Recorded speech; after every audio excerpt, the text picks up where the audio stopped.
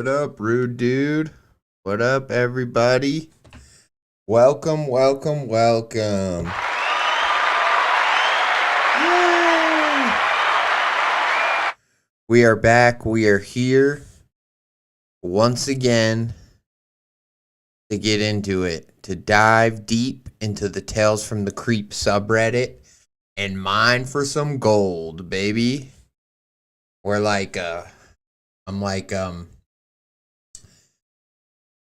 this is one of my favorite Western movies. It's called The Sisters Brothers, but with Joaquin Phoenix and John C. Reilly. But essentially, it culminates in people panning for gold up in the mountains, and they think they found this new way to put a chemical in the water and make the gold light up, and it's a game changer. And that's essentially what my stream is here. I'm trying to find the proper chemicals, the proper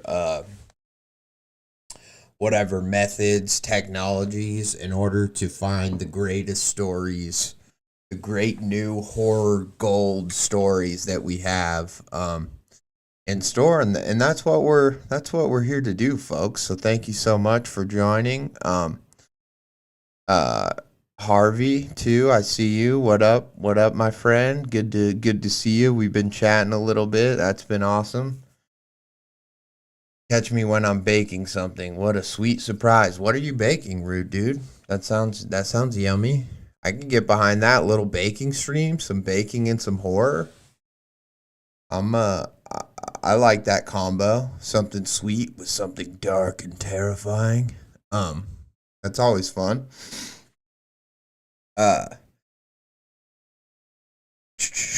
But I did want to say at the top of the stream, and I used to write this stuff down, and I need to remember to do it because otherwise I forget. I watched Wendigoon's video on the road. I probably would have streamed sooner, but I just watched that whole video, and I enjoyed it in a different way than normally the way I enjoy his videos, because I actually got to, like, I've read The Road before. I think maybe even more than once. I don't know. I've for sure read it once though, in high school, similar to kind of like Wendigoon's story. Our teacher didn't teach it or anything, but I think an English teacher like had recommended that, like, Cormac McCarthy's great. Too bad I can't teach the book. And so that's kind of how I think I got to read it, or I decided to read it. And I think it's maybe because the movie was coming out or had just come out, and I was like, well, I'll read it if it's as good as they say it is. And of course it ended up being an amazing novel. I definitely didn't have the exact same impact that Wendigoon had, where he was like, immediately it's my favorite. I immediately recognized, like, okay, Cormac McCarthy's an amazing writer, and I definitely want to read more of his stuff. But it certainly didn't resonate as much as it did maybe with Wendigoon. But it's still a great novel, still awesome, and yeah, it was just really cool to get to watch his videos or his video. I've watched obviously a lot of his videos, but to get to watch one where I've read the book and not feel like with Blood Meridian, I did kind of have this weird guilt where I'm like, oh, well, I could just actually read it and, not have it spoiled. But I was like, when am I really going to do that? I don't have a desire to read like one of the most horrific Western, like, that just doesn't interest me. Or like even in an audiobook, I was like, I don't know if that's something I want to listen to like before I go to bed or at work, and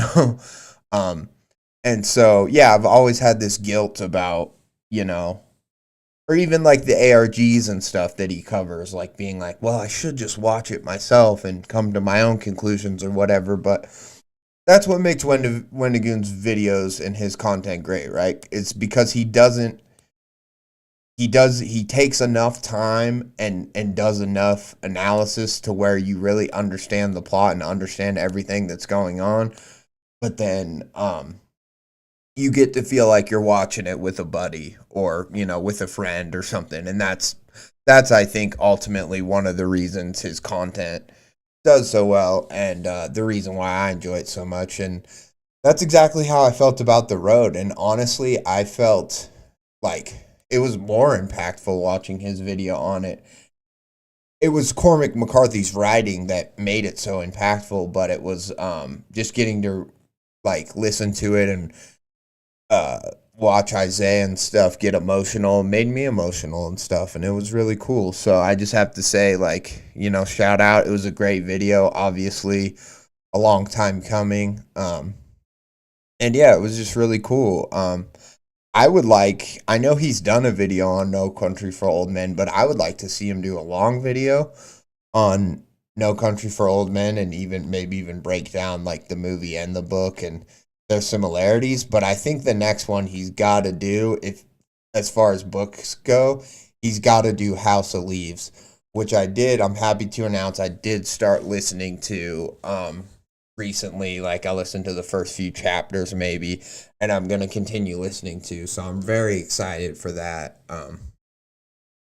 Yeah, House of Leaves, obviously. I would have no idea about that book at all if not for Wendigoon, and so I'm very stoked to be checking that out. But I just wanted to say that his road video kicked ass, and it reminded me of all the things I liked about the book when I initially read it. Like, the Coke scene is to this day still one of my favorite scenes in like literature, where they just find the Coke. It's just sweet. There's just something about it that I really like. Uh, yeah, good luck with House of Leaves. Yeah, we'll see. It's definitely complicated. I'm definitely just even in listening to it in the first few chapters, I'm definitely lost at some points with the footnotes and all that stuff. It's probably a book that is better to read in person, but I'm still enjoying listening to it. There's still a lot of good stuff being said, or being there's still a lot that you can, even though you're gonna miss stuff when you're just listening to something, there's still a lot of the narrative that I feel like is shining through. And like, I do kind of like how the whole story is kind of framed, obviously with the old man and stuff at the beginning, but then like you have this Navidson record, right? And the Navidson record is essentially a movie of him like exploring the house, and it started with like just short videos and like a trailer. But I really like this whole idea that like in this alternate universe or whatever, um there's sort of this cult following like movie where, you know, that people have written papers on and stuff, that's all about the Navidson record and exploring this house and yada yada, and some people being like, oh, this part is obviously so fake because he's a bad actor at this part, you know. And yeah, like I like that it's all framed that way, and that you get to like witness the different perspectives in regards to how people like interact with this house and this story and stuff like that. It's interesting. I didn't know it was going to be that sort of like encyclopedic nature, you know. And it's very cool. I'm enjoying those elements to it, that it's like randomly he'll quote this paper and then he'll quote like this interview or something. And yeah, it's just cool. And clearly it's a big book. I just looked at it at a bookstore, and it's, you know, it's a meaty thick book. So I'm definitely excited to get into it. You know, it's Bible-esque, even in the way like that it's formatted, and it's like the text is for the most part pretty small. It has different fonts all throughout. But then like, yeah, just the way like when you're flipping through it, it almost feels like you're flipping through a Bible, you know. So I'm excited, but I didn't buy it. I'm just listening to it. So well, I didn't, you know, I didn't purchase a hard copy. I mean, so, but yeah, I'm excited about all that stuff, and it made me even more excited when I saw Wendigoon dropped his video about the road, because kind of took me back, and it took me back to high school. And I remember what I did. So I read The Road, and then almost immediately afterwards, like I want to say a few months afterward, I read No Country for Old Men. And that was one of the first times in my life where I felt like, oh, I can read and just enjoy it, or like because I always felt like in school, because I was a slow reader and stuff, I always felt like I wasn't quite reading fast enough, or I wasn't able to, like, always, I was always behind a few chapters or whatever in school. But then, like, when both of those books I just read completely for pleasure, and I was like, oh no, reading can just feel like this, where I'm actually just I'm still reading at my own pace, but I'm burning through the books, and it's fun. So yeah, it was a great video. It reminded me, it took me back to that time in my life, and it was cool to see. It was definitely fun to see Wendigoon talk about it. And if you've listened to CreepCast and stuff, you've heard kind of versions of the same story over and over, but it was cool to see it all put succinctly in a video where it's gonna get tons of views, and bookstores are gonna start to sell out of The Road like they did with Blood Meridian. And yeah, it's gonna just lead to a whole nother kind of rise in people knowing about that story, because I think it's a great story. And I like to talk about just like the way, like, one of the most interesting parts I find about The Road is, like, I like how at times, and Wendigoon talks about this too, where the narration kind of like jumps off into like a third person, like omniscient, like almost like God is the narrator, at certain points. And then at certain points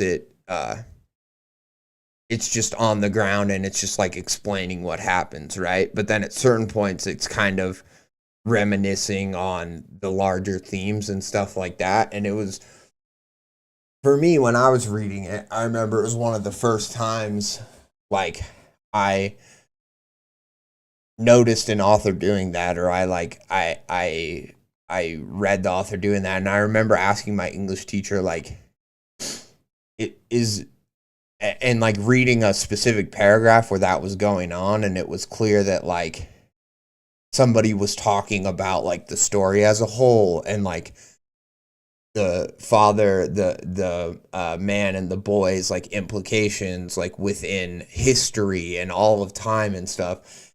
And so I remember asking, like, my English teacher, like showing her that paragraph and being like, so do you think, like, this is God here? Like, this is like an omniscient narrator? Like, and I just remember kind of having a discussion about that, and just having a good time talking about the book.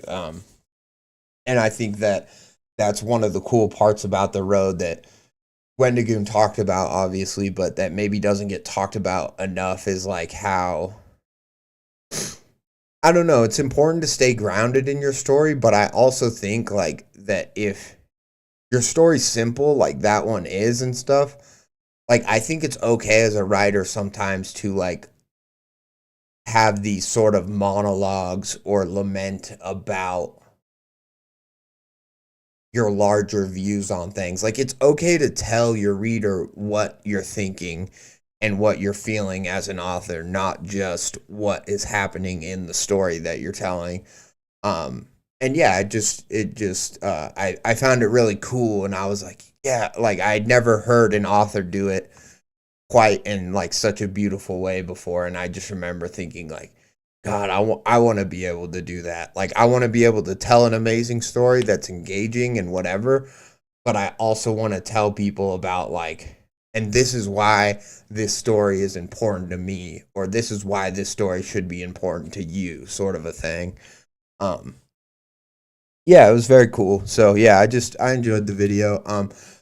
But enough rambling on for me. Let's get into some stories here. So we have 3 on the menu as of now. One is obviously just a continuation of Mr. Americana. my plan for this stream, it's to save Mr. Americana till the end.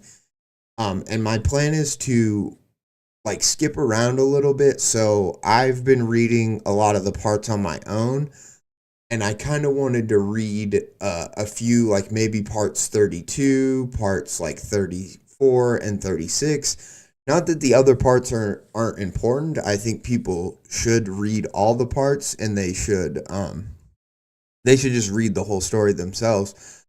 But I wanted to get up to 36 for sure, because stuff really starts to click in the story and really start to make sense. And then I wanted to kind of read on from there, just reading every part, and yeah, and react to it live.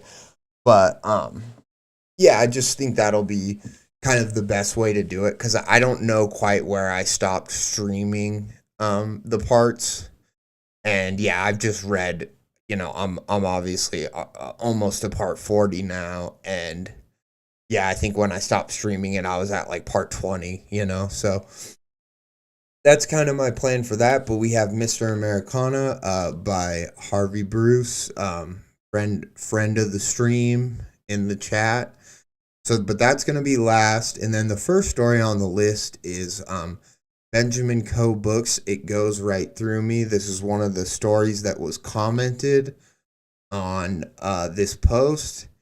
And to people like Rude Dude and Harvey in the chat, if you ever want to go, I know you've probably seen this post. If you ever want to go find this post on Tales from the Creep, and I know people like to recommend stories for me to read, and I have those written down and stuff elsewhere, but I don't, know if I have permission necessarily and I'll have to like find those stories and then find the authors. But if you ever want to look for stories for me to read, like, you can pull from this list, and as long as I haven't read it already,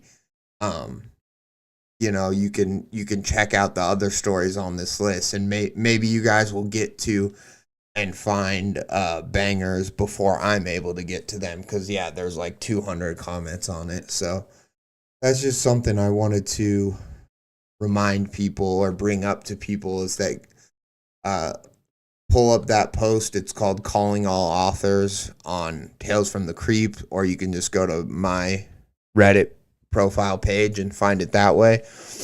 But yeah, there's a whole list of stories that I have permission to read, any of them on there. And so it's just a good way for if people are looking like for suggestions for me to do on my next stream or whatever, it's a good place to look.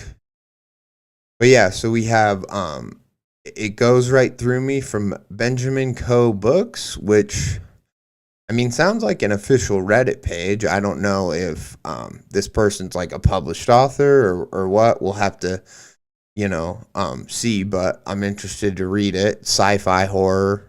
I love sci-fi, I love horror. Perfect.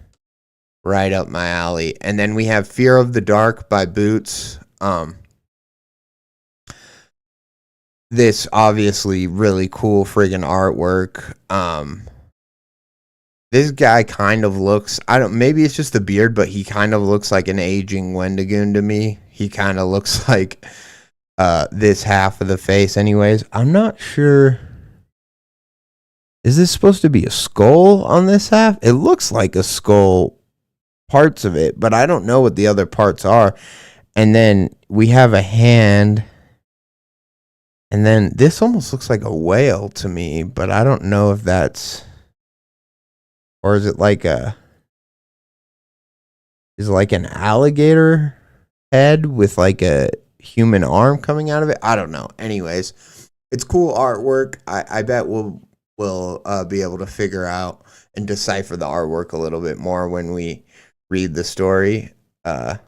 New boot story from ckjm, or also known as Boots, another friend of the stream. If you can't tell, I like to read people's stories who come on my stream, you know what I mean? So yeah. So we got both of those stories, one from the brand new author, Benjamin Coe Books, a new one from Boots.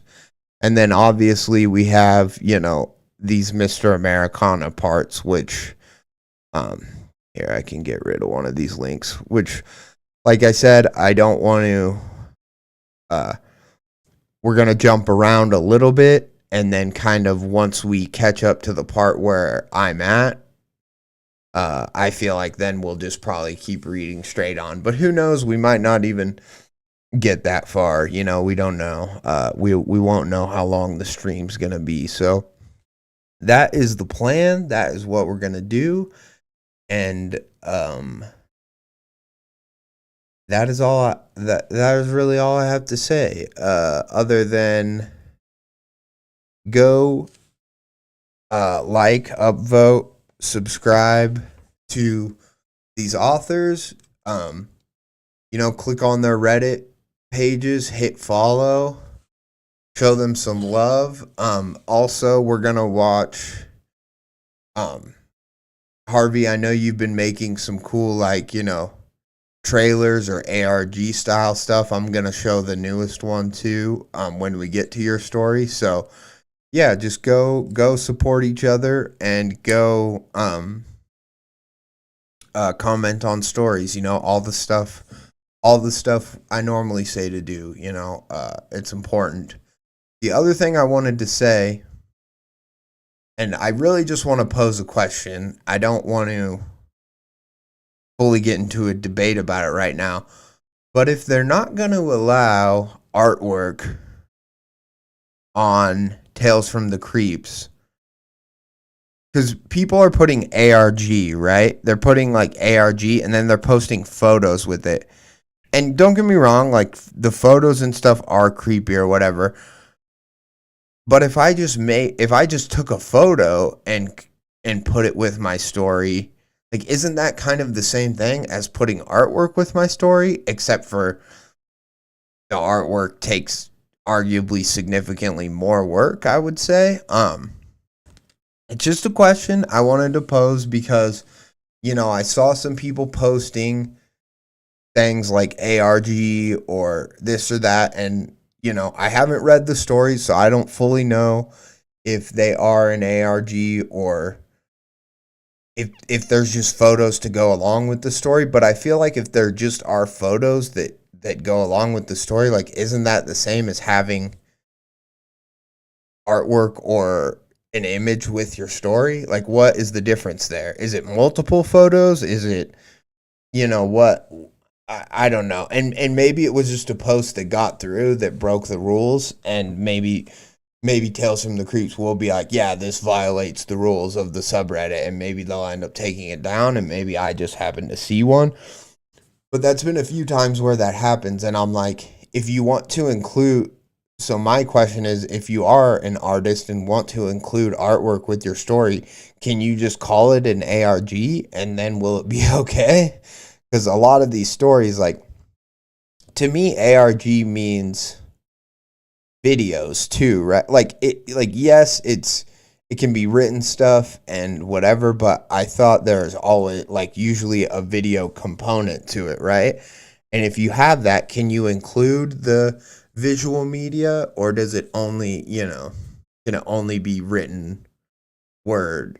I don't know, but it's just a question I want to put out there because it's something that I've seen, and I would like Tales from the Creeps to go back to just having artwork. I think that was fine and fun, and yeah, those stories might have done slightly better than non-artwork stories, but I don't think the solution to that is to disallow art on a subreddit that's supposed to celebrate, art. Yes, it's supposed to celebrate written horror, but art in general, I don't see why it can't kind of do both. So, but that's just my question. I'll pass it off to you guys in the chat or in the comments or whatever. But yeah, I saw people put all this crazy work creating these beautiful works of art for their story. And then when I just saw somebody having a picture of like a creepy house that they just took a picture of and then putting it with their story, I'm like, you know, how is drawing a creepy house not allowed, but if I just took a picture of one, then it's okay because it's then an ARG because it's real. It's taking components of reality, and I don't know. Anyways, that's all I have to say about that. Let's get into the story because I've been rambling. It Goes Right Through Me, by Benjamin Coe Books. Here, let's do some hours. We're gonna do hours. I'm feeling a little jumpy today. I think it's just because it's the middle of the night when I started streaming, which is normally when I start streaming, but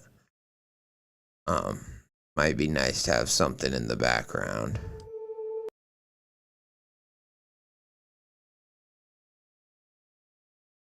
Loop. Loop. Whoop.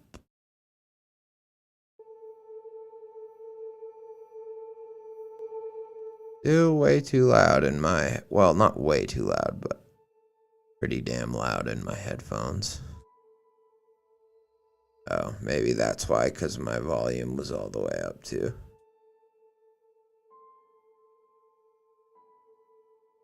All right. It Goes Right Through Me. My name is Dr. Resner. I have zero control where this message goes. Okay, interesting. Dr. Resner. I'm going off the name. Do we think Dr. Resner... I mean, he's got to be like a mad scientist, right? Dr. Resner doesn't... I don't think he's like, I don't think he's a podiatrist, you know what I mean?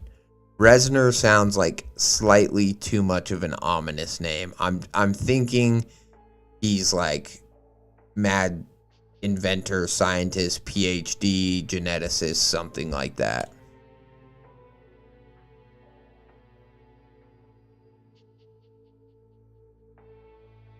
Yeah, I mean, that was my point, rude dude. You said it more succinctly, but I think pictures still counts as artwork, and I agree it is unfair. Any kind of visual is going to draw more attention than just text. Well, exactly, and I don't want to shame any one person, but it's like the story that I saw, but I've seen a few stories do it, right? It wasn't just the story recently, but it's like the story that I saw, it was like they were interesting pictures, and some of them look like they had some like digital manipulation.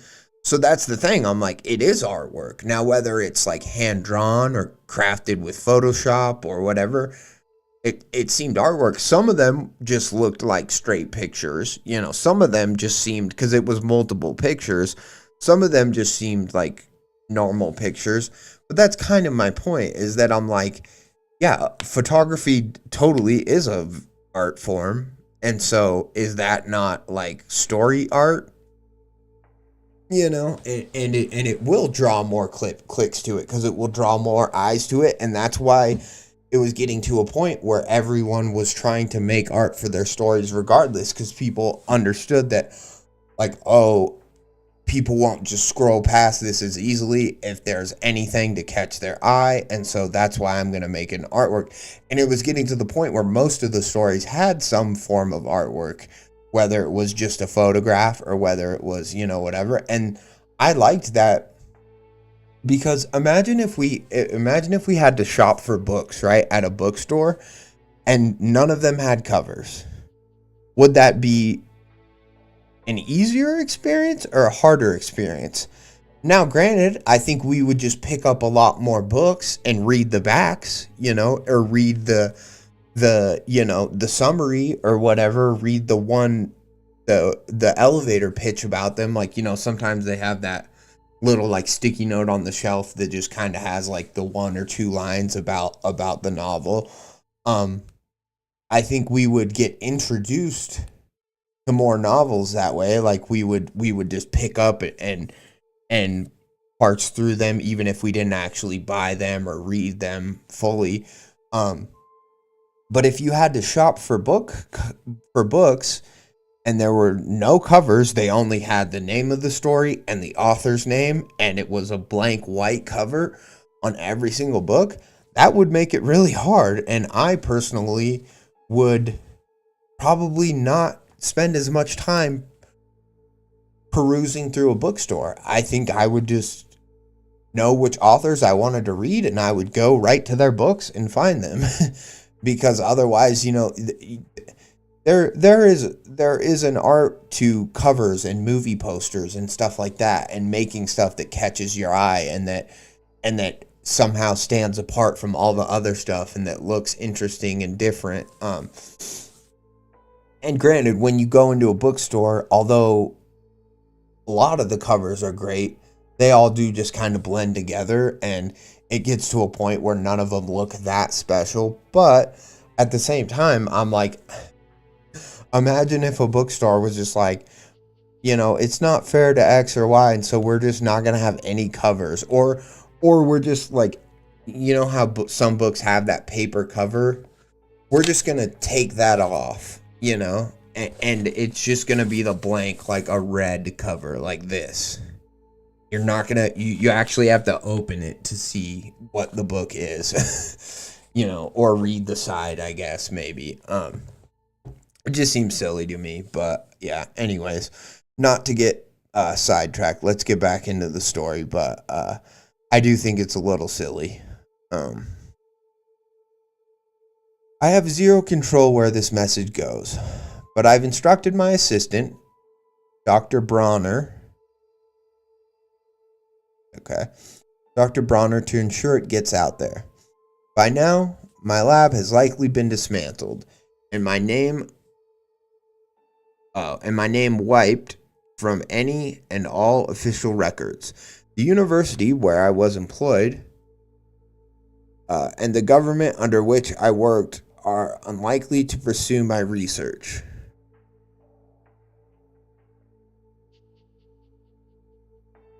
And the government under which I worked are unlikely to pursue my research, and I cannot blame them.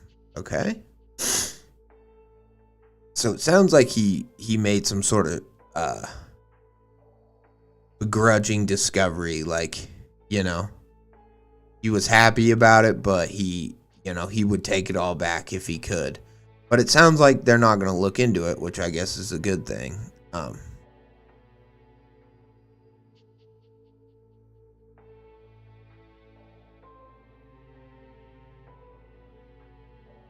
I guess I like this beginning because it's so succinct, but I do kind of wish he gave us more of a sense of like, is he a university doctor or is he a government? Because I know it's both, but it's like, were you more on a secret government project, or were you more a university scientist who got like maybe consulted with by a secret government project? Because I guess my point in saying this is because I want to know, like, is he a straight up whistleblower who has always towed the company line, but now he's just for the first time speaking out? Or is he somebody who's like, yes, I was working with the government or for the government, but I'm not really an agent of the government the way that like somebody who was always a military scientist would be, Because when you just phrase it like, the university where I was employed and the government under which I worked are unlikely to pursue my research, and I cannot blame them. I feel like we just don't because usually you're in one camp or the other, right? And I just don't kind of know. I just kind of don't know which camp he's in. Now, it'll probably go more into that. But it's something that I feel like with that sentence, it could have been made a little bit more clear. Like, the university where I was employed for the last 20 years and the government under which I worked for the last 6 months, or something like that. Just something a little bit more details would, because I just feel like, although he's trying to cover a lot of ground quickly, he's also being like, I'm like, if you're being a whistleblower, don't be vague, say the university you worked for, say the stuff. Because if you're trying to get the news out there and you're like, I don't know if this message is going to get to anyone, why be needlessly vague, about like the university or the government? Is it, maybe he doesn't want to endanger his colleagues or something like that. Who knows? But, yeah. Anyways, math is a funny thing. It's what I'd always tell my students when teaching. In between Math is a funny thing. It's what I'd always tell my students when teaching, in between long stints in my lab. It's fickle, but follows rules to a T. Most times, anyone who has studied the field of mathematics for as long as I have knows well that the universe as we know it begins to break apart the more we try to hold it to our understanding. The more we try to hold it to our understanding of math, there are gaps, pieces that just don't fit right, imaginary numbers that make impossible math problems correct. Despite its incredible flexibility, it holds many flaws. I guess I like that paragraph, but I don't know. I'm not a mathematician. Like, I feel like I know what he's saying, like, in terms of, like, who was it? Like, Terrence Howard, who came up with the thing that it's like, how can a negative times a negative be a positive, sort of a thing. It was one of these, like, how can, and so he came up with his own, or like, how can, I forget what his theorem was or something. He basically came up with this math that he called the foundation to a new understanding of mathematics that was just wrong, and his, like, is based on a general misunderstanding of, like, basic math principles. But I guess it's good to have people like Terrence Howard out there questioning basic principles, because if we don't do that, then we would have thought the Earth was the center of the universe.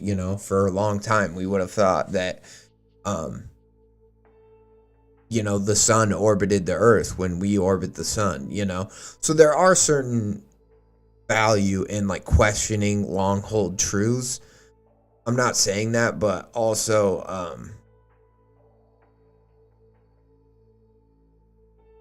the way that this author, the way that this scientist is, like, breaking this down, I'm kind of like, so are you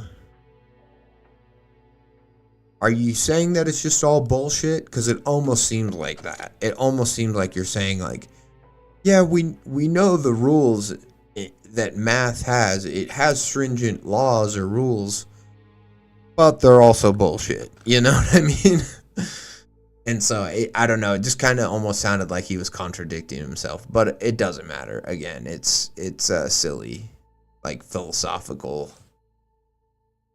debate. Like, if I have none of this, and I have none of this, if I have 0 Red Bulls, and I times it, or if I have negative Red Bulls, I have an empty Red Bull can, right? And then I times it by another empty Red Bull can. How do I then all of the sudden have positive Red Bull cans? That doesn't make any sense,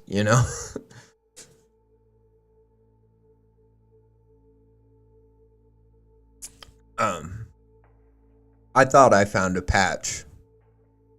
So, okay. So he's going to get into some math here. Interesting. I like that. I was worried that maybe he wasn't going to get into math. He was just going to be like, I found a portal. You know, I was doing an equation and it opened a portal, like sort of a thing. But he is gonna tell us some math here. So I like that. If you're being a scientist explaining something, I feel like you would at least try, to explain the specifics in a in an easy to understand way. Decimals are easy to learn.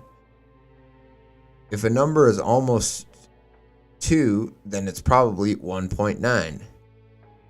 If it's nearly 1.9, but not quite, it could be.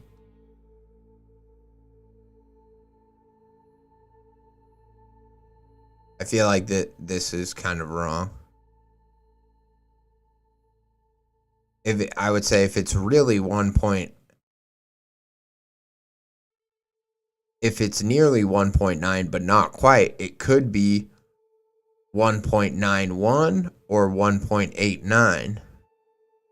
Because those are close. Both these numbers are closer to 2 here than 1.9. Because this is 1.9 is 1.90 essentially. But anyways, doesn't matter. But I had a thought. If there was one number in a fraction that was broken apart further than the rest of the decimal string, something like 1.9856.7.86.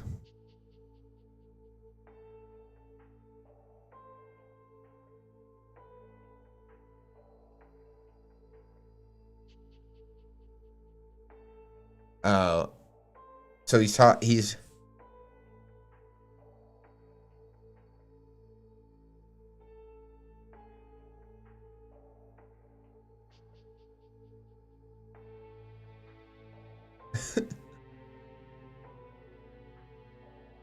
so that's why he has the multiple decimal points here, because he's saying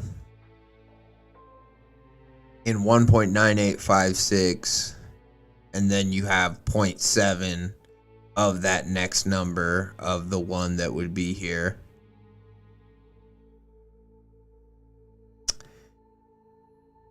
Yeah, it's interesting. But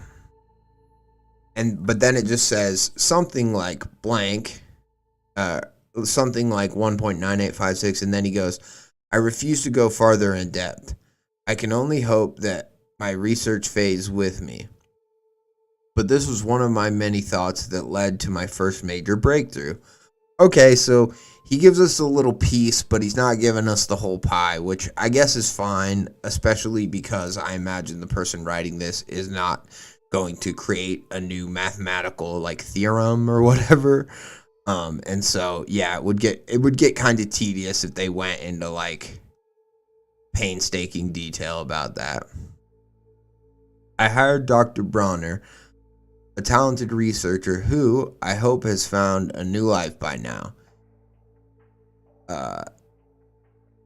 He was there to assist and move the project further while I taught.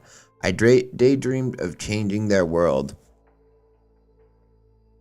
wondering what my advancements might lead to. At the end of the day, it still fascinates me how often scientific discoveries result in the creation of a ray of some kind. X-rays are the most well-known example of this, or UV rays, for those looking to get a suntan. We had a sealed room with a plastic table and a book sitting on top of it, facing down, hanging.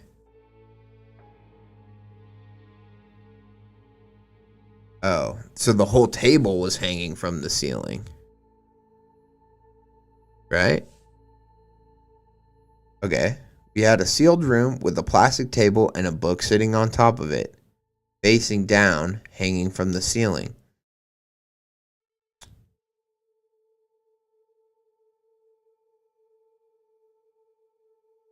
Okay.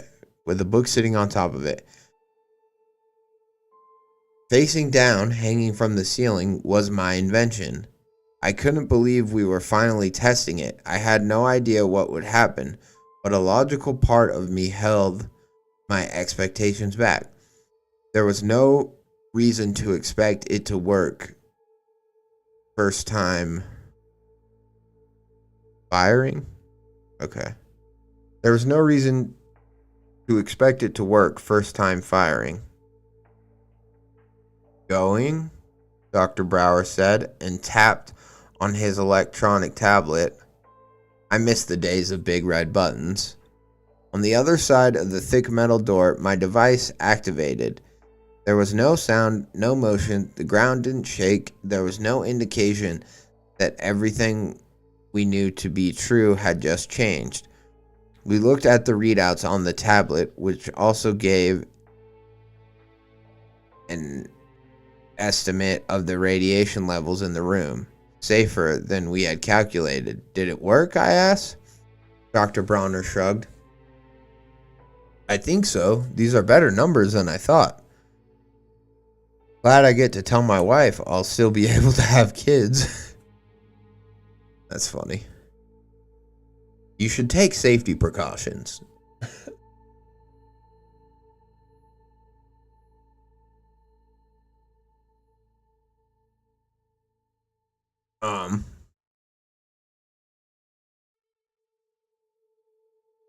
Still be able to have kids. What's good for you might be bad for me, I said. Then I felt the metal door. There was no way the device would have changed the temperature of that door, but I checked anyway. All right, I'm going in. I opened the door, preparing to be disappointed. The book and a chunk of the table were gone, technically. Okay. Was it a teleportation device? What the device had done was shift the vibration of the molecules that made up these items and shifted their dimensional positions. Yeah, okay, so they're shooting parts of shit into the other dimensions. In layman's terms, they were here, but they were there.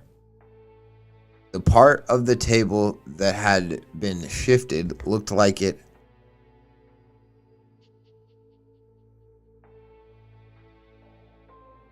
Okay, so did it shift into another dimension and now it's back? Because it says the book and a chunk of the table were gone. But then it says the part of the table that had been shifted looked like it had the color taken out of it, or at least dulled, and was partially see-through. The book, which had taken the brunt of the hit, was a ghostly imprint of its previous existence. So the book is gone, basically fried, and the table's like weird and see-through and like, has the color drained out of it, which is very interesting. Mesmerized by what I had done, I walked towards the translucent items and reached a hand out. Raking it through the book. As my hand passed through the book, my fingers felt each page flick by. It was there, low resistance, two places at the same time, yet nowhere.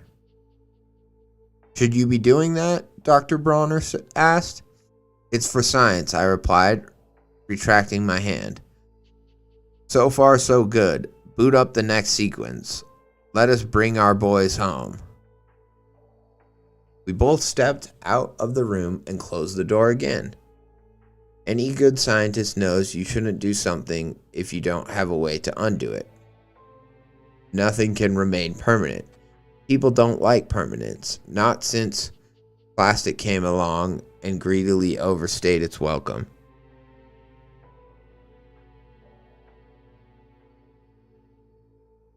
The door locked into place, and Dr. Brower fired up the device again. It all felt so distant. No buttons, no noise. We'd gotten so good at our jobs that everything fun about it had been sucked out of the job.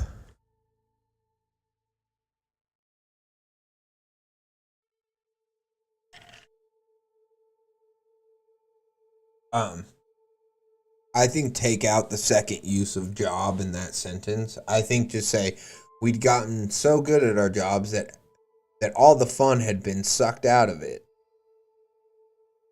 Um, or everything fun about it was eradicated, or just something like that.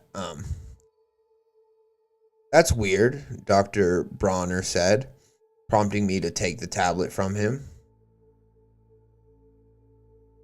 The radiation levels are higher this time around. Odd. Lunch? What are you? Okay. Alright.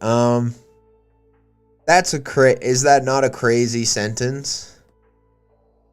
I don't want to be rude, because I'm liking the concept so far. Like, I like the idea of just a couple scientists make some kind of like earth-shattering kind of breakthrough. They rethink a basic principle, right, in mathematics, and it leads to all this stuff where they figure out they can vibrate particles and essentially transport them through dimensions. Great. I love it. I'm in. But for a guy, for the guy who is basically overseeing this entire experiment when you, the main doctor, is not there, and he's a doctor too, and you said he's overseeing everything while you're teaching, so he's like the main guy to do most of this stuff. And now they've done something where they've, regardless of whether it's gone to another dimension, they've made shit disappear, which is still a pretty, I mean, it's a magic trick at the very least, but that's kind of my point, is like, already that's pretty, even in some respects, that's a pretty crazy scientific discovery. That's got to be exciting, like for you as the scientist, Dr. Razin, or whatever his name is, for the main doctor, for Dr. Resner, but then also for Dr. Bronner. Like, but then this sentence that he goes, so he's doing his job well. He's monitoring the radiation levels, and he's noticing that they're higher this time around. And then he just says, odd. Lunch? Question mark? I'm like, are you, you seem like you were hired by like a temp agency, and you know, it's your first day on the job, and all of a sudden, you know, you're doing something a little crazy, and you're like, oh, this seems like a little bit too hard work, or this seems a little too crazy. Lunch? You know? The fact that he just,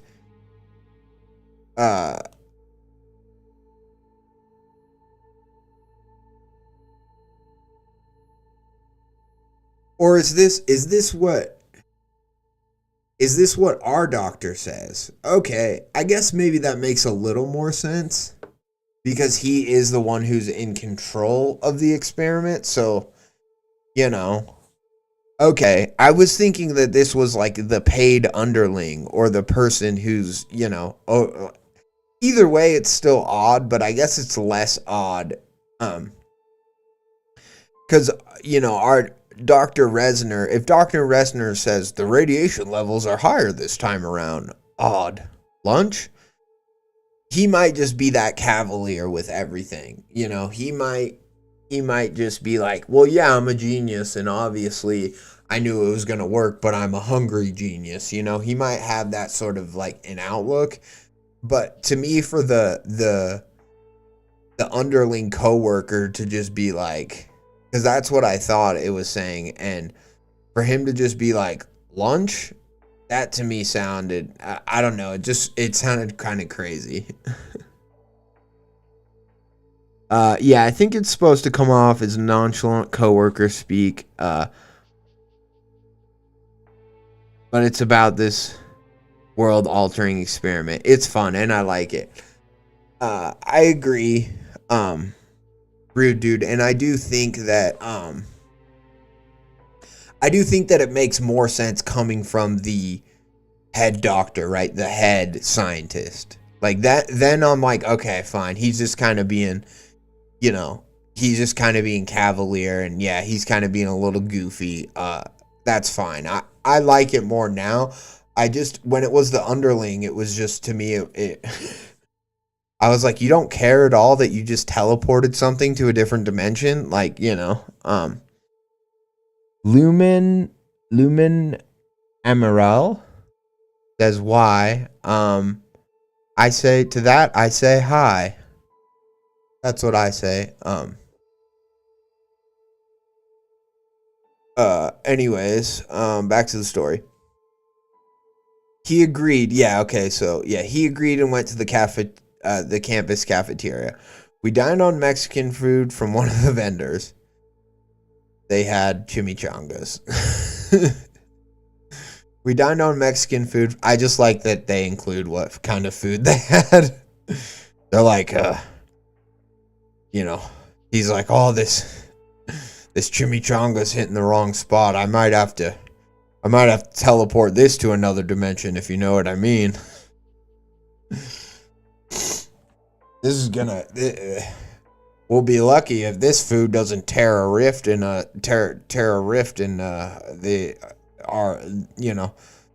the dimensions of our intestines. Am I right? Get it? Math joke. Like shit like that. I just find it very funny that they're eating burritos and doing this. It was tasteless in the moment. We dined on Mexican food from one of the vendors. It was tasteless in the moment. My brain was so focused on what was behind the door back at the lab. The suspense was killing me, but looking back, it was perfect.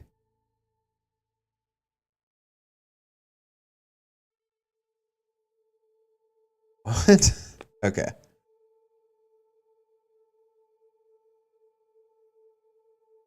So now he's going on to describe his taco salad. I'm not sure where this is going, but I do find it entertaining. My brain was so focused on what was behind the door back at the lab, the suspense was killing me. But looking back, it was perfect. It was a taco salad, replacing ground beef with steak chunks and topped with ranch dressing. The ranch, while a strange choice for many, added a sweetness that balanced out the spice of the dish. Mixing in that creamy white sauce gave the vibrant looking dish an extra layer of color that was so pleasing to the eyes and never failed to ignite my appetite. So is he just describe? Okay. I'm just going to power through. I'm going to keep going. But I do have to say, food comment here. I think ranch on a taco salad is totally normal. I mean, you could put salsa and other shit on it too, but I think like every taco salad I've ever had, I've put ranch on. I've never even considered like only sure, I guess I have had some that are like just sour cream or like some type of like a avocado, dressing or something like that. But I'm like, yeah, I'm to me the whole the ranch is, while a strange choice for many, like I get it, some people do not like ranch, but on taco salad in particular, I'm like ranch is very normal. I have to comment on it. I don't know. I have strong opinions about ranch and they need to be known, okay? After our meal, we returned to the lab, checked the tablet, and saw that the radiation had dissipated enough for us to enter with relative safety. We opened the door and peeked inside. The book and the tablet were completely back to normal. Oh, interesting. So they were faded out into a different reality, and now they've faded back into another dimension, and now they faded back into our dimension. Cool. See, and I like this concept. I like the concept of it taking the color like out of the table and like making the book like basically translucent and almost disappeared. I think that that's super cool and fun. Uh,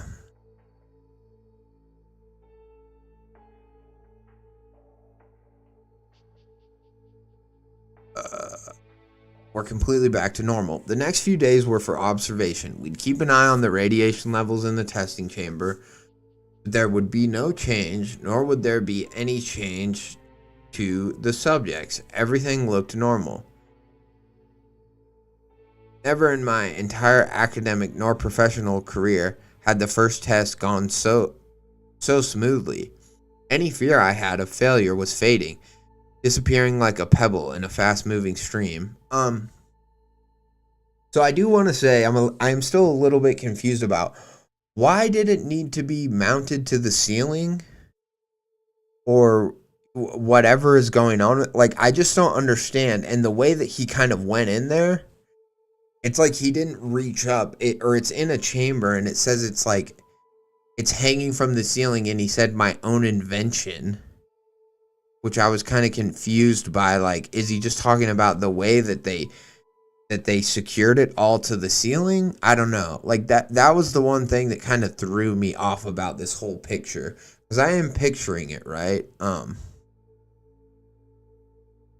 So we had sealed the room with a plastic table and a book sitting on top of it.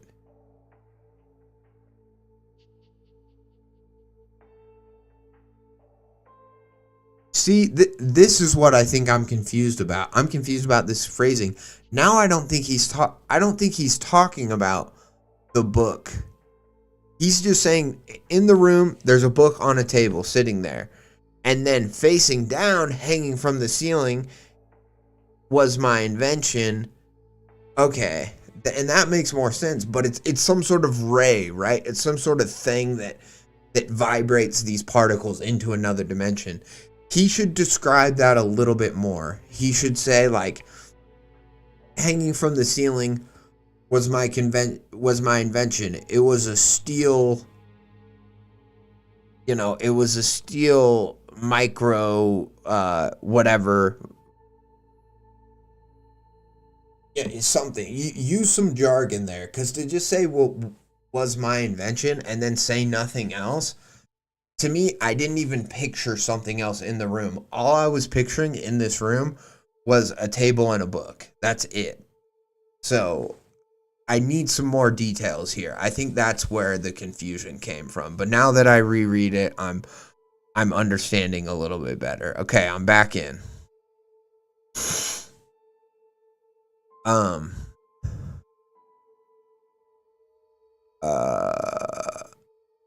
Was fading, disappearing like a pebble in a fast-moving stream.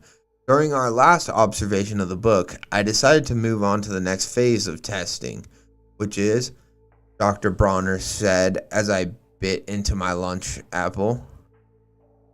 A lush Granny Smith apple. Again, he's talking about the food. He likes the food.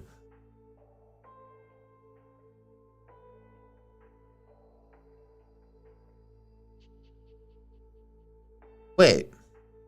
Oh, this must be a different day. Okay, yeah, this is a different day. I was gonna say, I thought they just had lunch. You got an apple too? This motherfucker's eating good. A lush Granny Smith apple. I can still remember how it wet my lips, and when the sour taste hit my tongue, I winced. Then the crunch, a satisfying sound with every bite. Okay, so now I think now I can say with a fair amount of, I think he's being affected by he touched the book, he did something, right? And so now he's like getting a hyper awareness. His senses, I think that's what the story's trying to depict, is that his senses are kind of going into a hyperdrive, He's noticing everything, every detail of the apple and every little granule of, flesh of the fruit is like, it's firing neurons in his brain. I winced. Then the crunch, a satisfying sound with every bite. I looked down at the wound I had inflicted. In the apple, and the white meat revealed under the thin green skin. I had an idea. Okay. I set the apple on top of the book and ushered Dr. Bronner out of the room with me. Fired up. Let's see what happens. Dr. Bronner shrugged, picked up the tablet, tapped the screen. We waited, then the door opened, this time more confident. This time, the apple, the book, and the center of the table were grayed. The official term we had settled on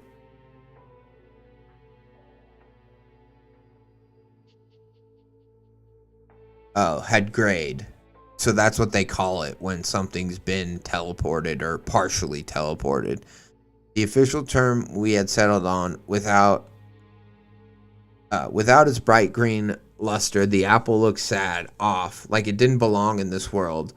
Although it existed within a different dimension, the grayed part of the table remained connected to its legs. An interesting thing of note.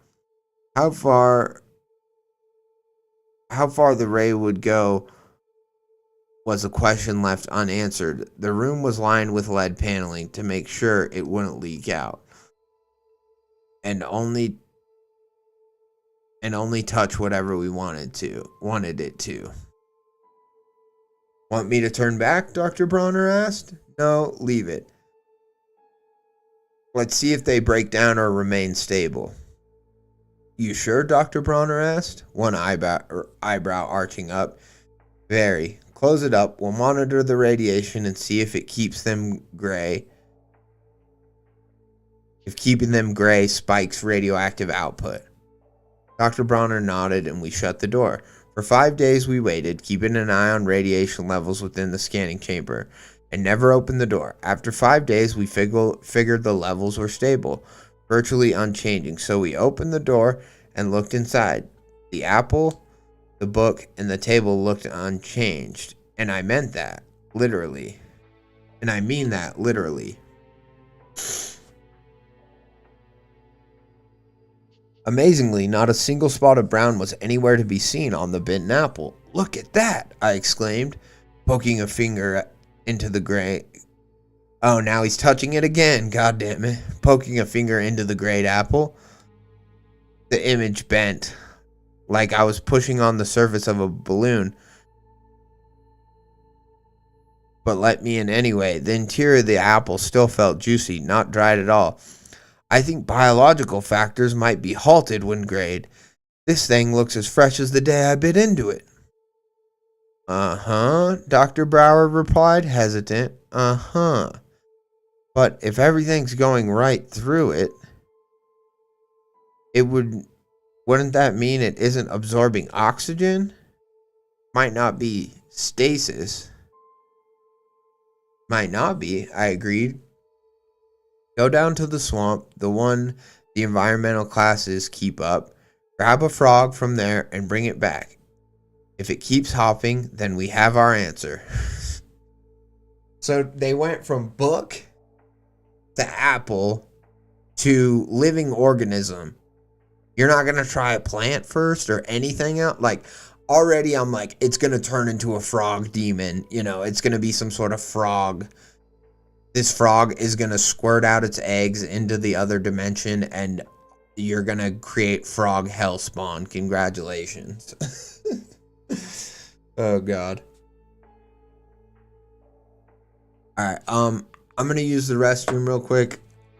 I'll be back in 2 shakes of a lamb's tail. Lumena Amaral, what up? We're reading some creepypastas. How are you doing? Thanks for stopping by. I know fluent First off, if I know fluent Japanese, that's a big brutal. What is a red eye? Like, is red eye, is that when it's like between what hours justifies a red eye? Is it midnight to somewhere else? Or? I think it's midnight. Yeah, midnight. I think 11:30 might qualify. Is that the latest that a plane will fly? Something close to that, I think. I don't know. Yeah. I don't know. Yeah, I don't know. I feel like I've had a couple red eyes before. I believe I've had flights at midnight. A little tech conference, nice deal. You get to go up and do a nice little chat. Little shit shot. Little shish chat. I'd love to speak at a conference, dude. Not like a meet and greet, but I'd love to go to an industry conference and talk. Bro, how was VidCon? It's terrible. I really, and the thing too is, I said this in the last episode that we just put out, and I want to say that the meet and greet was awesome. Everybody I met was phenomenal. Every creator I met was phenomenal. I also got to meet Zach for the first time. I was like trying to figure out where the fuck I was supposed to go, so I think I came off kind of rude, but it was me just trying to be like, I don't know, but I got to meet Zach for the first time, and that was nice. I was trying not to fanboy.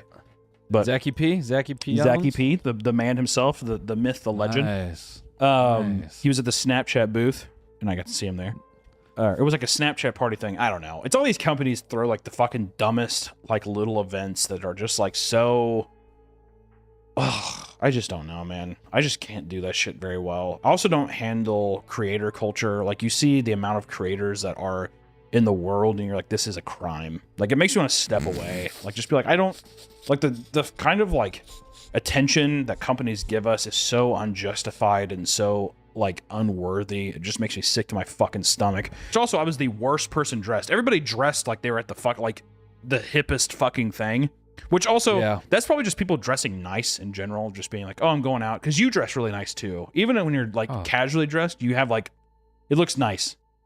Thanks. I had fucking cat and dog hair all over my shit, like fucking basketball shorts from Amazon, walking around in like, flip-flops. You rock the fucking basketball shorts heavy. I want to be comfy, and I'm a big fat piece of shit, so it's the easiest way for me to just be comfy. No one said that.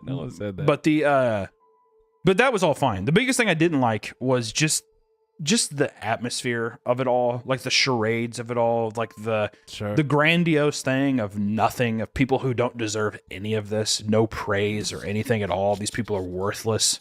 I'm worthless. Everybody there is just a pathetic, worthless piece of shit, and everybody who's visiting that convention deserves so much more with their time and money and effort that it just made me sad.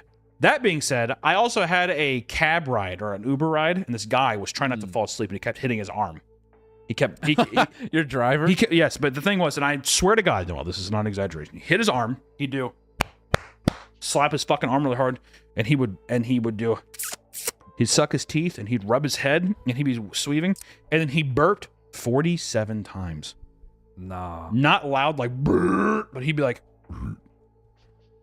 It's like a. It was like acid reflux. Like, I thought he was gonna throw up. It's like that kind of burp where you're like 47 times. I counted it. You can ask my editor. We were in the Uber together, and I was like, "Do you hear him burping?" He's like, "Yeah," and he would do 47 times. Which, granted, to be fair, I was in the car for an hour and a half because I had to travel 7 miles in LA. So that was fun. But yeah, I thought that I was gonna die because he kept swerving on the road, and I was like, I'm gonna die in a fucking Honda Accord. Like, how are you in that situation when did you feel compelled to say anything, or did you just sit there and clutch your pearls and just hope, dear God, get us there? Kind of just get us there. I mean, like, I think it's like a thing, which I always say it's a Midwest thing. It's like, you don't want to be an inconvenience at all. I think that's just a human thing. People don't like confrontation. I think that is a Midwest polite. It's just the whole thing. Like, I remember when it's the thing too, where it's like people open and close, like people open doors for each other, and people say yes.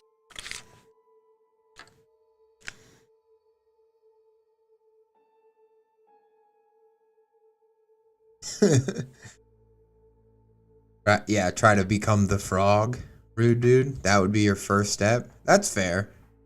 I mean, some scientists are like that, Some people like to take their experiments slow, and some people are like, let's do the craziest version first,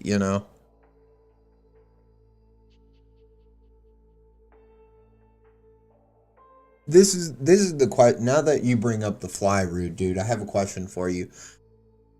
I guess teleportation is pretty game-changing as a technology. And I guess maybe we are closer as people to being able to splice. Like, we already can do gene editing and stuff to a certain extent, so it stands to reason. I don't even think it's science fiction anymore. Like, they have put DNA from animals into humans, and vice versa, at least in like China and some shit. So I guess my question to you is, which is the better, more world shattering invention?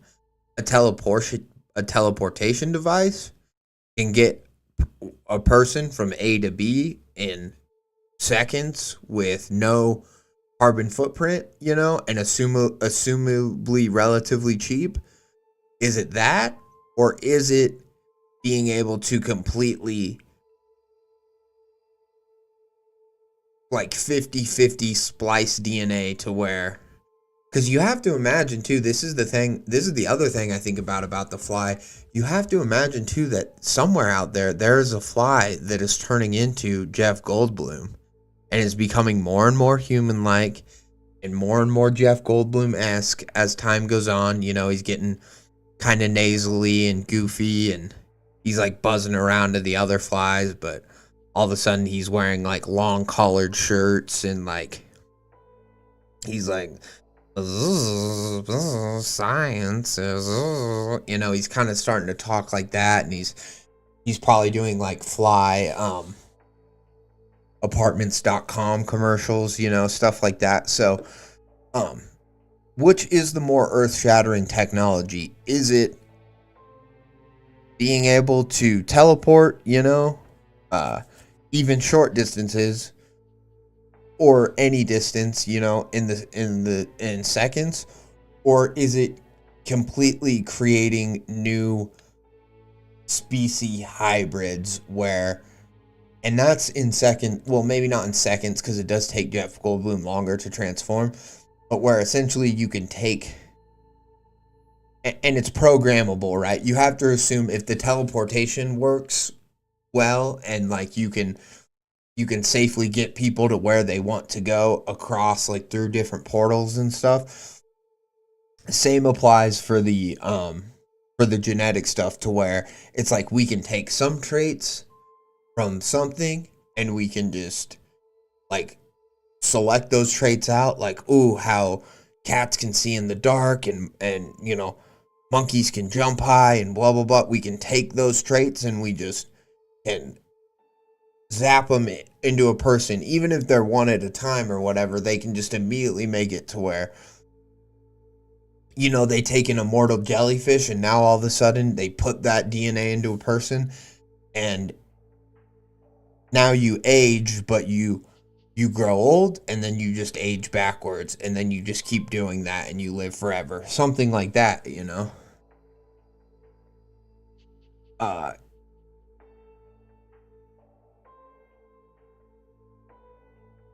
Fly clone goes hard. That said, fly clone goes hard. Yeah. Well, and that's kind of what, you know, this was my thing, is like, I do think that the whole teleportation device he was making, like in the beginning, that is obviously earth shattering, but I think it would be almost equally as earth shattering to be able to go, we're going to take one of these and one of these and we're going to completely mix them together, or we're going to take specific traits from one animal and throw them in this human, and voila, they can fucking, you know, Spider-Man-esque. They can jump on walls. They can whatever, you know. World changing, since you can get rid of stuff like cancer, negative genetics, but teleportation is just too busted. It would make life so much more convenient. Yeah, but that's the thing, is making life more convenient as earth-shattering, because I don't think that's the thing. I think the crazier invention that would change the shape of all reality is the gene mutation stuff, because all of a sudden you might have people that don't die, right? They don't age. All of a sudden you might have people like Spider-Man, whatever, can climb on walls, sling webs and stuff. All of a sudden you might have people that, you know, whatever. You might have vampires, werewolves, all sorts of shit, right? And so I almost think that, whereas the only other difference with the teleportation is that now probably, and not even everyone theoretically, but probably like, you know, people just wouldn't have to travel. So their lives wouldn't change. Like, they would still have to go to a job, presumably, you know, and stuff like that. But there just wouldn't be time wasted traveling. So all that I see is the teleportation device really doing is saving people time, you know, making things more convenient. But it's not necessarily changing the fundamental, you know, all of a sudden you wake up one day and you're, you know, can fucking, you know, hear, you know, vibrations or whatever, you know, or communicate like a dolphin sonically or whatever, you know, shit like that. Like, you know, I can hear a fucking bird flap its wings, you know, 20 miles away, you know. um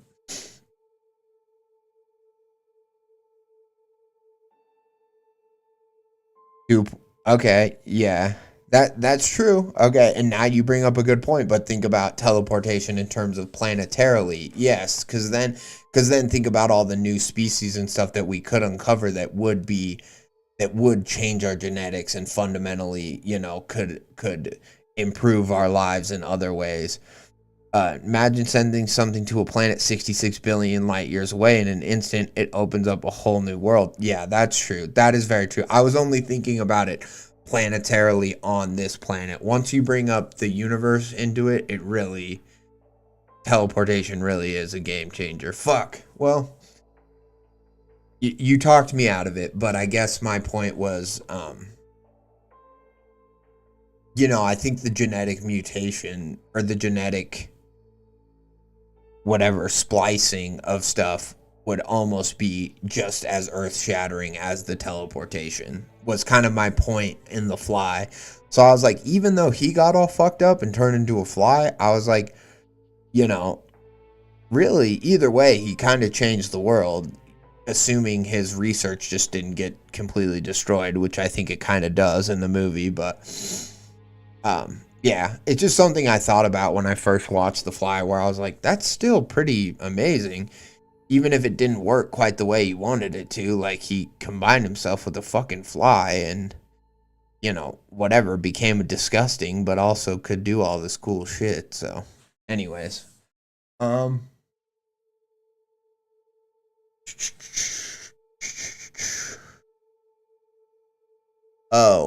here. Here, give me 2 seconds, because I just want to.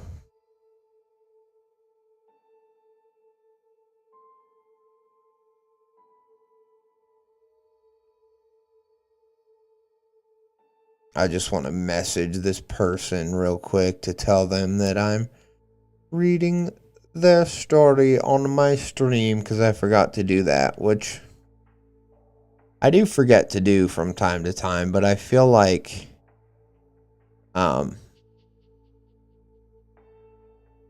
yeah, I feel like some people, like, if they're a new author, I always try to do it, but I feel like at a certain point, as long as I've read one of your stories, you know, and sent you a message, then it's kind of just up to you. I don't want to have to message people every time, like, hey, I'm streaming again. Hey, I'm reading another one of your stories. It's like, you know, then it just becomes like cumbersome. Like, I'm just trying to get people to watch me. I'm like, hey, I'm live. Will you watch me, please?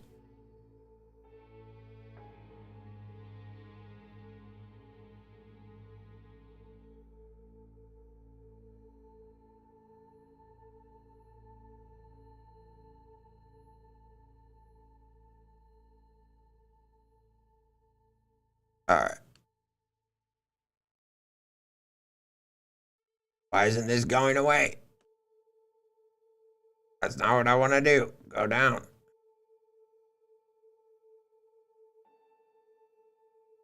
Why is it not going away? It's something's fucking weird. Something's off with my thing. That's what it is. Fucking A. I was like, why is it not showing there's an X? There's supposed to be an X here. Alright, back to the story. We're back in. This is putting me in a very scientific mood, though, this story.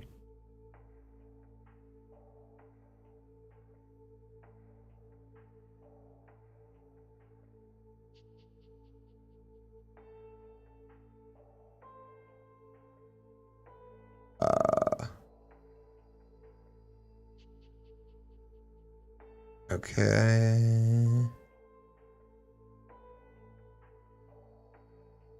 Grab a frog from there, bring it back. If it keeps hopping, then we have our answer. Dr. Bronner made a disapproving face, but said nothing. We sealed the room, returned the color to the colorless items, then took a break. Dr. Bronner left the lab, intent on doing what I asked, or stop by a pet store and grab one there. I didn't care, as long as the job was done. I, meanwhile, went to pick up Mexican food for us both. Second mention of Mexican food, by the way. He returned 20 minutes later with a frog trapped in a clear box. Get anything for me? That depends. Oh, okay. So this is, yeah. He returned 20 minutes later with a frog trapped in a clear box. Get anything for me? That depends. Is that frog for me? I asked, pointing my head at the creature. It is.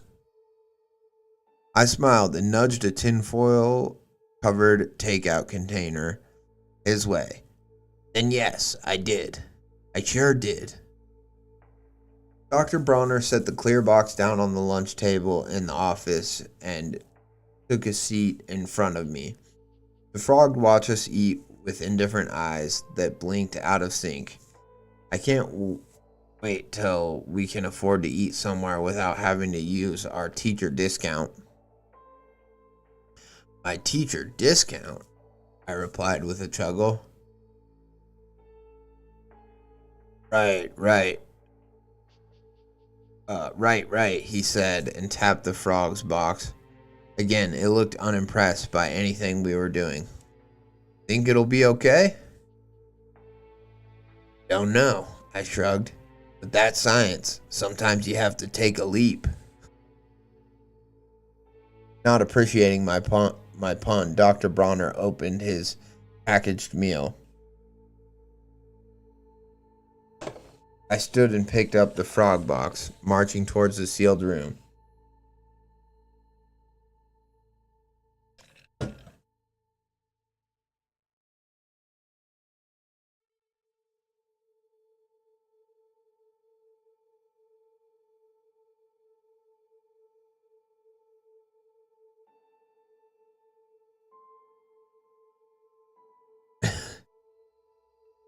Yes, in a perfect world, we could do all of that, and we could teleport superhumans that speak dolphins and jump one-story buildings, and we could teleport Mexican food into our stomachs. Yes, very true.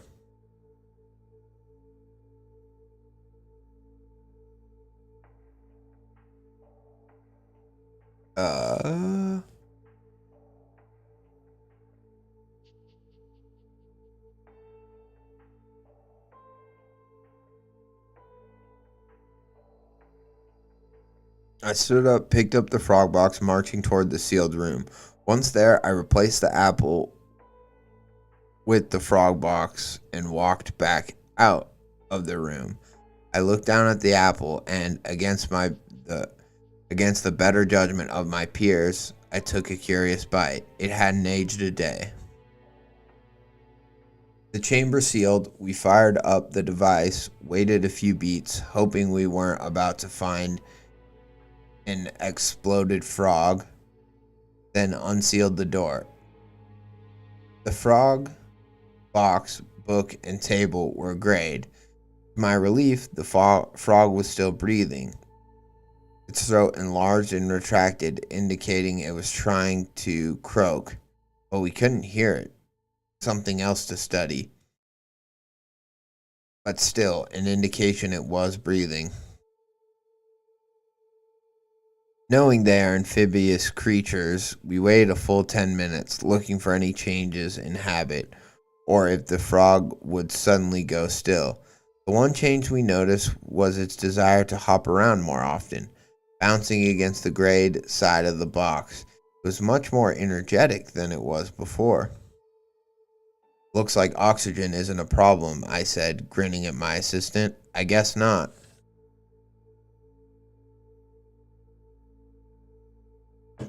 I guess not. That means I held an apple out for him to see.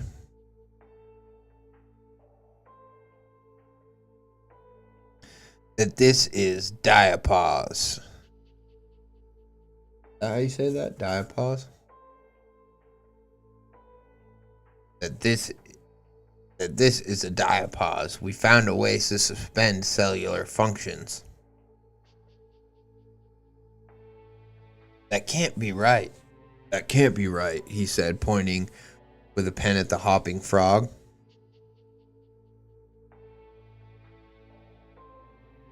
It may very well be alive, but I don't think its cellular activity is active as it used to be.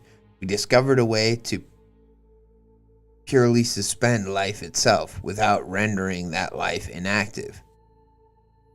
I tossed the apple up into the air, and Dr. Bronner just managed to catch it.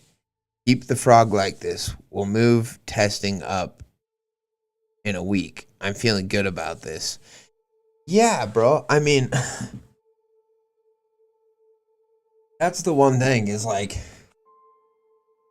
at any point, and maybe our doctor's crazy or he's being affected by the machine. The other guy seems a little bit more hesitant, which seems more realistic to me. But like at any point, are you, even not to be hesitant, but are you just going to stop to be in awe, not of yourself, but just of like the implications of this, or what does this mean for, have we find a way to cheat death? What does this mean for, anything? What are the implications of this? I don't know. He just seems so like, well, cool. We'll do the next test soon, And I don't know. Again, maybe it's just the nature of the narration, but it just seemed like, is there not going to even be a line where he's like, my head started spinning when I thought of the possibilities, just something like that, but just to say, I'm feeling good about this. I'm like, it's just funny. A week later on the dot, as we were looking in at the frog, which had just turned back to normal, I looked over at Dr. Bronner and I said, we'll do human tests next. We'll do human tests next. Move the frog.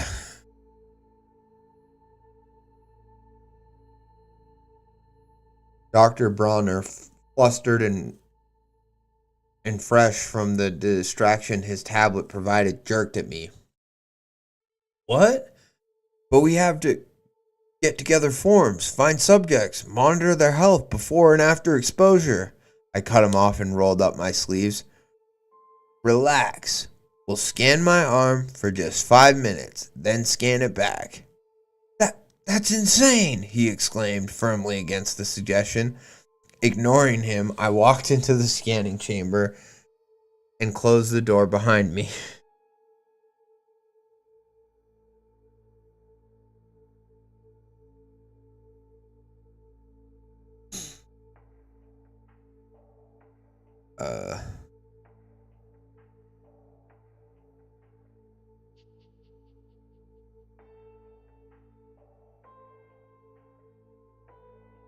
I figured if he was as dedicated as I was to the research, then he'd eventually give in to my suggestion. While I waited, I laid my left arm on the table, which was about to gray with me, and craned my neck as far to the right as it could go. So he's putting his head out of the way.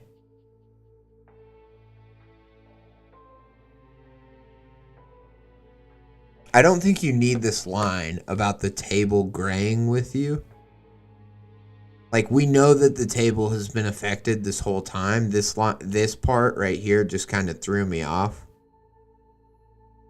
But I do like how expeditiously the story is moving. Like, I'm still here. I like it.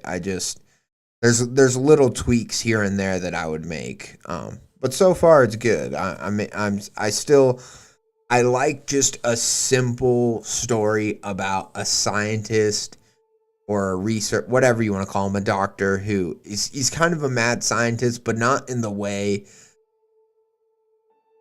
that we're like, he's like obsessed and like, you know, like fucking a recluse and all that stuff. Like, he just seems more like a cavalier, excited scientist who's like excited about his work and just like doesn't really give a fuck about the repercussions, especially not to himself. He's like, I'll be the guinea pig, of course, like that, you know, this is for science, we're gonna take a leap, you know. I kind of like that difference. Like in a horror story it's refreshing, right? Because we're expecting all of the normal sci-fi horror tropes, right? We're expecting the tortured, alienated scientist who's like ostracized by his community. Rude dude, that was your story, right? The lightning in a bottle that speaks to me. That story was fucking great too. I loved that one. And I'm pretty sure that was yours. And that's kind of my point. And in your story, it made sense because yours was kind of this cool companion story to go along with like Frankenstein in a way. But that's what I really like. But that's what I liked about your stories, because it was more like gothic horror, and so it was like you want it to meet certain requirements, or you want it to fit a certain aesthetic, right? Whereas this, because it's modern, I kind of like that we're like not even really going into the scientist's backstory. We're not, you know, all we really need to know is that he's the scientist that made this breakthrough, and it's kind of just going into it. Like, you know, and I don't mean to compare your two stories, because I think your story is different, but and I'm also getting a lot of yeah, well, and it honestly, you know, it was reminding me of this, like, but like your scientist was obsessed, right? He was obsessed with uncovering the mysteries of lightning and being able to capture it. And I don't know if it was just like, I can't quite remember if it was just like electricity that he was so fascinated with, but I think it was particularly lightning, right? He was like, you know, it was that, and that kind of made, like maybe had he kept at it, he would have discovered more of like the theories of like electromagnetivity and like how to harness electricity. Who knows? In that fictional like situation, but I don't know. Like your guy was desperate for a breakthrough in your story, and then in this story, it's like we didn't really get any of that. Maybe this guy was, and now he's acting like this because he's finally on to something. But I kind of like the idea of a scientist, like, maybe still just plowing ahead, but just, almost just plowing ahead, like, because they're reckless, or because they're like, well, I don't give a fuck if I die. I'll die for science, sort of a thing. And it's not until their creation starts to really affect others around them or the world at large that they really start to even second guess themselves.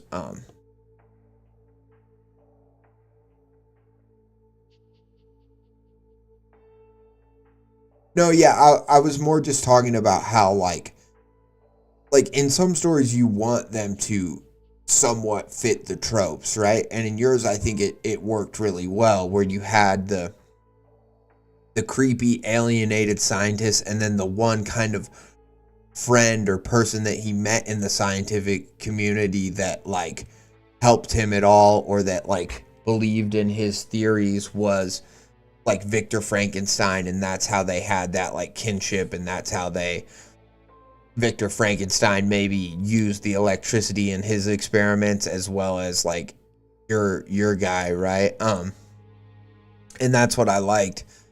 That's what I mean by like, fitting the tropes of like the mad scientist. Whereas this guy maybe is, but it's not really talked about in the story. It's not like as blatant, and I just find that like kind of refreshing and fun,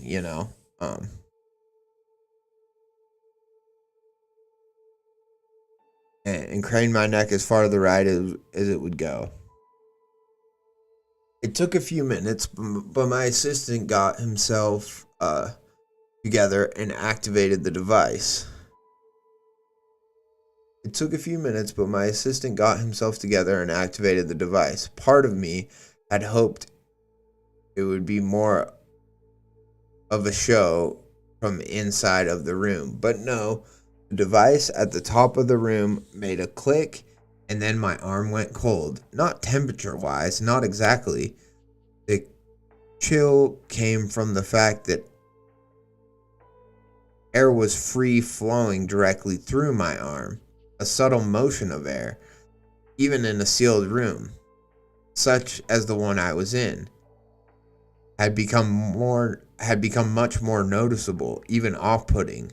But my curiosity far outweighed all other concerns.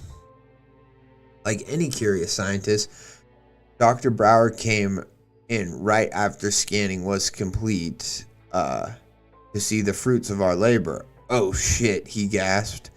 "Exactly," I replied and stood, careful not to put my hand through anything until I was ready. Once I had taken a couple deep breaths, I waved my hand through the wall. Much to Dr. Brower's chagrin, it was cool and damp. My arm passed through wires and pipes, bones and arteries together, but so far away. As my hand occupied the space of the pipe, I could feel cold water swishing through the pipe and me. The feeling was so precise, so delicate, that I could feel each and every particle of dust as it went through my arm. I felt dirty. Ugh. That's kind of creepy. I like that. Well, and now I'm wondering too, like, I feel like one of the first things I would do is like run it through my other hand, the one that's not grayed or not like changed, because I would want to know like what's the effect, like all of a sudden if I guess he would know if he's like running it through the walls would be like breaking, right? I like the idea of suddenly he like sticks it in his friend's chest, in Dr. Bronner's chest, and then all of a sudden fucking, his heart just stops, or he's like, he just kills him accidentally.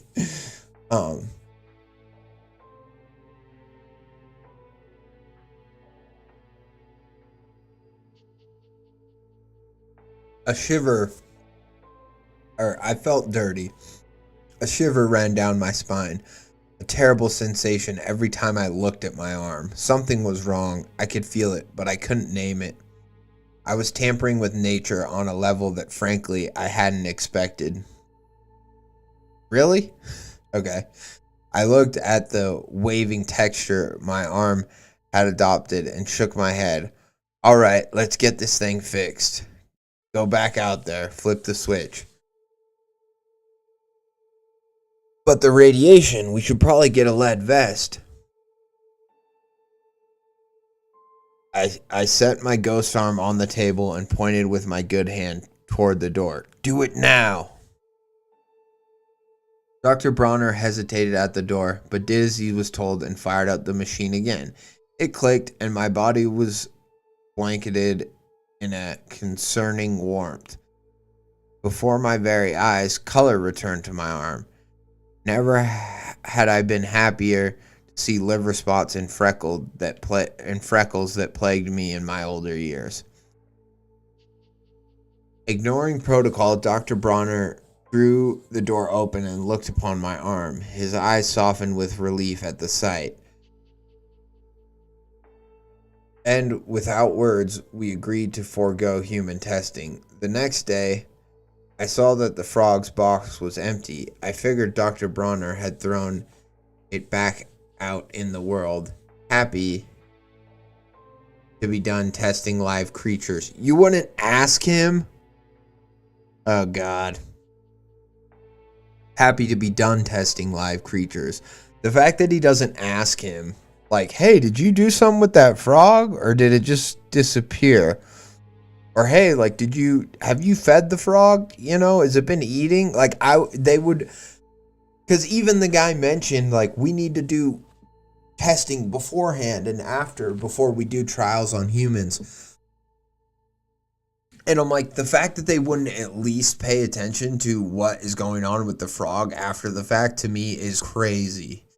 But very fun for the story. Looking back, I wish we had tested plants first. Then we might have a better fix.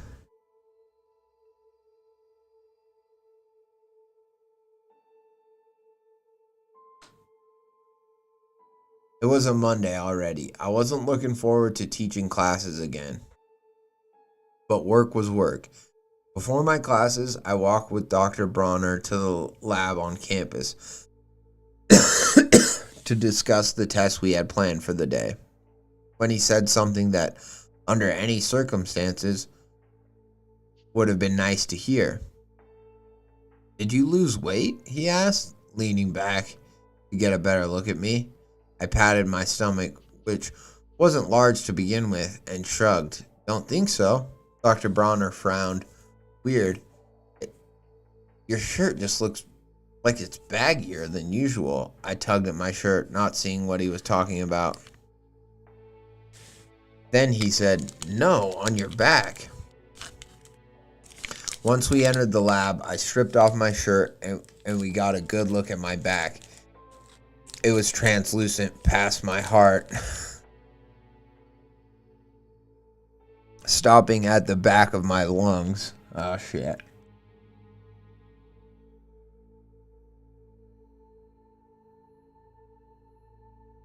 Stopping at the back of my lungs. We had made a horrible mistake, a miscalculation. Oh. Unlike the book or the apple, I had cells that moved around my body. We had only shot my arm. That small amount of time was enough for that blood to travel somewhere else in my body.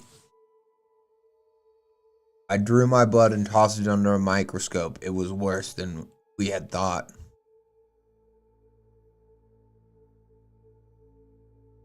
Cells have a life of absorption, division, and death, replacing other cells as they go. These cells, being immune to the decomposing effects of time, continued to divide, quickly replacing the other cells in my body, transferring the effect to my organs, muscles, everything, starting from my heart and working out, only to become known when it reached my back. It had been eating away at me from the inside out like a rot.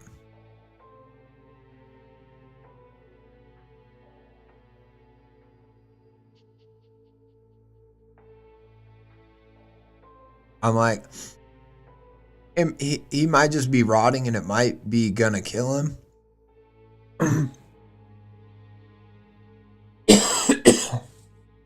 But I'm also like, dude, is this gonna make you immortal? Are you gonna be Dr. Manhattan, you know?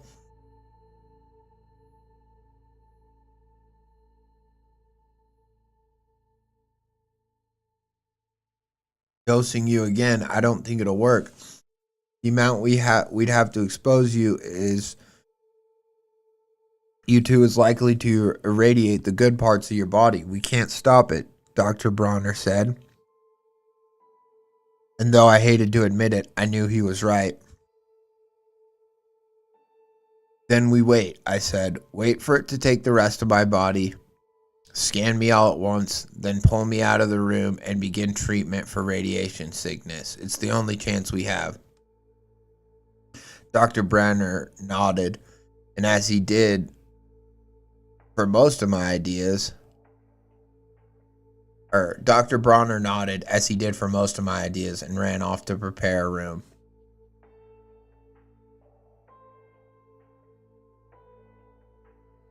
I was gonna say, this feels invisible. Once the arm disappeared, once he had the invisible, translucent, well, maybe not completely invisible, but translucent arm, I was gonna say, it feels very Invisible Man.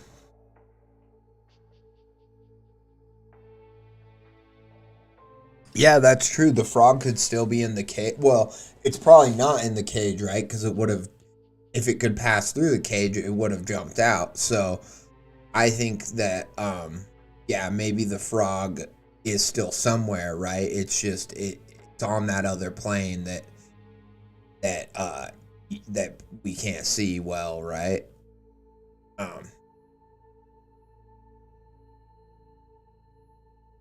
As my condition progressed, my lungs were taken next.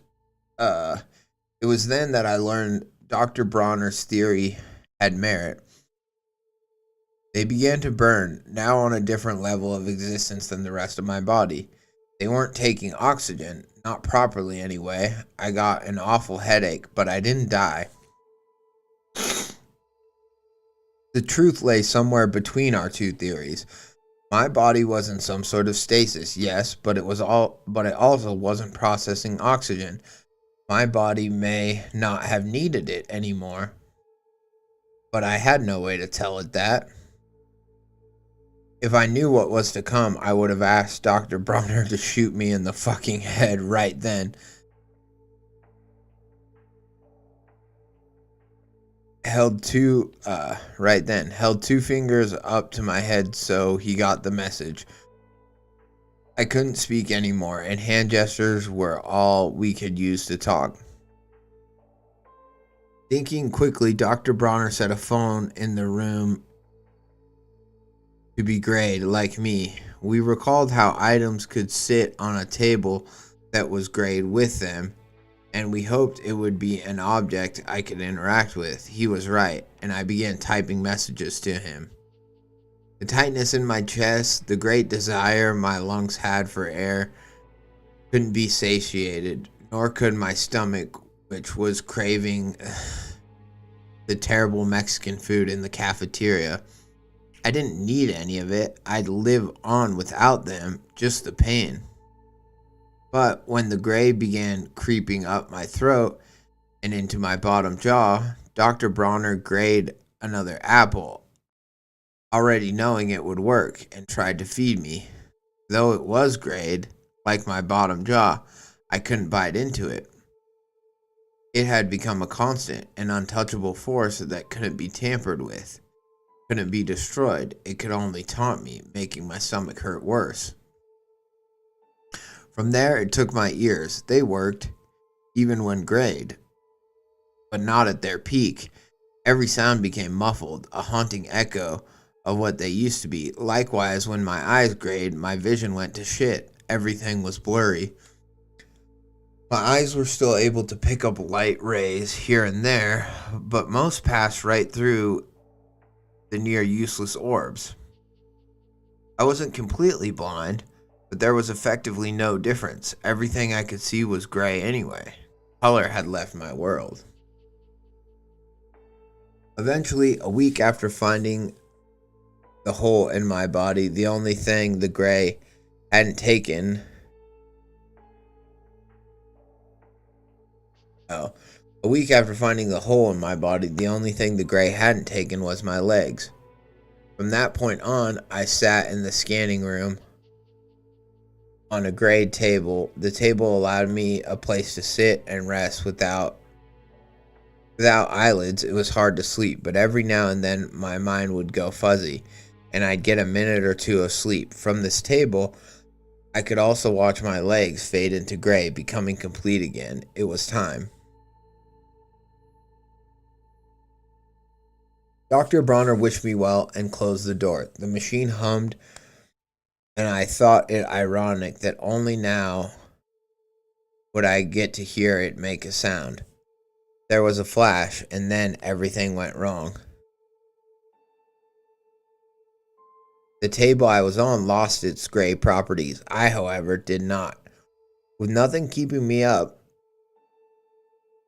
I slipped through the floor and kept going. Oh, fuck. That's awesome. I love that. With nothing keeping me up, I slipped through the floor and kept going. The laws of gravity looked to be the last known law that still applied to me as I was pulled through the ground. Feeling pipes, nails, boards, everything passed through me until I hit foundation, a solid slab of concrete that passed through me like a honeycomb. But isn't the room lined in lead? I guess he just passed through the lead too. I guess it doesn't matter. He can pass through it. Honeycomb, pockets of space that passed through my body at such speed that for a second I felt cold. Down I went, further and further, each rock cutting into my body.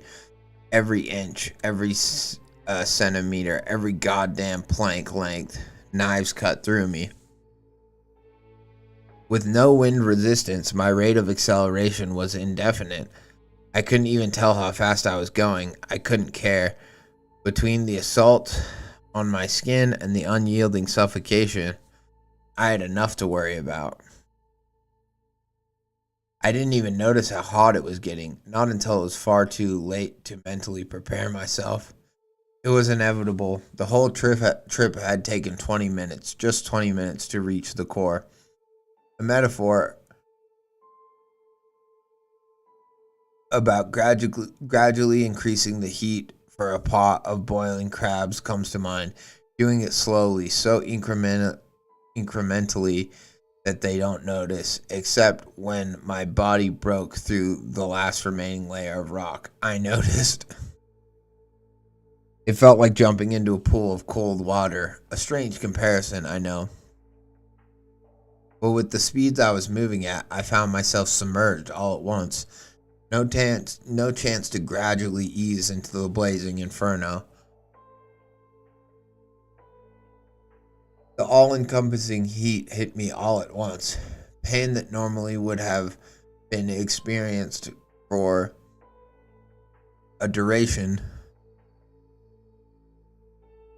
Pain that would normally have been experienced for a duration below a single second was all-encompassing. I wanted to gasp at the change. Every muscle in my body was tensing, a survival response, but no air was going to come.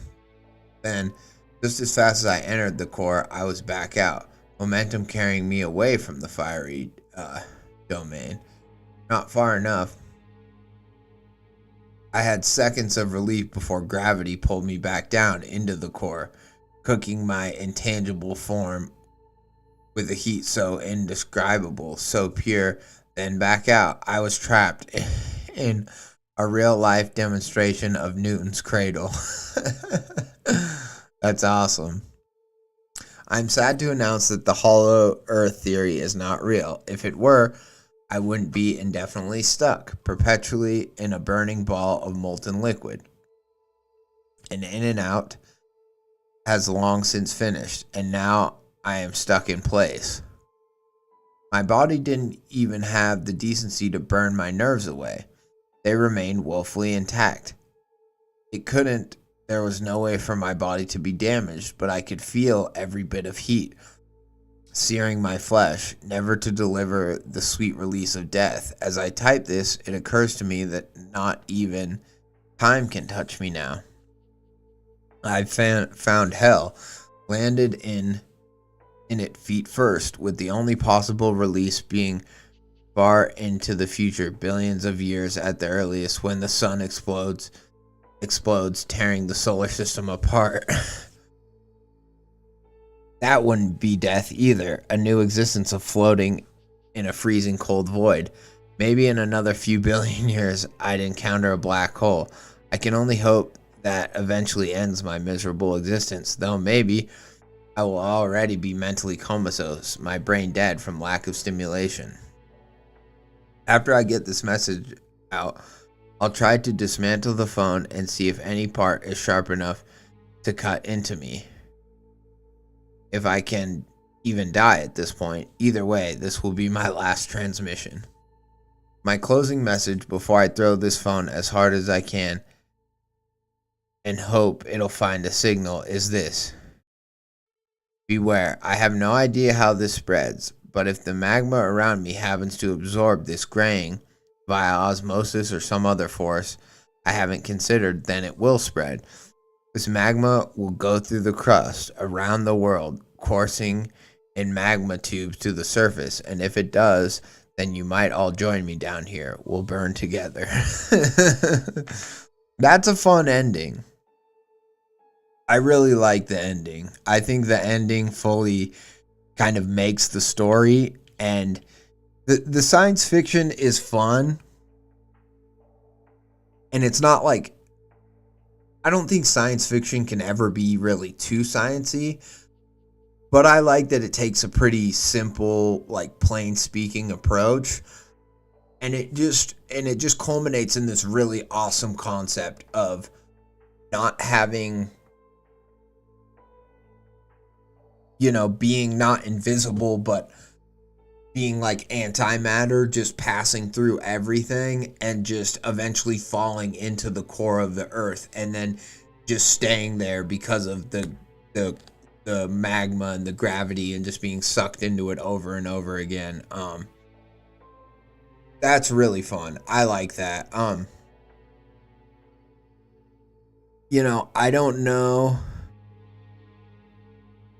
if you need all the little things. Like, they give the story some character, don't get me wrong, but I don't know if you need all the little things about like Mexican food, or like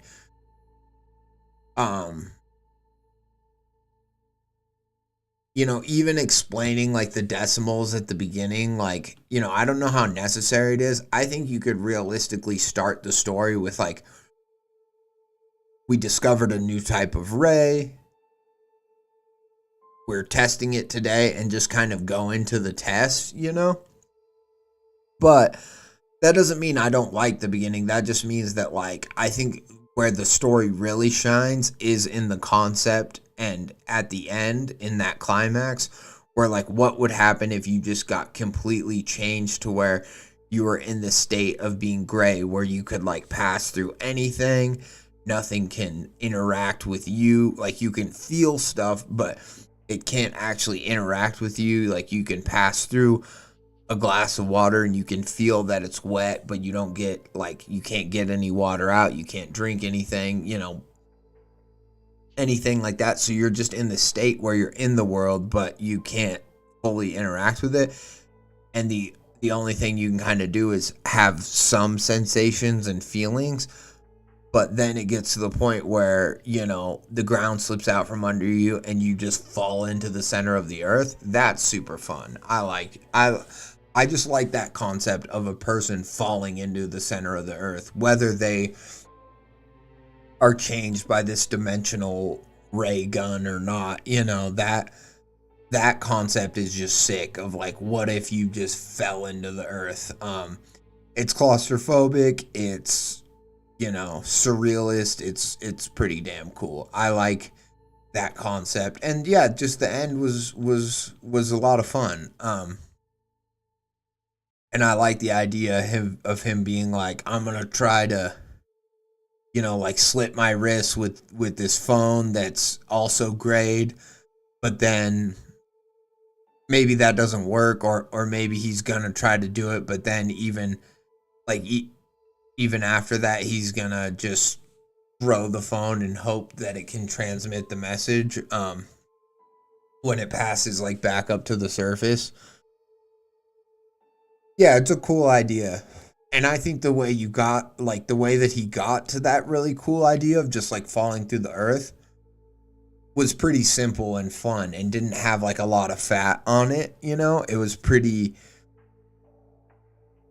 pretty just, like, incremental and simple, and it wasn't like, well, then we had this long conversation about, the merits of blah, blah, blah, what we were doing, and, like, this and that. It was just, No, it wanted to get to the meat. It wanted to get to this really cool scene where he falls to the earth, and it did. And yeah, it was a lot of fun. I liked it. I enjoyed it. I think it was a good story. And with the title now, it goes right through me. I like it. I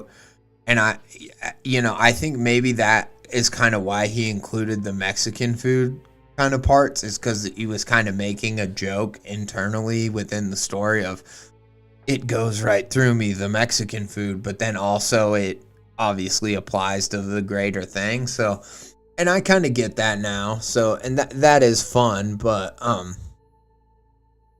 yeah, I just like his ruminations about ranch and shit like that. I was like, okay, I don't know if you need that, but anyways,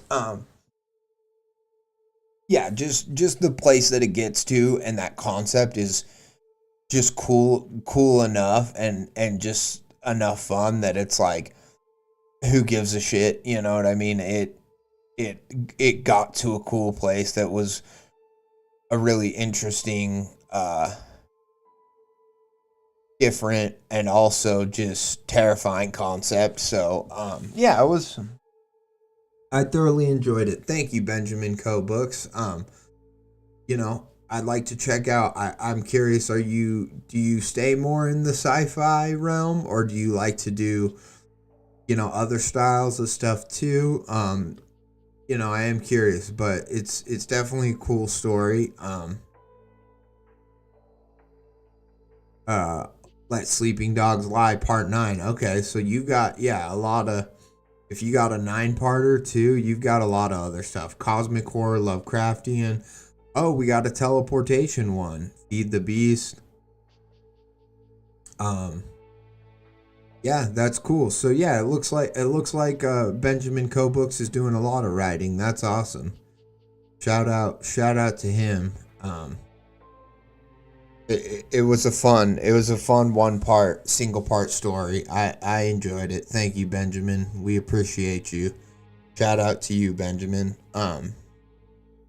Rude Dude says, I personally don't think the part about how he will send the message out is needed.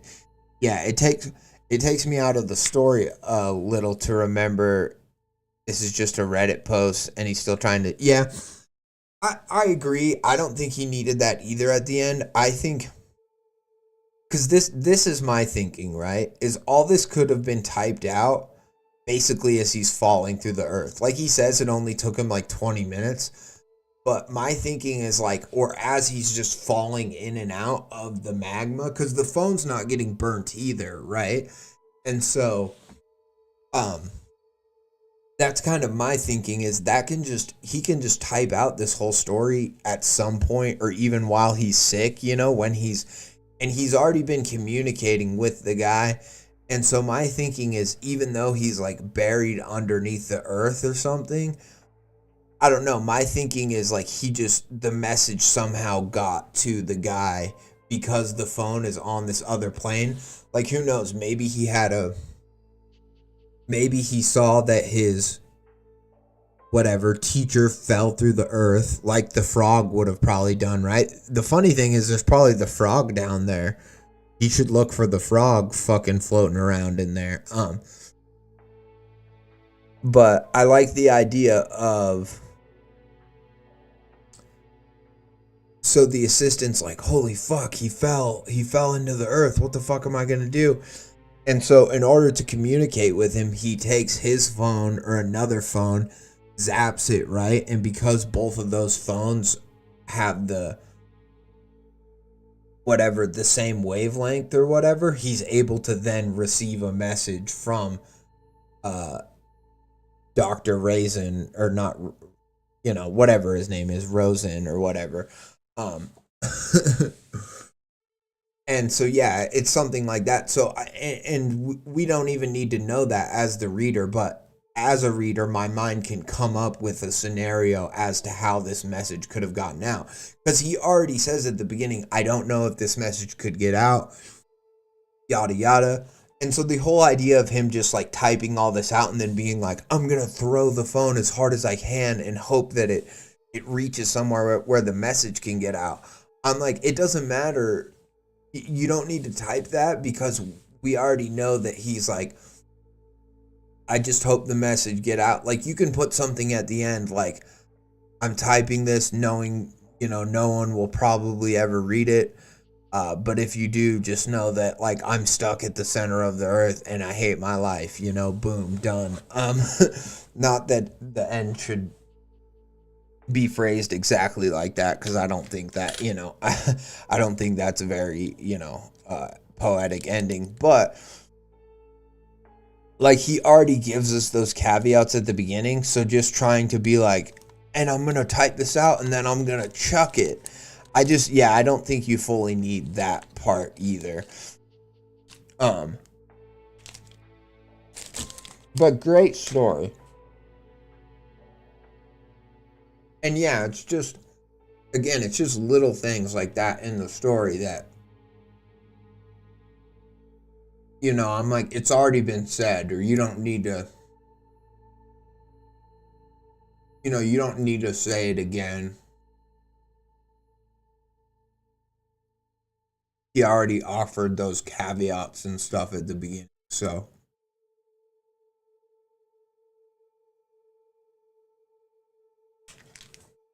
all right.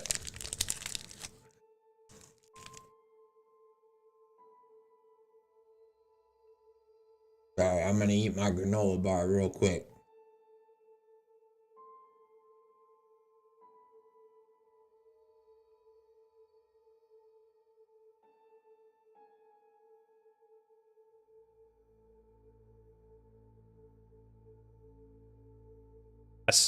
Like, thank you, or yes ma'am, yes sir, just like weird old-timey polite shit. I find it's like embedded into my brain.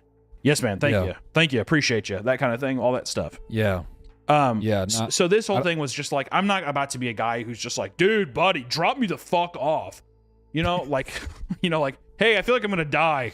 I wouldn't say that. I would just kind of just casually go into the night if I was to die that way. Yeah, Alina and I we kind of suffer from that. And sometimes I wish I wasn't that way. When we were in Houston, we were in an Uber to the airport, and this guy was, dude, he would just like jerk the wheel every couple seconds. It's like if the wind caught his car, he'd just freak out and kind of wiggle it. And I was just in there like, I wish I had some type of confidence to be like, hey man, stop it, Yeah. It's always, it's so. All right. Let's get into Fear of the Dog by ckjm. I think this is, it does seem like a fairly long story. So, I don't know, we might not get to Mr. Americana. I thought this would be a longer stream, and maybe we will still get to it. I don't know how I'm going to feel at the end of this story. I'm just getting, obviously I just ate a granola bar, but I'm just like getting hungry and stuff, and I might call it earlier than I thought I was going to, but that doesn't mean we won't get to it in the future. So, I'm just saying, because also with Boots and stuff, I feel like, I don't know, they're kind of just a pretty diverse author, and I feel like the story with this image and stuff, it could kind of go anywhere, and I might just be discussing it quite a bit as we go, so who knows, we'll see. But yeah, I'm excited to get into this one, Fear of the Dark. I know nothing about what it's about. So in the past, they have a thing where they list multiple of their stories and a little bit about what they're about, but this one I know nothing about. I just know that it's new, so I'm excited to read it. And ckjm, or Boots as we like to call her, she doesn't miss. She writes really good shit. So I'm thoroughly excited. And I think we'll just, I keep seeing different stuff when I'm looking at this part of the picture. And yeah, I'm just like, what is it? Anyways. Let's get into it. There are always there are there are three ways to read this story based on what you do or don't read. Interesting.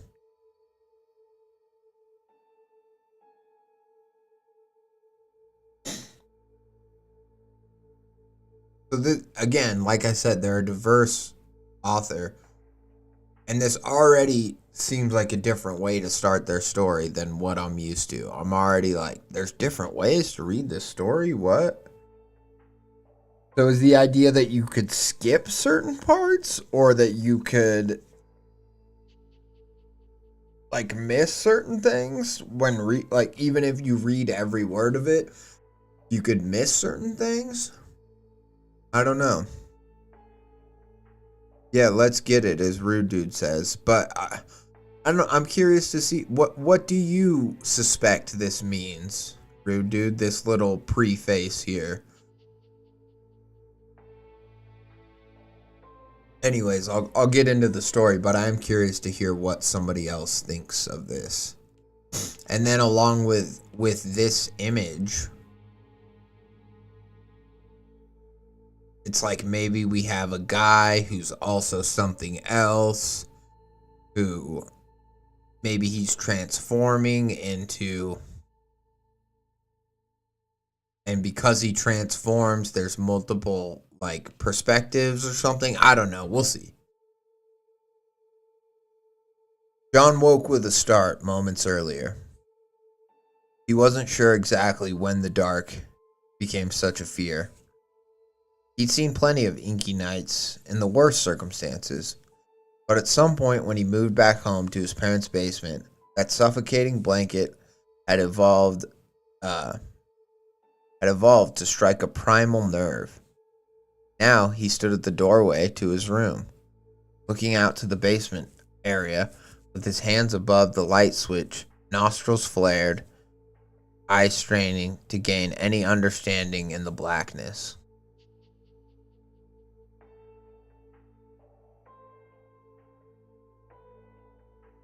That's true. Okay, that's a good point. I like that.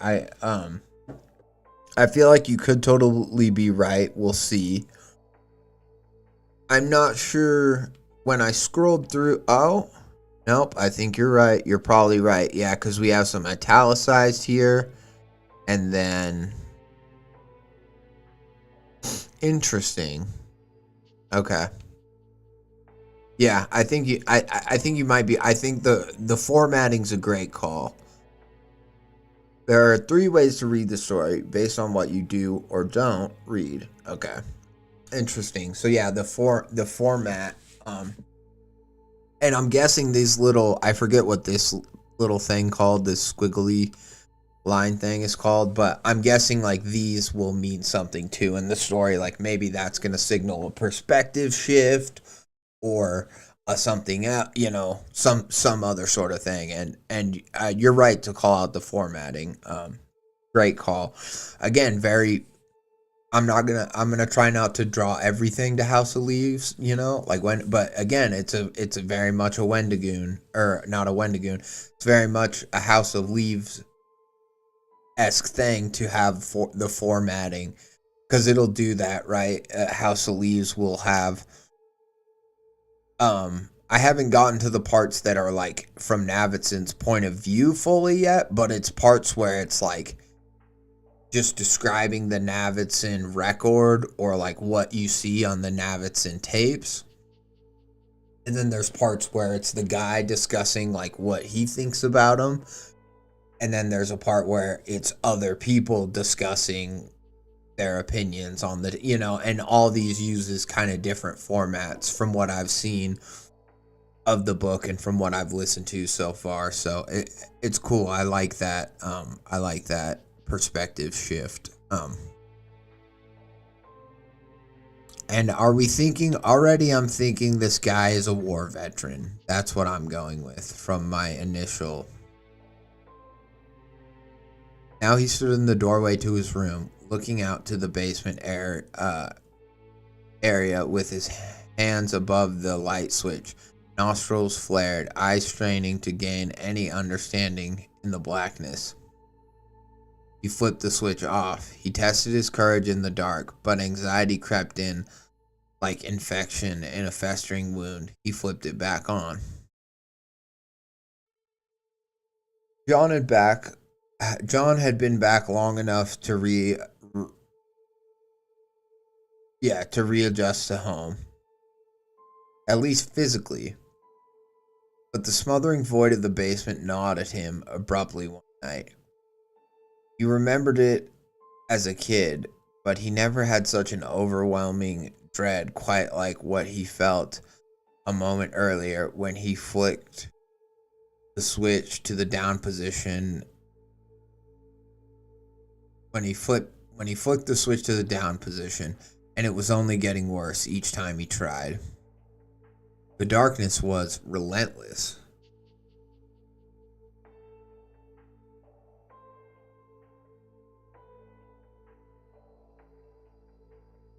The hatch windows may have qualified the room as a daylight basement. Oh, okay. The hatch windows may have qualified the room as a daylight basement, but there was nothing resembling daylight that ever poured through those minuscule portals. The basement was so suffocating that only a truly subterranean cave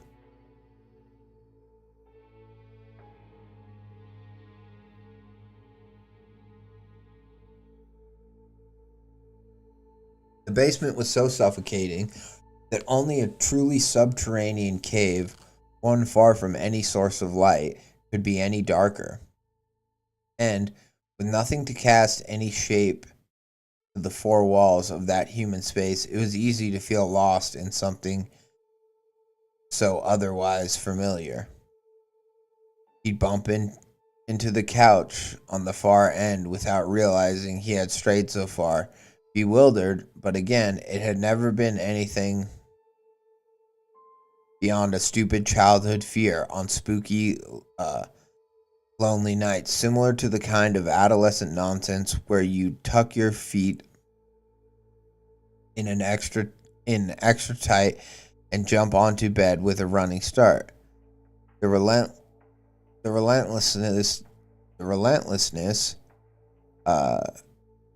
started insidiously, and the dread ramped up quickly, leaving him half naked and terrified. He loomed at the threshold in his boxers, with the bedroom light turned on, spilling amber warmth into the opaque black before him. He brandished the nearest makeshift weapon available, the closest dowel, and readied himself for a brawl, swearing he could hear something breathing, something crawling with wet, sticky skin and sickly breath. It was absurd, he thought, glancing now at a light switch. He feared nothing. He had confronted worse, actual threats, actual monsters. There was nothing amphibious or predatory lurking in the goddamn basement of his childhood home. So interesting, the use of amphibious and predatory and actual monsters here. I'm thinking that means like animalistic monsters, like alligators or something, you know? But I find those words interesting, and I'm just taking note of them. Also, I have to say, what a simple beginning to a story, but amazingly effective. And I'll tell you why, in my opinion, at least it's so effective. Because a few things. Obviously, Boots is a good writer, well-spoken, a good mastery of language. But then also, this is something every child, every person has experienced at some point in their life. Fear of the dark, fear of the unknown, fear of vision. Maybe not every person, maybe not a blind person, for instance, someone who's born blind, but nearly everyone. And like this idea of running to jump in your bed quickly when the lights are off so you can hide under the covers and at least feel kind of safe. You know, stuff like that. It just really, it's so accessible that it's so good. But then what I also like is that we know enough about John to know he's in his, I think maybe grandparents' basement or maybe parents' basement. I forget what exactly it said. Yeah, parents' basement. We know that he's seen horrors before and he shouldn't be bothered by this, but he is. So already we get hardly anything about his backstory, but enough to know that like he's kind of beating himself up, right? And it's such a normal, basic, like human thing to be afraid of a dark, but it is something that almost everyone who has been afraid of the dark at some point has beat themselves up over, because as a kid you're told, you know, oh, it's just your imagination, you know, you're blah blah blah, there's nothing there, you know. But almost every person at some point in the life has at least been even if they've never admitted it out loud to another human being, has at least been a little bit afraid of the dark, right? So it's so brilliantly accessible. But then at the same time, we get a few caveats. Like, this isn't a boy, this is a man, right?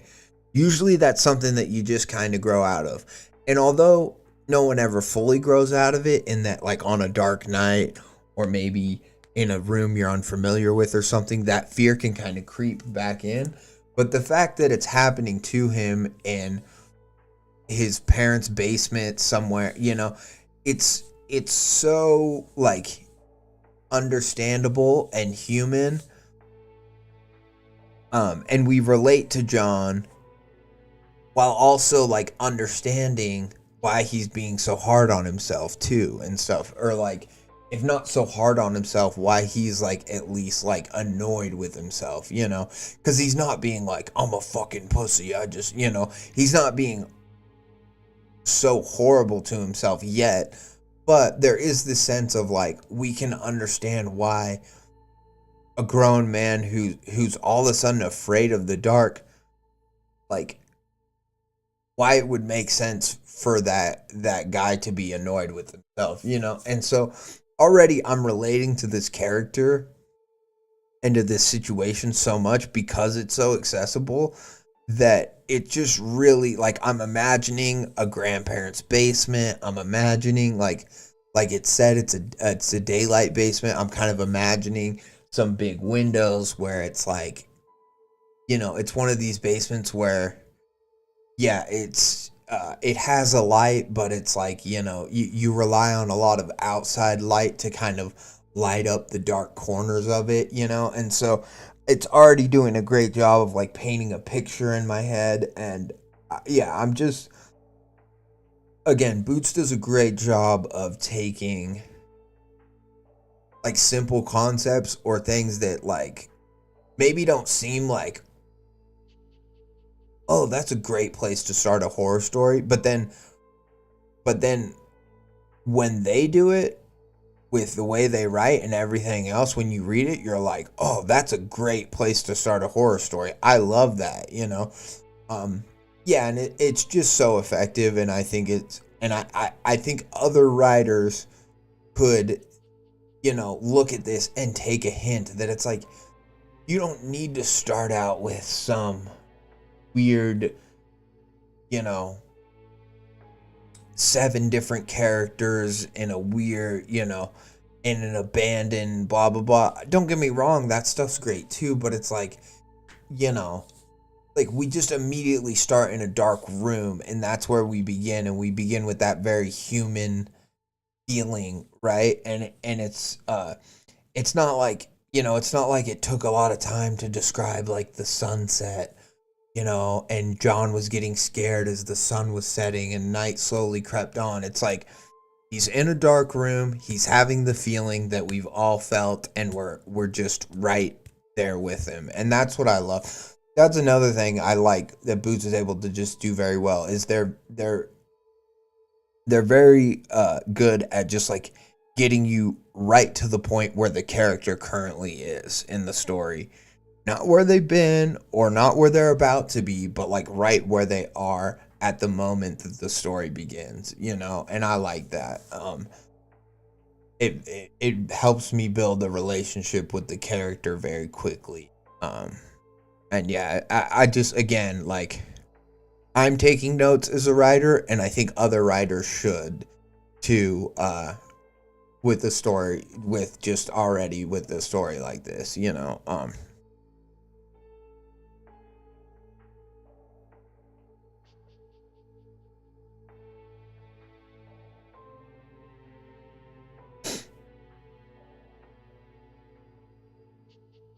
I don't know what kind of psychopath won't just read all of it at once. Yeah. I agree. I agree with that, rude dude. But maybe if you want, you could go back and read the parts that are supposed to be left out at the end.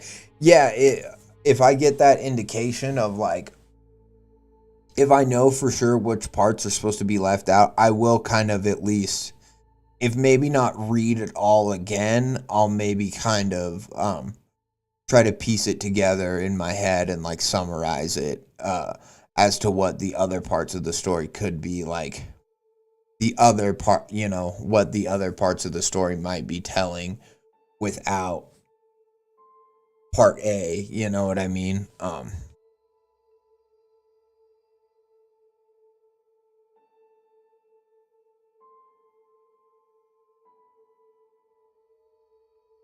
But there was nothing amphibious or predatory lurking in the goddamn basement of his childhood home.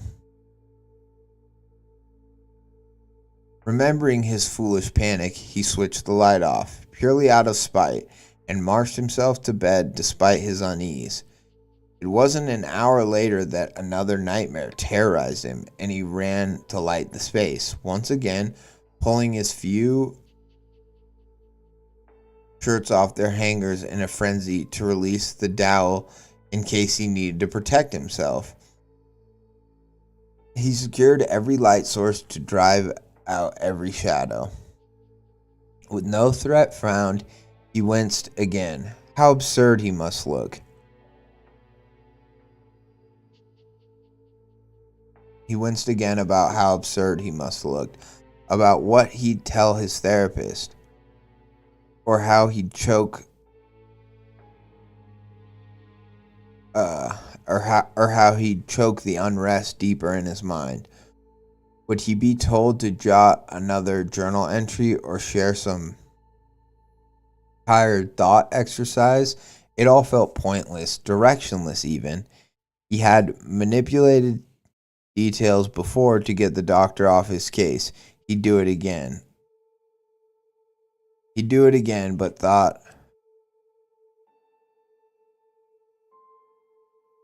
He'd do it again, but thought. I spent a lot of time thinking, mostly alone. But if an audience was granted, that was fine too. Sometimes they didn't feel so alone. Like they were shared across some plane I couldn't explain. The nightmares were getting worse. Dreamed of it constantly. That explosion, that goddamn drone with the butterfly mines. Sometimes, instead of mines, it was monsters. But in every instance, the end result was death. And I was just helpless. Helpless to it. I just had to watch like I knew something that no one else did and that no one else would believe if I told them. Like they think I personally wrote the plot and killed the dog. But I was actually discovering it too. It was horrible to feel so helpless. But it was just a dream. It felt so real though. So urgent. Interesting. So clearly this is the italicized part. Uh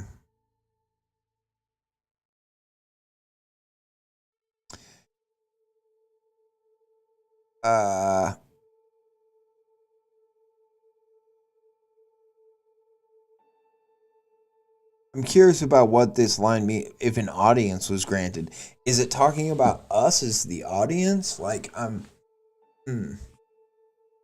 think more will become clear as we go on. But it's clear to me that, like, in the italicized part, we're gonna hear John's first person ruminations. Like, he's gonna be like, this is his internal monologue.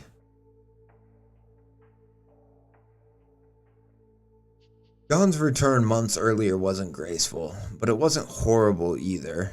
He loathed the scars on his remaining leg, but he had lied whenever people asked him how he felt about it. Ah, so he's missing a leg. That's interesting, because now I can understand a little bit more his fear of the dark and, like, fear of an intruder. And the whole idea of, like, having one leg and not being able to, like, run or move quickly.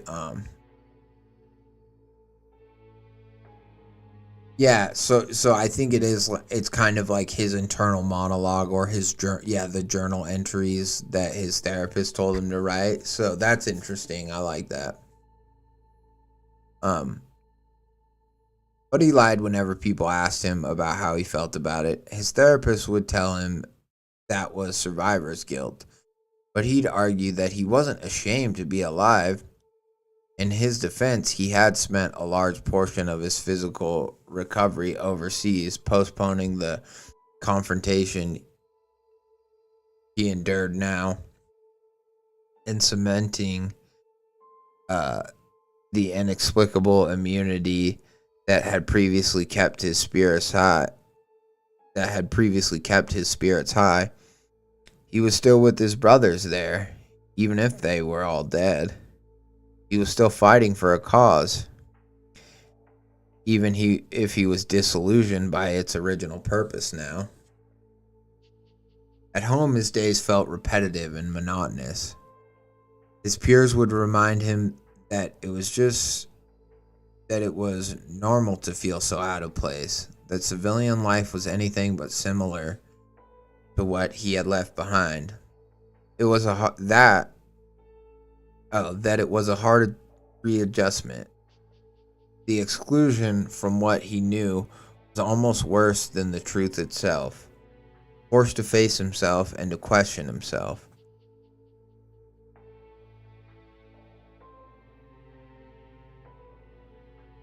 He had joined at the cusp of 18, and what he didn't consider at the time was the potential that when he actually grew up, his views would change so drastically, that perspectives would change.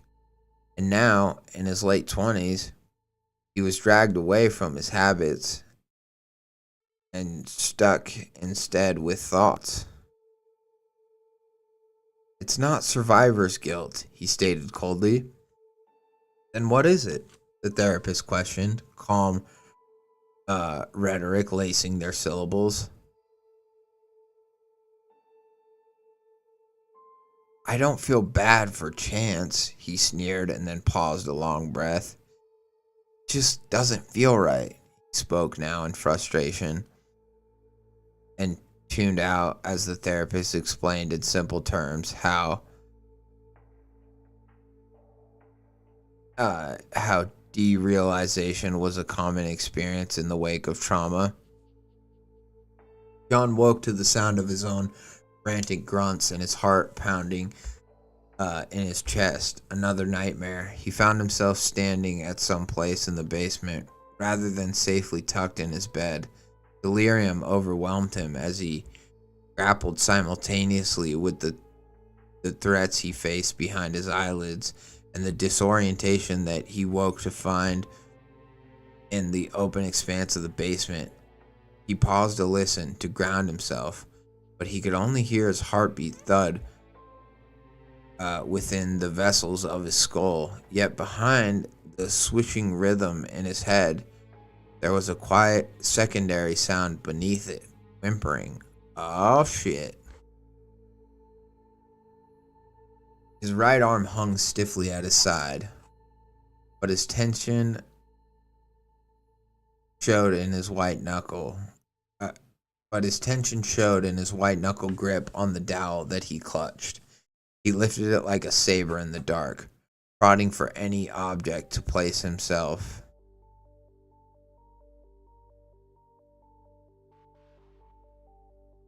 Prodding for any object to place himself in the basement space, and felt none. For a moment, he could only hear the improvised weapon slice through the air, and as he thrashed it with increasingly frantic energy when he felt no identifying resistance, he swore the room was bigger now. As he groped blindly to hit anything, but when he stilled the rod, he could hear the whelping sound more cleanly, and his heart rate changed again, faster, shallower. His eyes pried for any visual. It wasn't just black anymore, but a weighted void.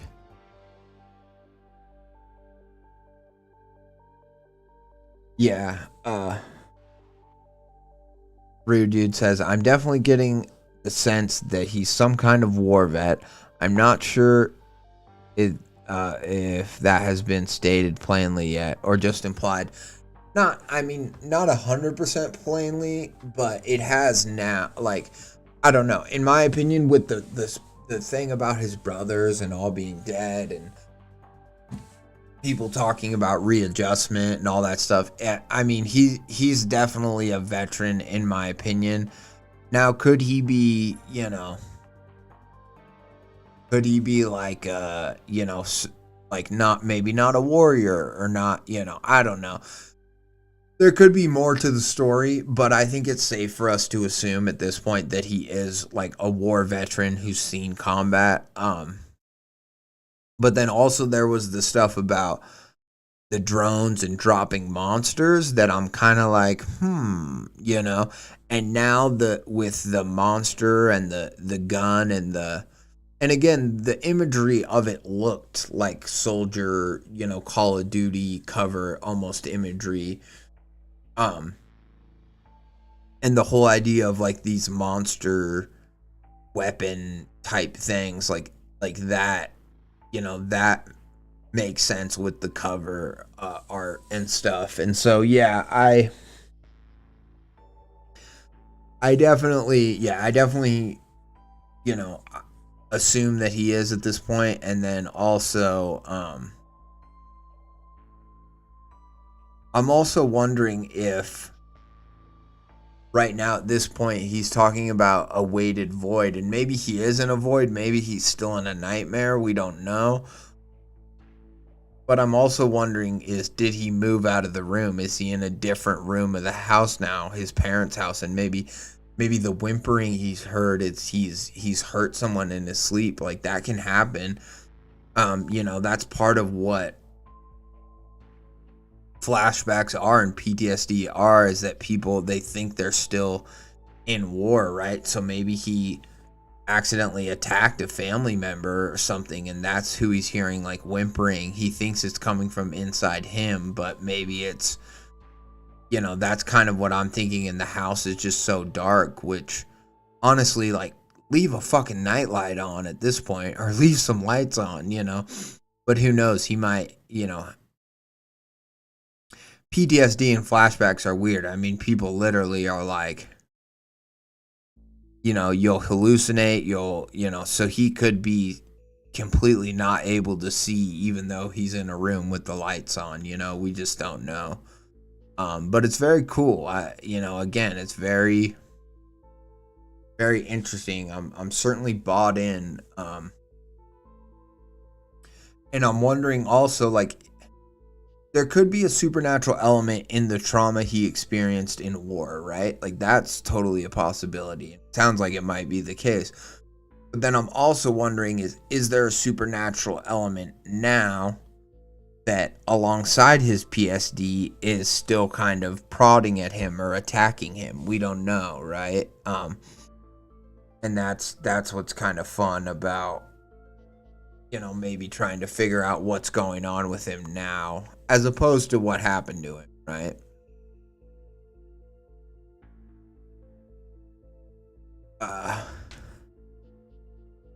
But it wasn't just black anymore, but a weighted void. He could feel the world around him move and warp with a searing hiss, like the rush of an open door, transitioning from an air-conditioned office to a hot summer day. Suddenly, he found himself in a deep, cold,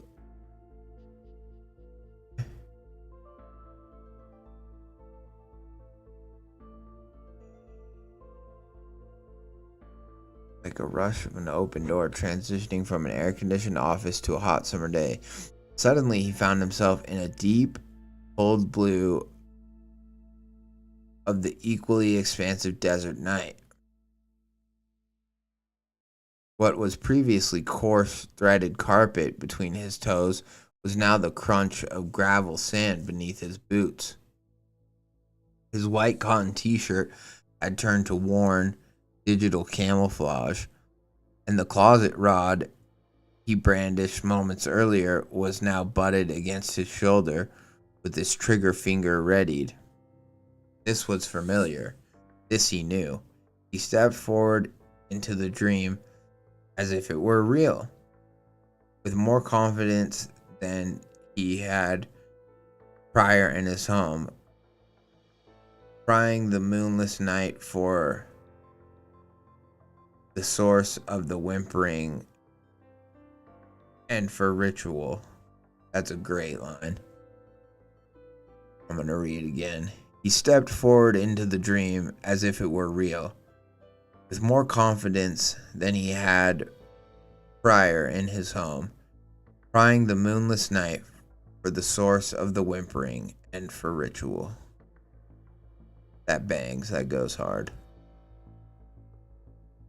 So now I feel like he's stepping into a dream, just assuming it's a dream, right?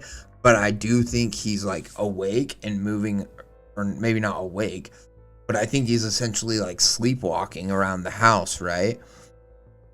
And so I do think this whimpering, it might be something in his dream, but it also could be a very real thing that's going on in the house too. So that's a very interesting concept.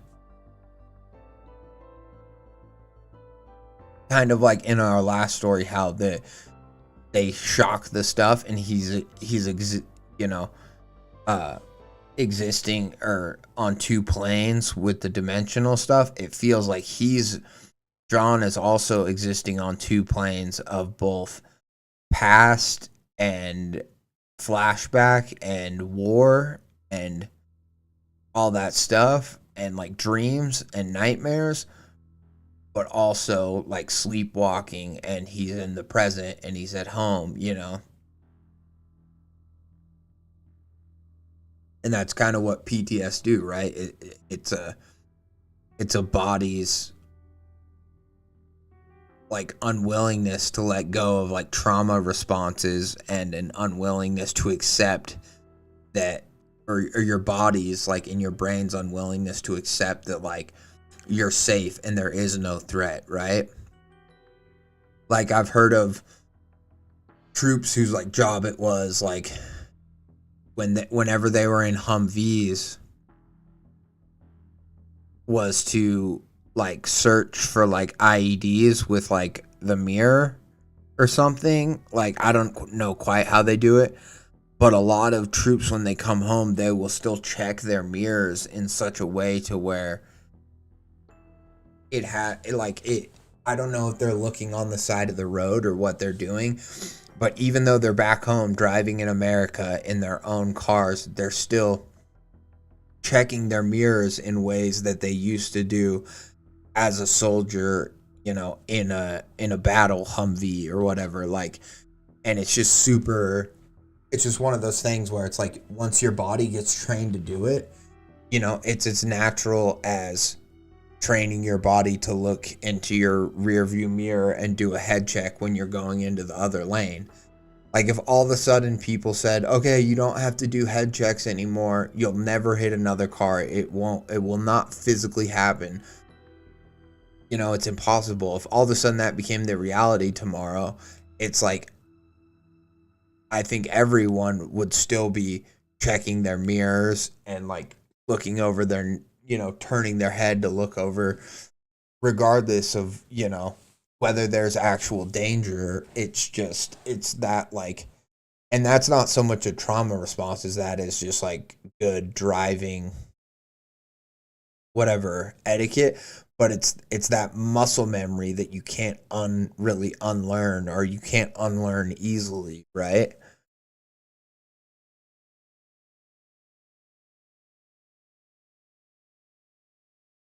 Some mongrel stray had been rummaging their camp amongst the rubble.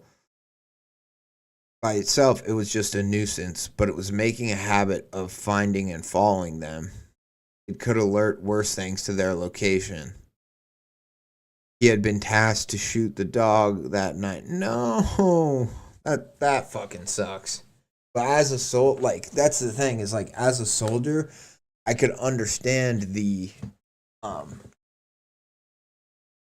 what's it called, the very like real security threat that dog poses. Like, if the dog's following you, like maybe you guys can hide like in the terrain, but if other people see this dog that's just following you around, because it's hungry or whatever, the enemy sees it from far away. They track the dog's tracks, or they like on a drone or whatever from the sky, because it mentioned that thing about drones earlier. It's like they can see the fucking dog's like heat signature. They can just see the dog easily from the sky in the daytime. I understand why that could be like a security risk and why it could be necessary to kill the dog, but that just makes me sad. Fuck. Anyways, good horror story. I'm already bummed and terrified, and I'm so worried John's gonna like beat his parents to death because he's gonna be fighting off some enemy in his dreams and then wake up and realize, oh my god, what did I do, sort of a thing. So yeah, this is fucked up. Has to shoot the dog that night. He'd caught a glimpse of it a few times on his prowl, but he wasn't going to waste more than a single bullet on the animal, both for pride's sake and for secrecy's. Whatever shot he'd take would have to be the only shot, and it would have to be successful. Oh, now the skull and stuff makes so much more sense. I think it's the dog. Maybe. I don't know. It dipped and skulked behind the haven of cement chunks, formerly the walls of some family's home, and evaded John with an adept survival habit. But eventually, the opportunity came when it stopped to stare at him from a meager distance. While it perched atop the precipice of rubble, with smooth habit, he raised his rifle. He watched the dog huff concern to see him on its tail as he peered at it through the crossed neon sight of his rifle. Bang. The dog crumpled with a dark spray around its skull. A lot of things had been reduced to mist at the receiving end of his trigger, and none really warranted further acknowledgement beyond the tally in his book or a crude comment to his peers. But this time, for whatever reason, he advanced toward the unceremonious resting place of the now headless dog, pausing only when he lightly stumbled on the wobbly face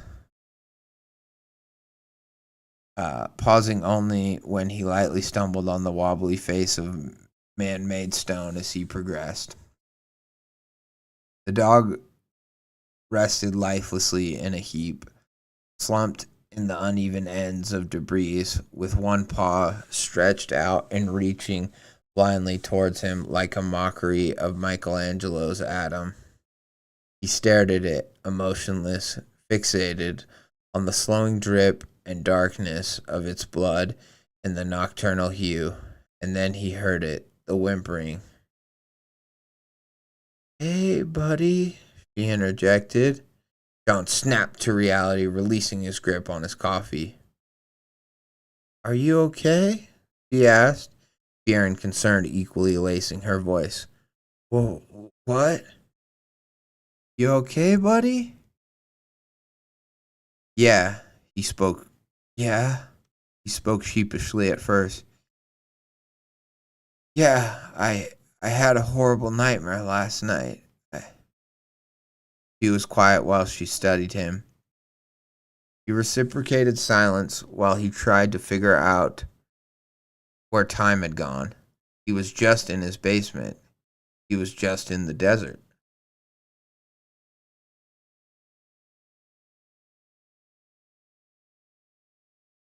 "Do you remember that time you woke me up from a nightmare? You found me crying and half naked? Uh, oh. Do you remember the time you woke me up from a night?" See, this sentence kind of confused me because I thought it was saying the person saying this was having a nightmare, but I think it's saying John was having a nightmare. "You remember the time you woke me up from a nightmare? You found me crying and..."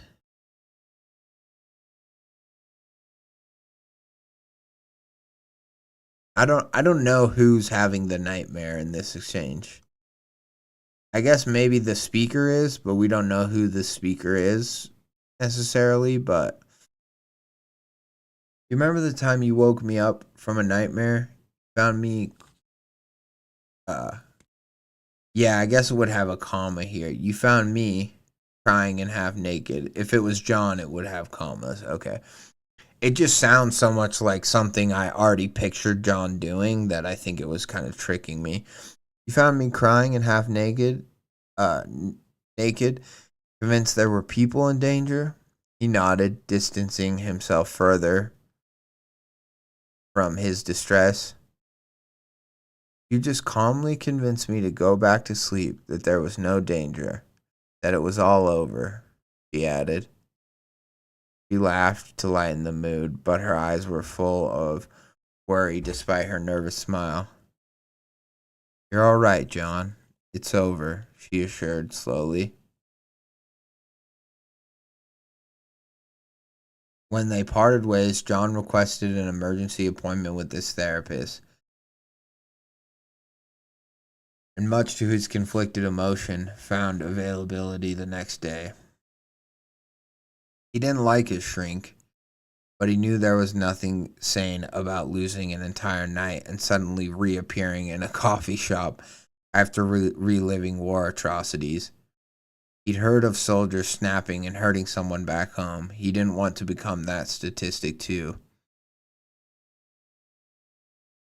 "None of this feels real," John spoke with exasperation to the therapist. "That's not abnormal, considering what you've endured," the therapist retorted flatly. "Please, that's easy for you to say from the safety of your pleather chair." John was angry now. The therapist was silent. John rolled his eyes. "This is your job. I get it. But fuck, man." Okay. His therapist is a guy, I assume, now. And so I'm going to give the therapist a different voice. But I thought it was a woman. So, John rolled it. "This is your job. I get it. But fuck, man. It ain't working." Then tell me what you feel. Then tell me what you feel. What you felt. John was leaning forward now, elbows resting on his haunches so that he loomed restlessly in the lounge, pupils wide. He glared at the therapist, but eventually opened his mouth to speak. "They didn't ask me to be there," he whispered. He cut himself short, clapping his arms across his chest and leaned away with an unforgiving pout. John hesitantly crawled back into bed that night, laying supine with his arms clasped over his belly. He forced his eyes closed but quickly failed to maintain it, and stared instead at the open door of his room. He thought briefly that it was impossible for his room to be brighter than the basement itself. Nonetheless, the open doorway seemed like a black curtain.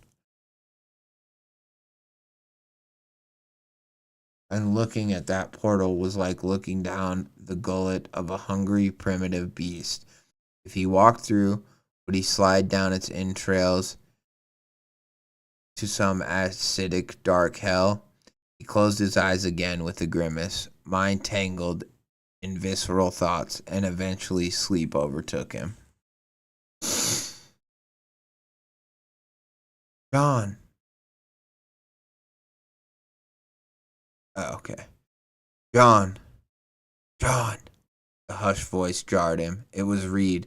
John was no longer in his cotton pajamas, now once again clad in camouflage. Wake up, bastard. You get the shot this time?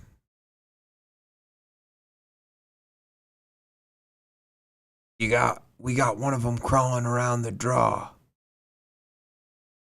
The pair sat sheltered in the littered carcass of boulders atop a stout hill in a small area where the terrain could be considered lush. At least as lush as the desert could be. Below them, a gully carved its path through the land, and a meager scrub filled the earth with patchy havens. And far beyond that was another hill, with even less foliage. All of the plants had since dried, parched,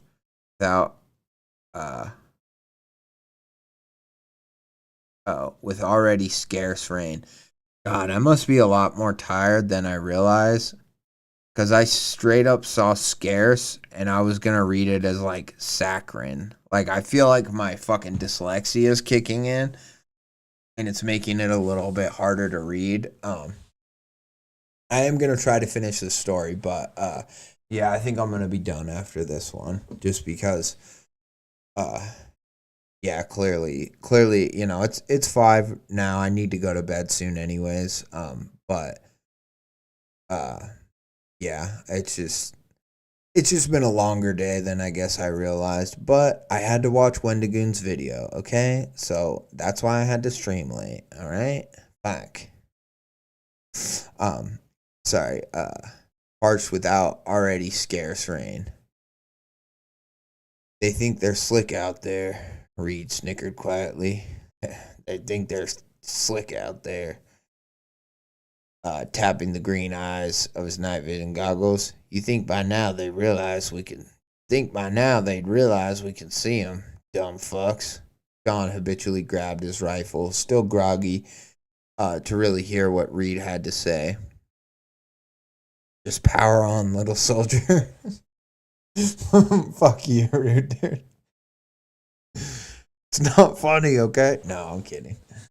I appreciate the the sentiment. It's just, in a story about a soldier's PTSD, it's like you want to tell the soldier, no, just don't power on. Like, calm down, you know, it's okay. But the fact that you said that is so funny. I love it. Just power on, little soldier.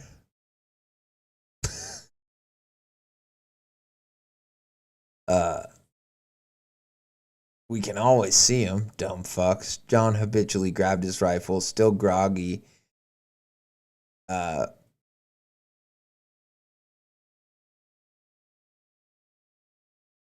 Still groggy to really hear what Reed had to say. Hey, man.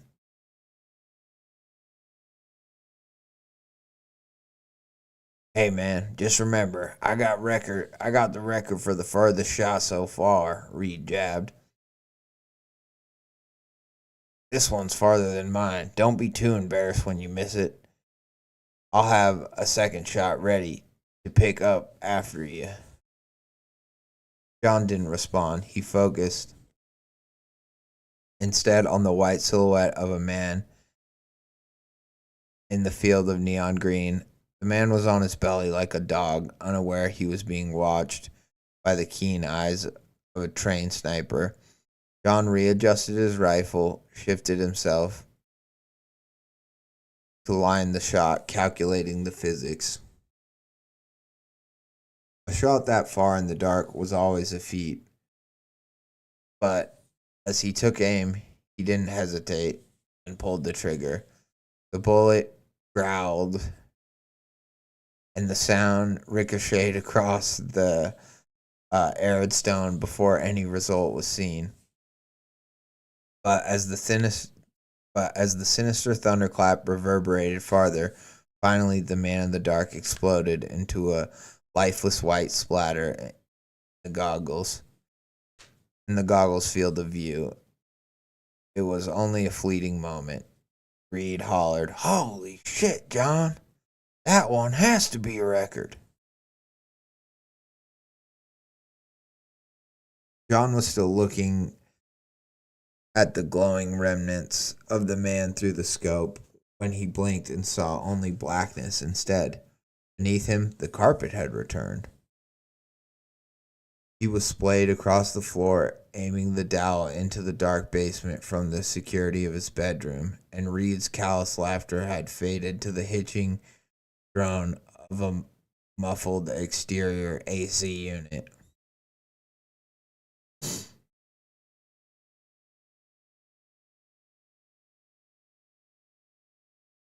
I mean, what a terrifying concept. And what a great concept for horror. Like, I mean, I guess maybe only in like Freddy Krueger is it not comforting that it's all just a dream, because obviously he can really kill you in it.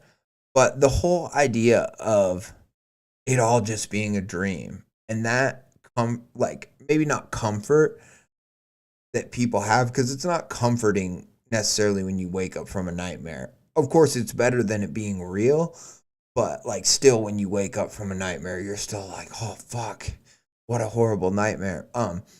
But there is no sort of comfort for John in this situation. Like, he knows that he's losing it more and more, and he's aiming this dowel in the room and reliving these traumas. And then, like, at the same time, when he wakes up, he's confronted with the even more horrifying reality that he's reenacting these things. So let's say he knows he has a traumatic memory where he's like fighting hand to hand with somebody. He might just wake up and be beating the shit out of his dad or his mom, or killing a complete stranger. So you just he could go walk outside and find a jogger and think that this nighttime jogger is one of the enemy combatants from his time at war, and he could just start fucking killing them. And that is, so like when you wake up from this dream and you're like, oh, it was all a dream, and oh, I was sleepwalking, but there's no comfort to that. There's no sort of like, oh, it was all just a dream. It's like, oh, it was all just a dream, and I'm acting on it. That is fucking horrifying. And what a cool way to just make dreams the horrifying reality of a story, because they're bleeding over because of the trauma. So cool. Such a brilliant horror concept. I love it. And I'm sure I've seen some like PTSD and like soldier horror before. Like, I've seen some instances of that, but I think this is just such a good like melding of it, and like melding of this past and present situations that he keeps finding himself in, and now he's losing time and all this stuff that just like, oh god, it's just terrifying. Is there any, and I agree that like losing your mind in terms of like Alzheimer's and stuff like that, horrifying, awful, terrible. But could you imagine, like, I mean, I couldn't imagine, I guess is my point, of like, it's not that you forgot your past or whatever, it's not that. It's just that your mind won't believe that it's not still back there. It keeps reliving it. It's stuck, and you can sometimes snap out of it. You can sometimes remember that you're home and that you're okay. But you know that your mind, at least right now, it's only getting worse for John. And so you know that your mind, that you're always just going to fucking get dragged back there. And oh, that's horrible. So horrible. Fuck.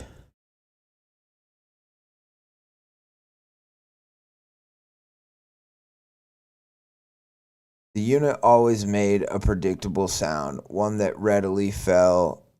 The AC unit is what it's talking about. The unit always made a predictable sound, one that readily fell into nondescript background noise. A familiar drone. John was about to stand, arms positioned close to his chest to push himself. Arms positioned close to his chest to push himself to standing, but instead he chose to remain still and listen. The machine began to wind down as it did when it routinely shut off. It clicked and groaned to a stutter, and then silence. But John couldn't help but think that it sounded different. There was a certain clarity to it that seemed reproduced. Interesting. So maybe he's trapped in something. I don't know. Sorry, I gotta use the restroom again. I'll be right back. I'll be right back. It's weird too, because like I'm in their car, they're driving me around. I'm like hoping that I'm safe in their car with them, Yeah. So it's like, in a way, I don't want to make like maybe some fucking mentally unhinged man just like freak out, desert the wheel, and dive in the back seat of the car on the LA freeway and fucking start attacking me, and we all just go into a fiery inferno, whatever. So I don't know. As it happens in LA. It does happen. It does happen in LA. Actually, dude, that is the one thing that's so funny to me about LA is the sheer amount of times I've driven past someone with the hood of their car open and like just fire emitting from the battery, and they're just like whacking it with their shirt. Yeah. And the whole freeway is just fucking just prowling by at 20 miles an hour. Yeah, they don't really give a shit. They're like, okay, bye. I can't stop. Good luck, brother. I've been in traffic for 4 hours. I can't stop now. I'm going to Pink's Hot Dogs. Move. I'm going to Pink's Hot Dogs. Yeah, I love it. It's such a great spot. Yeah, I've been in the city for a while. I'm an LA native by this point. It's hard to make friends, but you find your way. You'll find your way. It'll be fine. Don't worry. I'm liking it. I found a bar in Burbank. They allow cats and board games, so that's been pretty cool. That's been kind of my jam. The city's been a little bit more expensive, so I moved all the way out to Riverside. But I work in West Hollywood, and it's okay. The drive's only like 4 hours a day. It's like it's easy. And that's just there. It's easy. Yeah. It makes it easy. People complain about the drive. I don't really understand. You just throw on a podcast or 2 or 4 or 6, and you're just there and back. Yeah. You watch a season of your favorite show to work, and then another season, or you rewatch the season, so you remember what happened on the way back home, which is really fun. Yeah, that shit is so funny to me about corporate jobs. But when people just gaslight themselves into liking it, they're like, "No, this is good." I think it's one of those. I like. Yeah, I think it's one of those things where it's like, I think it's like, am I just going to be hopeless, or am I just going to try to make the best of the situation? My wife would freak the fuck out driving home from Nike when we lived in Portland, because it was in Beaverton, which is like a town over. Yeah, but the traffic was so bad that she'd be like. Because the worst thing you can do if you are a person commuting to work is, and I fell into this trap too, is you start calculating how much of your day you're wasting sitting in traffic. Yep. So like, it's an hour here and an hour back. So really, I'm like, I'm only blah blah blah. You're doing all these like timetables. That's how you actually fucking mentally cave in and destroy yourself. Yeah. Me and my buddies, I like referred all my friends to come work with me at this call center, and we would carpool to work every morning. And it was just so funny that like group misery we would experience. We'd all just climb into my Honda Civic, and we'd just be like, okay, time to fucking just get bent by this, by the fucking 405 today, and we just be in there. Just quiet. Yeah. Yeah, just the fucking most, like, no one says a fucking word. Everyone's just like Yep. introspection, looking out at the windows.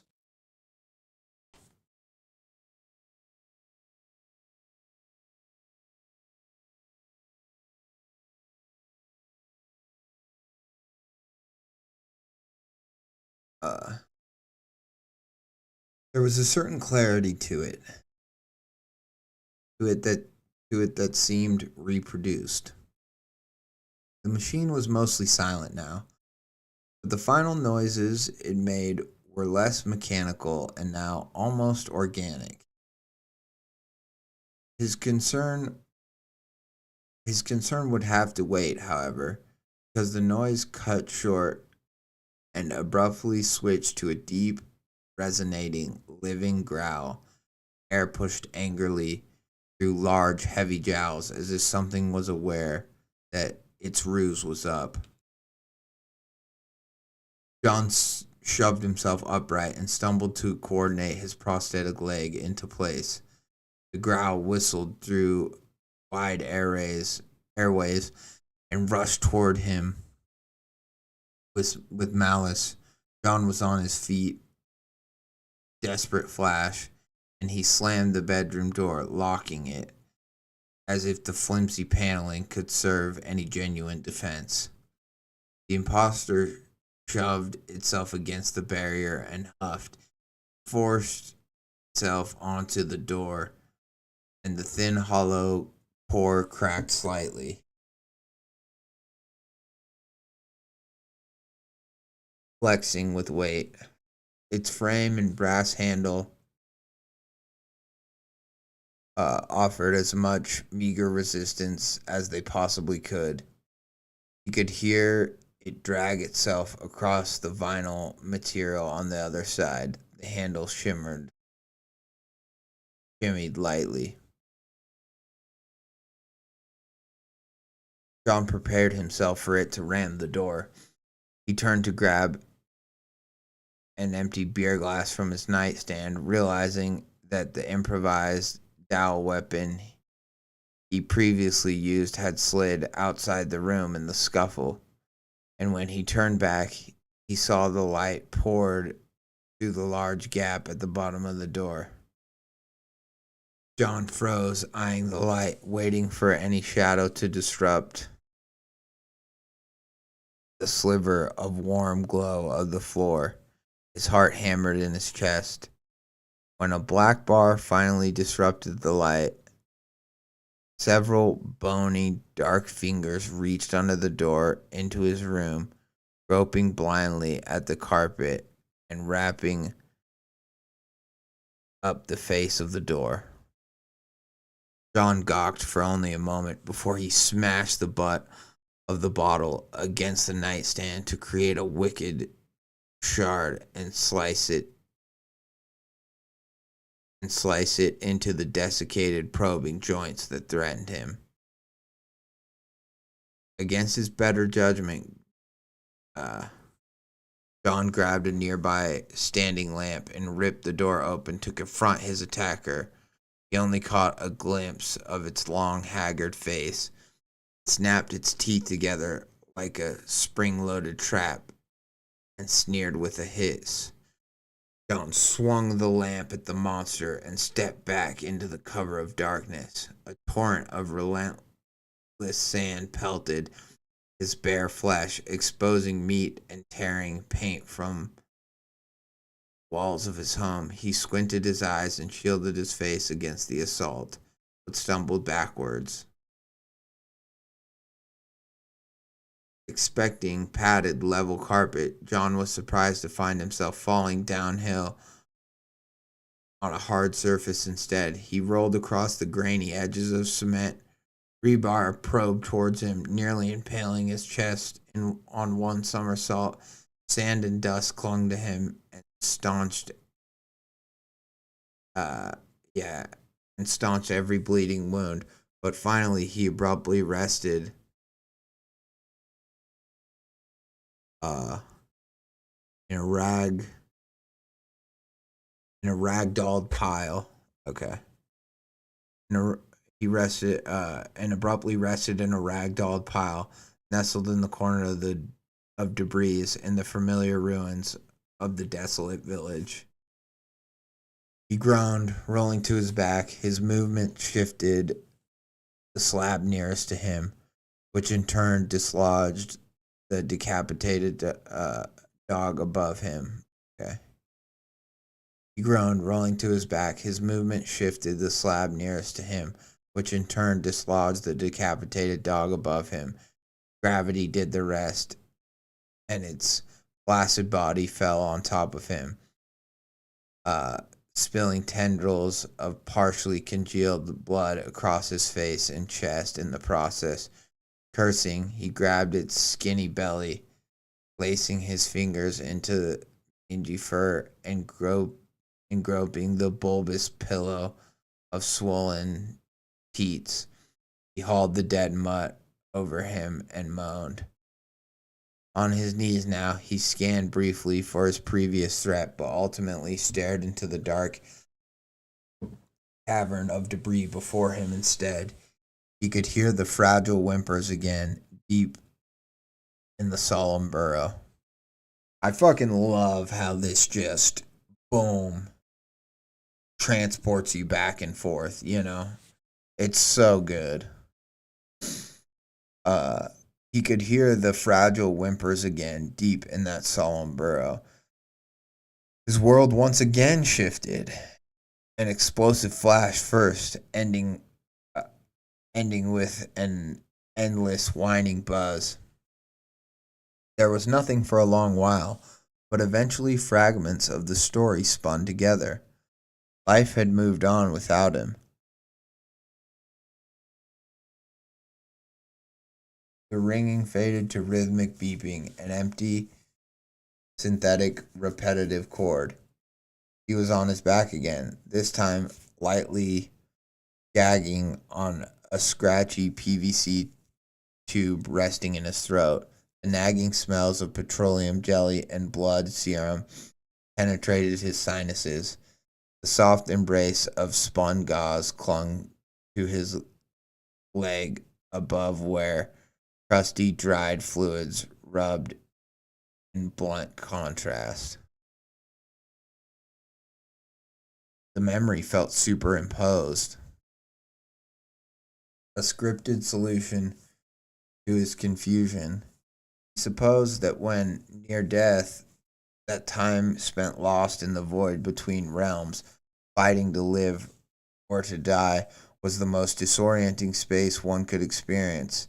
And before he could truly itch the thought, it cut to black as if some cosmic consumer shut off the broadcast on the CRT television of his life, leaving only the ominous nothing to haunt him.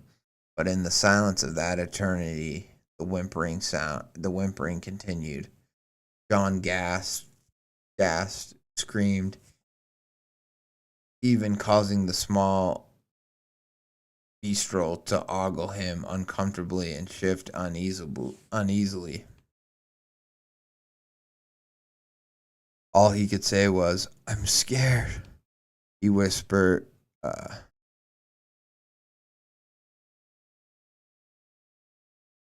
Okay, so now it's saying me. So interesting. All he could say was, "I'm scared," he whispered to me like a guilty Catholic behind the poor screen of a confessional booth. My heart sank. There was nothing I could do for him from my position, but I promise him it will get better, that I always had his back as far as I could follow him. But would it? Could I?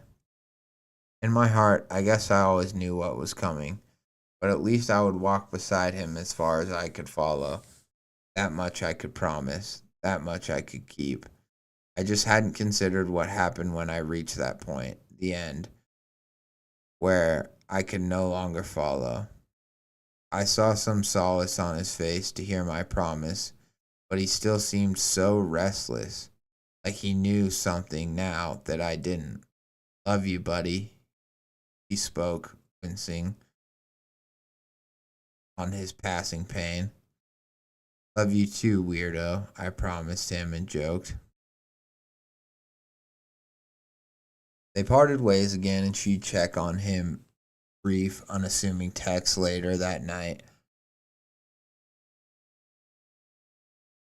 She could read him like a book, but she never pried too far. They trusted each other as open doors. He texted briefly that he felt he was missing some critical detail.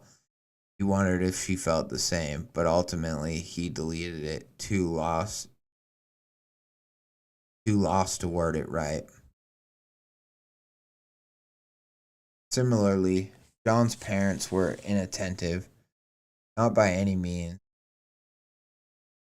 John's parents weren't inattentive, not by any means, but he kept the calamity in the basement tidy. Besides, it hid itself too, leaving him questioning how authentic nightmares could feel, how well they blurred truth behind nocturnal whispers and memories. A quiet, solitary war. He sat upright on the side of his bed, grateful for what little light seeped into the space at that hour of day. The cold cement walls were almost warm, pointed with inviting toasted almond and accompanied by out-of-style furniture. Cozy, calm, a simple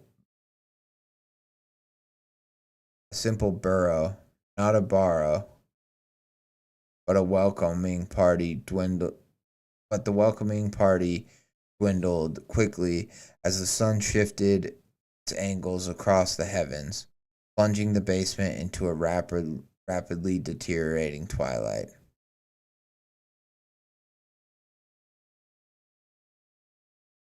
He had all day to prepare, but merely moments to act, a familiar ritual. 2 flashlights, a long kitchen knife, a third light source, a baseball bat, an MRE, and a can of WD-40 paired with a lighter. He wore his cargo pants, placing his resources in various pockets so they couldn't be separated from him. Finally, he took a third light source, a headlamp, and strapped it to his head preemptively. Then he waited, knee bouncing anxiously in place at the foot of his bed while he stared into the darkening basement, watching shadows grow more gluttonous, like furious foxes hunting mice in deep snow. This is great. It's like a man having to go into battle in his dreams, you know? And it's so, and now, like, we get this other perspective that I think maybe we were getting earlier, although I didn't realize it. And I love it. It's just so good. John propped the first bulb, a contractor's work light, pointed toward the open bedroom door, bathing the living space in white light. He wondered if it was waiting for him to sleep, that whatever it was had all eternity to last him out. So he weighed the risk of sleeping or turning off the lights. He supposed the rest had some advantage despite his overall disadvantage. But he'd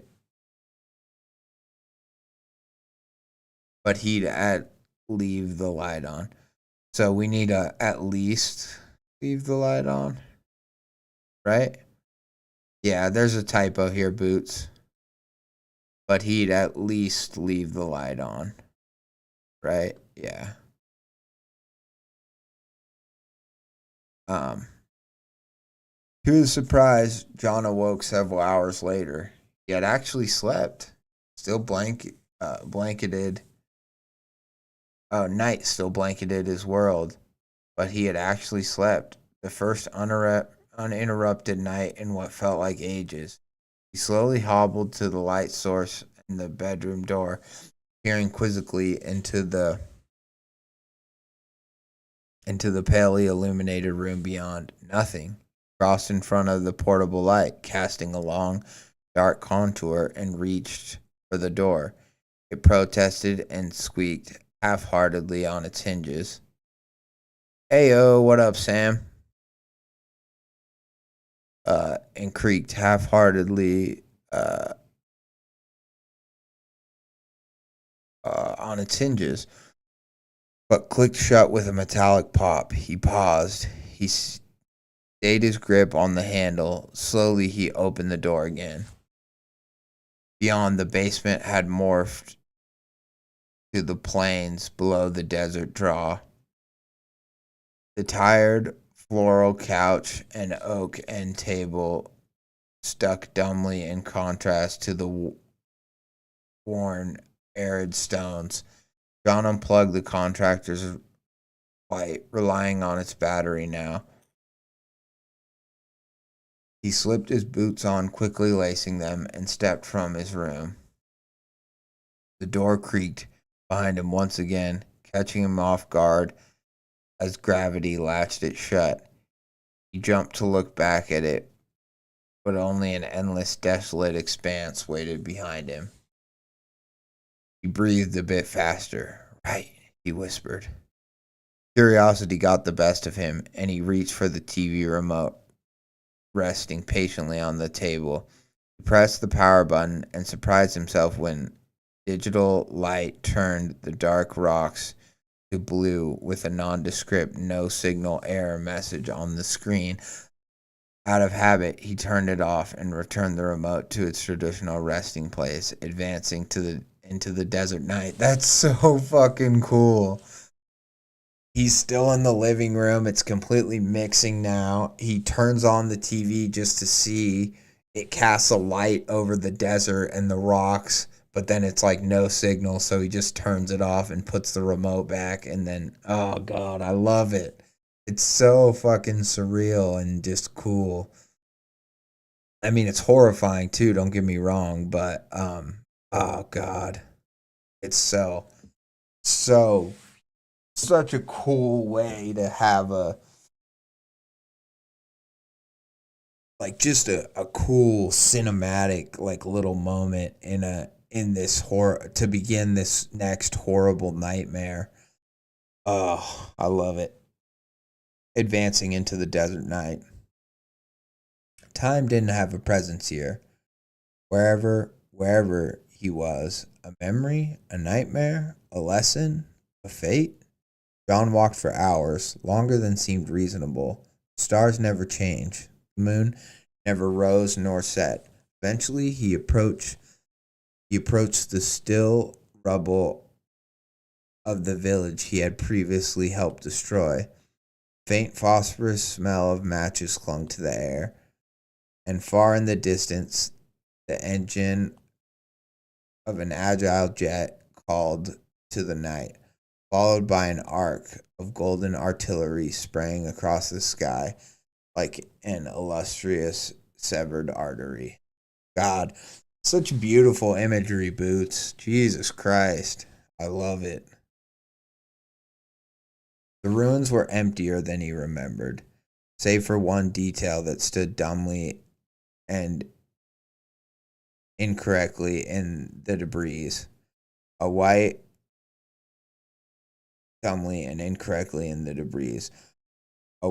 western interior door, freely standing in the rubble. He approached the door with cautious expectation, circling it briefly. He recognized it, of course. It was his bedroom door. A full lap around,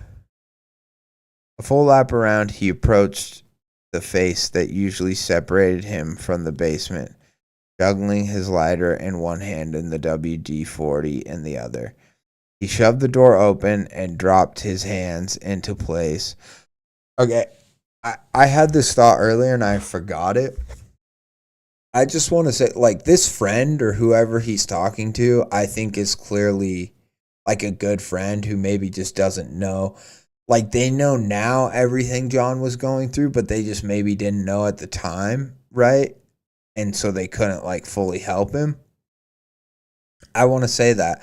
However, he did call and make an emergency appointment with his therapist, And I do think his therapist is fucking negligent. Because had he even mentioned half of this shit that was going on, like I'm hallucinating, I'm losing time, I can't tell what's real and what's not, I'm fighting demon dog things in my basement, blah, blah, blah. If he mentioned even 10% of that shit to the therapist, I feel like the therapist would have to be like, okay, well, we're going to put you under medical observation. We're going to keep you safe. We're going to like 5150 you or what, anything would be better than just being like, it'll get better. Just go home and go back to sleep. You know what I mean? Like, I would be fucking pissed if I was like his family or John himself, even like the therapist just being like,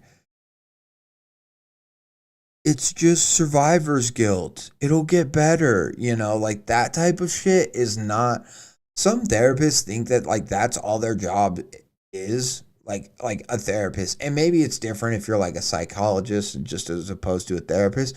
But I'm like, bro, sometimes your job calls for a little bit more than that. Like if somebody is a danger to themselves, that is your time to step up and step in. And clearly they're coming to therapy, so they're reaching out for help. They might not be able to tell you, I need you to admit me against my will, but maybe that's a situation where you're going to have to do it. And it just pisses me off because I feel like I hear some people's stories of like therapy, or they've had a therapist and they've like, the shit that they'll tell their therapist, and then their therapist just answers with platitudes or answers with like, and I'm not saying I'm opposed to therapy, because I'm not, but I'm saying that like oftentimes I've heard stories often enough where it seems like all therapists want to do is kind of listen and respond with just a few words here and there. And I'm like,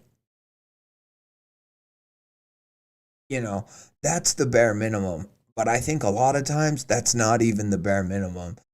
And your job calls for more than that. And if you don't have the words, if you don't know the right thing to say, then just say, I don't know the right thing to say, but I'm going to help you, regardless. We're going to figure it out. We're going to, say that. That's fine. You can be honest, but to just constantly be like, it's just survivor's guilt. It'll get better. Everything's okay. Like, no, some people are not currently, they're going to therapy, but maybe they're not currently getting better. Maybe they're falling into like a depressive state or like a psychotic episode. Like, so to just tell them that like, no matter what, like it'll get better. It's fine. You're doing the right thing, like maybe it's good to hear that stuff for the 90% of people, but the 10% of people that like need to hear like something different, it's just really harmful for. And so that's what pisses me off about the part with the therapist earlier. And now I'm just kind of circling back to it because I remembered it, when now I'm picturing him outside his bedroom door with a fucking lighter and a can of WD-40 about to set the fucking house on fire that him and his parents are both in, by the way. That's crazy.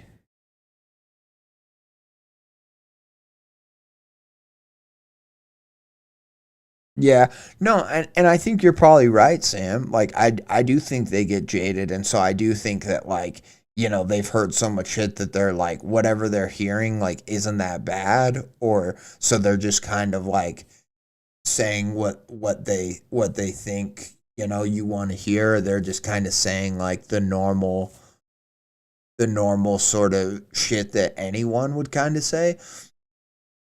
But my point in like bringing that up is like sometimes people are in like genuine crisis where like they're going to hurt themselves. They're maybe going to hurt someone else, you don't know. And to have somebody like, check themselves in, or not check themselves in, but go through all the trouble to get into therapy, and like they're starting to talk about this stuff. Like, and imagine this veteran being like, I made this emergency appointment with my therapist to be like, I know that losing time isn't normal, and it's not normal to be in a dream 1 minute and then wake up at a cafe the next. And so I presume he told this therapist at least that. Like I feel like I'm not here. I woke up, I was sleeping, and then all of a sudden I woke up in a cafe, like talking with somebody. And so I've been in, a fugue state where I forget what's happened, stuff like that. I think that alone is like, enough to where, yes, it's okay to be jaded or this or that, but there's also a time where, regardless of how jaded you might be, you got to step up. And I think that would be one of the times, Anyways, it's my point. Part of it's conjecture because we don't fully know everything that he told the therapist, but I'm just saying, I just bring up this point because I think it's worth talking about how a lot of people go to therapy and get what they need and find it super helpful, but a lot of people go to therapy and just find that they get short platitudes that don't really help them, and they're just like, I'm putting in so much effort and spending money and doing all this stuff to try to like better myself or fix something or to try to get a deeper understanding to myself. And when you tell me like it's just survivor's guilt and it'll get better, like that doesn't help me at all. How do I make it get better? Do I need to go to some sort of like inpatient for PTSD? Like John definitely at this point is totally a candidate for like inpatient PTSD therapy. Like he should be in a facility where it's controlled, where he's like locked in a room at night, all of those things. He should not just be in his parents' basement. And so that's kind of my point. Anyways, back to the story. He shoved the door open and his hands juggling his lighter in one hand and the WD-40 in the other. He shoved the door open and dropped his hands into place with a click and an eager flame, ready to send a blast of aerosolized fire at anything that lurked on the other side. But there was nothing, just a dark room. The furniture was gone, and the floor was covered in desert soil. John advanced again. The sand gradually revealed the carpet as if it were dehydrated moss protruding through parched soil. He kept his eyes low, but every few feet he paused to check in front of himself and behind, finding nothing, until there was something. He thought it was a rock at first, a vestige of the fading desert carpet, but its round shape was unmistakable and man-made.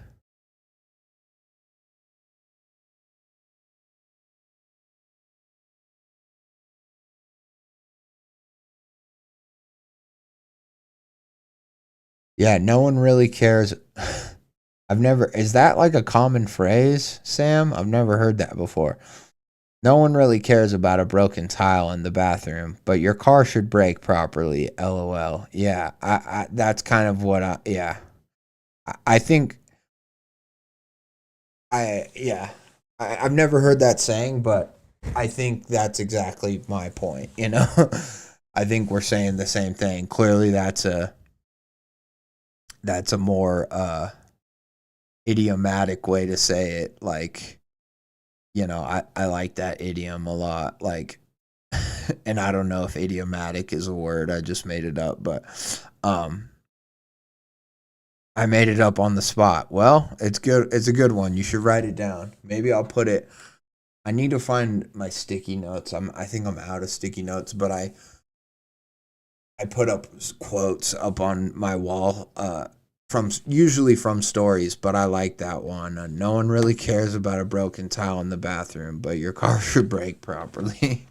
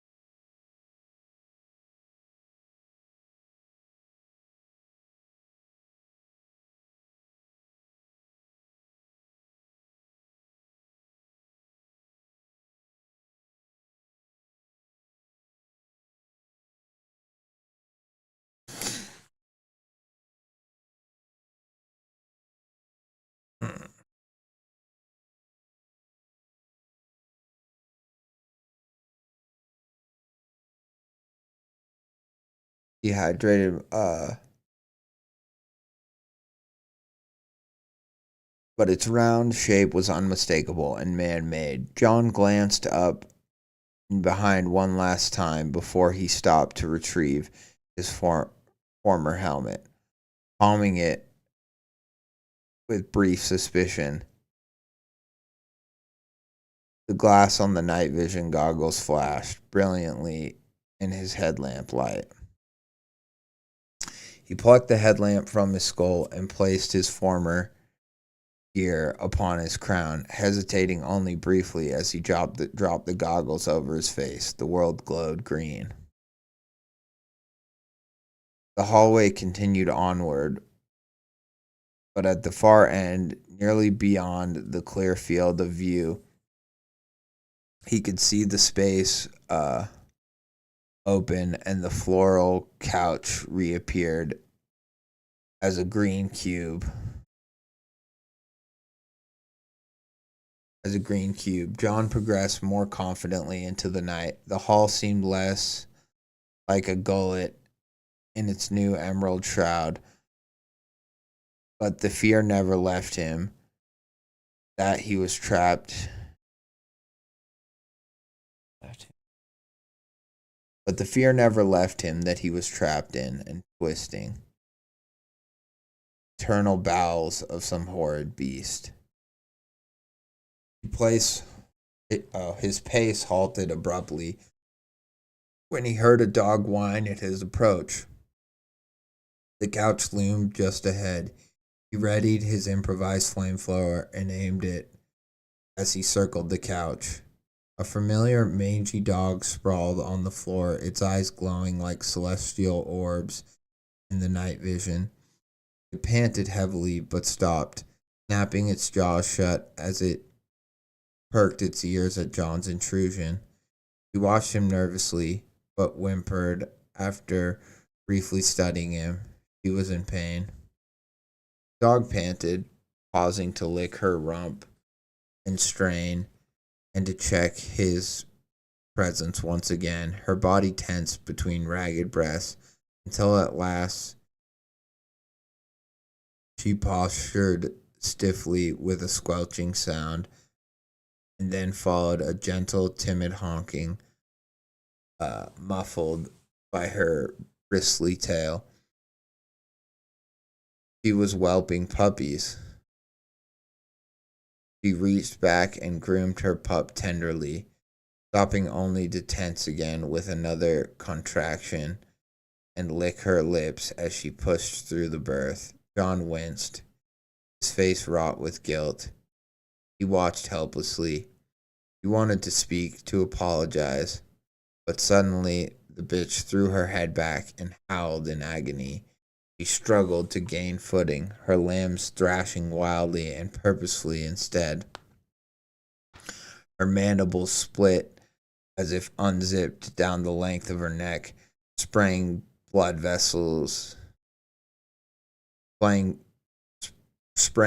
as vessels tore, and a pair of bloodied human hands groped wildly from her newly destroyed maw. I mean, how awesome is that? It reminds me of Dog Mom from Greylock, I think, from the end of Greylock. But I mean, I think Boots made it totally their own. I don't think it's like the same creature, you know. But that's just such an amazing monster to have a dog, this dog that he feels guilty about killing in war. I assume it's the same dog. And then to have it be giving birth, and then all of a sudden it's giving birth, and it's got a puppy maybe already born or being born, but it's like giving birth, and then all of a sudden it howls and fucking transforms.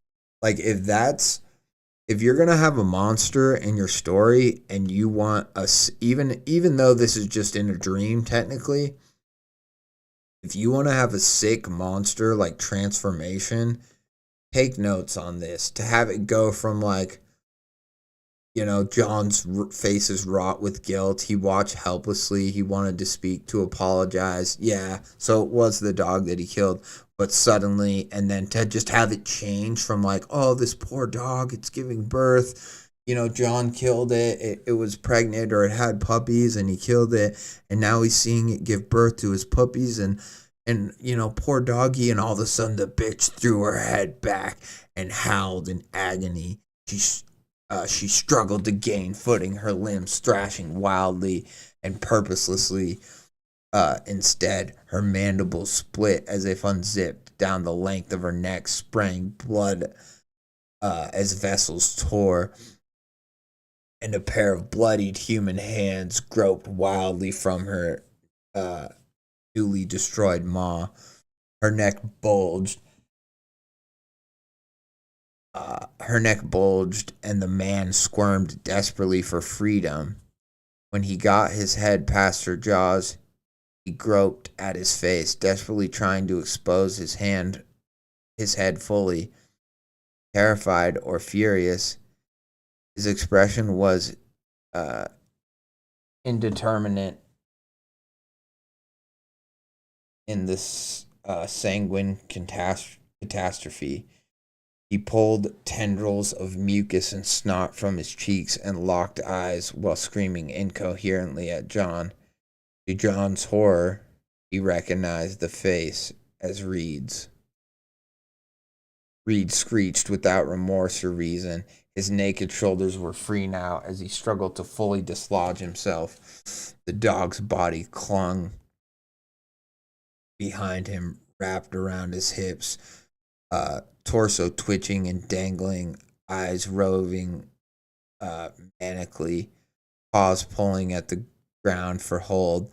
Reed struggled against his canine flesh cocoon, but suddenly he gagged and his neck undulated. He coughed.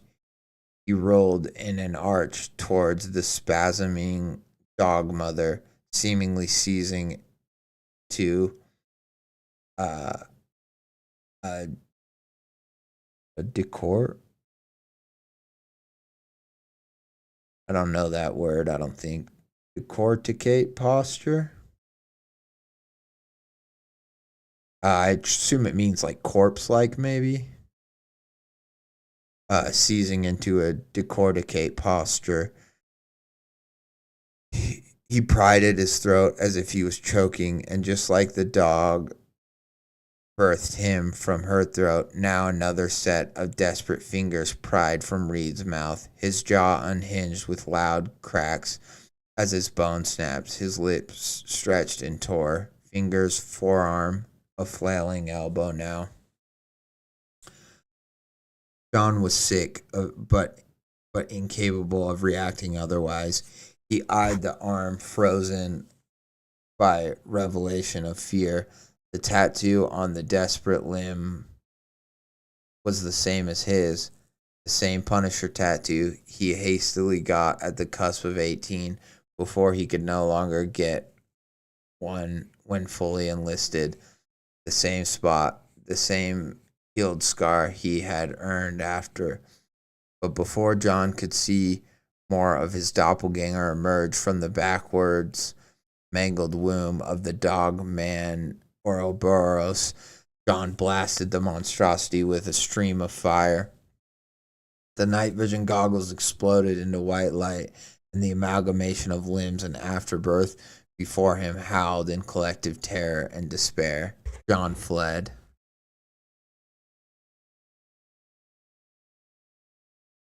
He tripped over the corner of the couch during his escape, and he knocked his helmet from his head, sending it bouncing and rolling across the ground.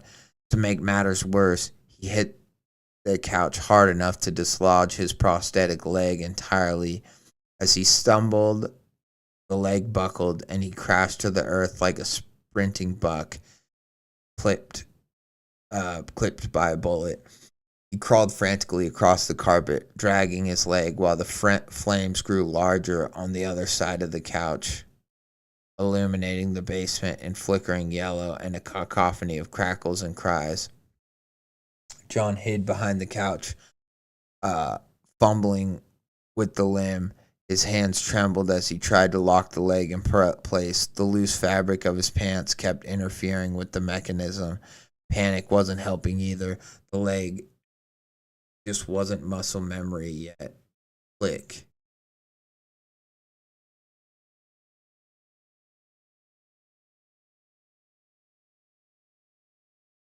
Okay, that was his leg clicking into place. Okay, I get it. With the sound of promised escape, he grabbed the WD-40 and pushed himself up to run.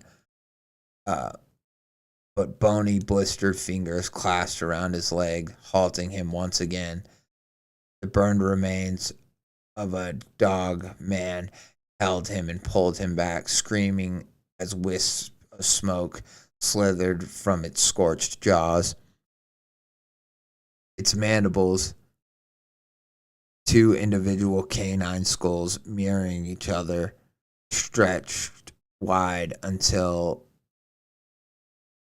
a reddened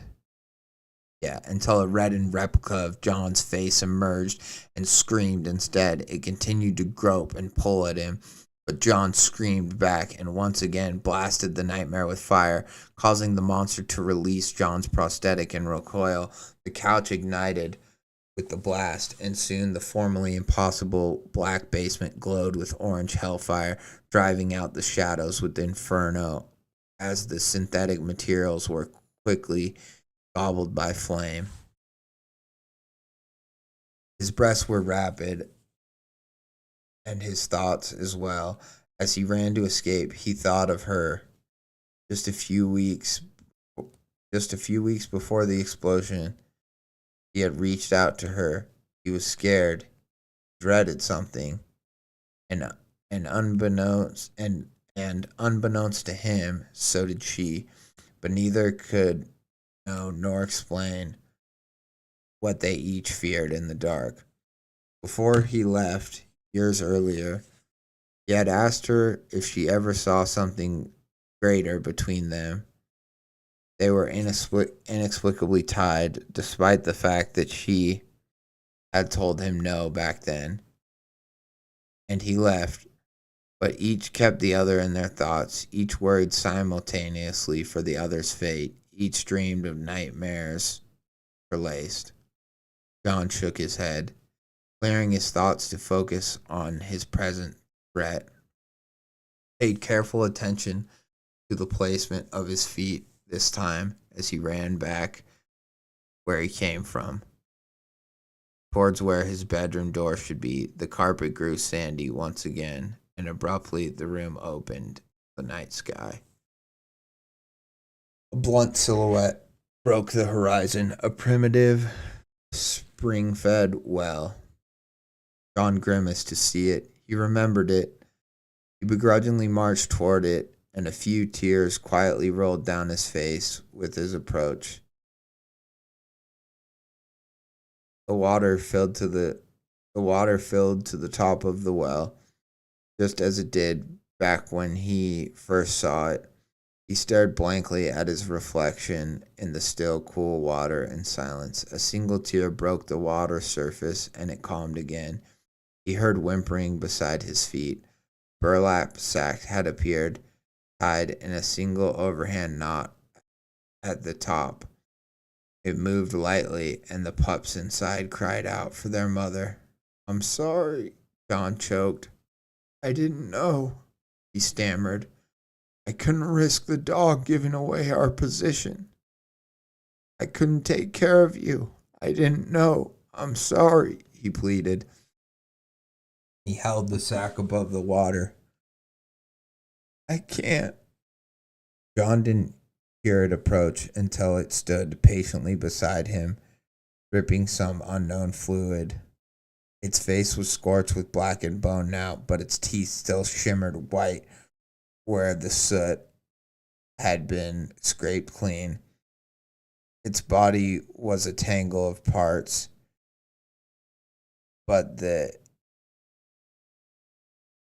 incinerated tissue made it impossible to tell where the dog ended and where the man began. It reeked of bloat and ash simultaneously, His breasts hitched and wheezed. John sobbed quietly.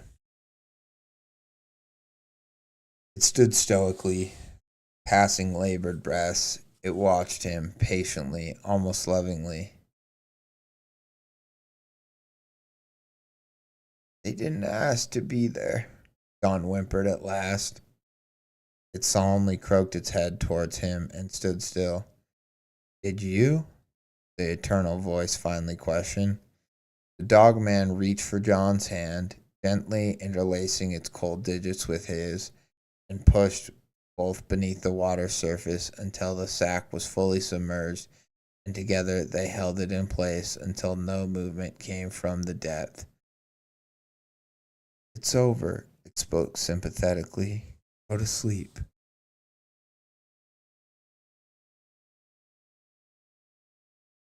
Realistically, he died instantly. His body likely wasn't even aware that it was dead. Just a flash, and it was over. He took the blast to save his brothers, a hero's death, and he succeeded. They survived. But the night he died, my nightmares changed.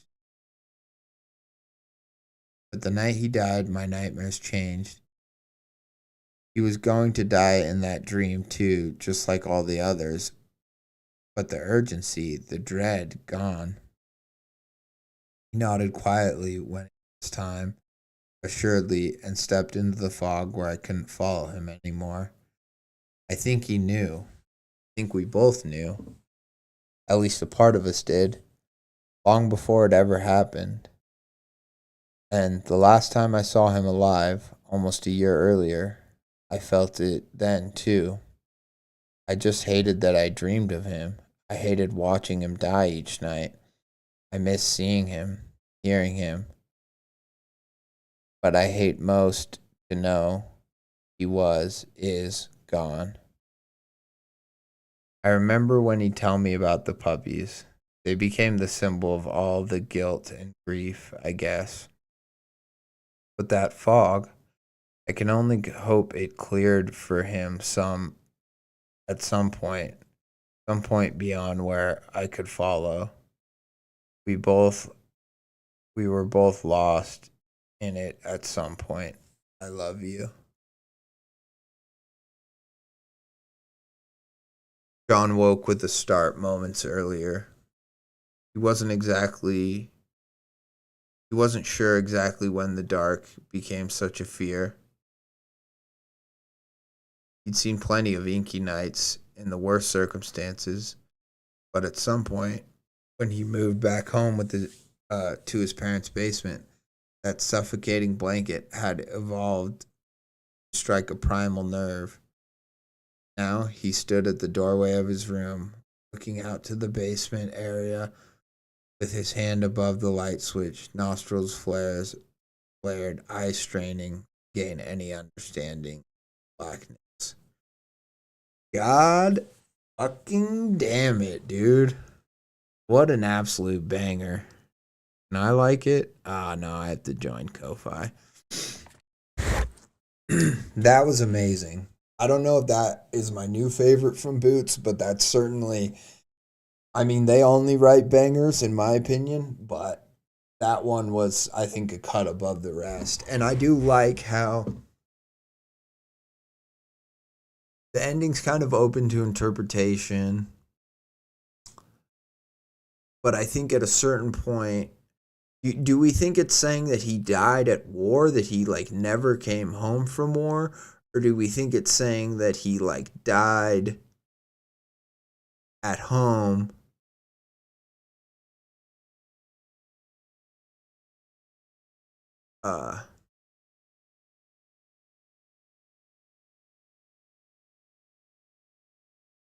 Just a flash and it was over. He took the blast to save his brothers, a hero. So I feel like this is saying he died at war. And all of these dreams are dreams that she's having, maybe of him. And him, struggling with his guilt. Which, I mean, if that's real, that's a crazy fucking... It's a crazy-ass dream to just have to just dream of somebody else living with PTSD and dreaming these nightmares. Not that that matters, but I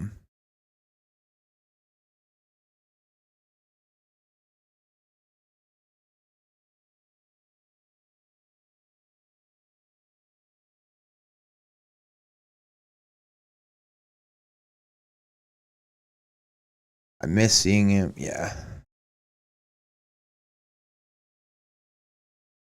So I think in her dreams, she's dreaming that he made it back from the war, you know? And she's like, I hate knowing that he's gone, and the puppies are the symbol of all his guilt. So she knows this, and she's having all these dreams about the life maybe he could have lived, even still tortured back home.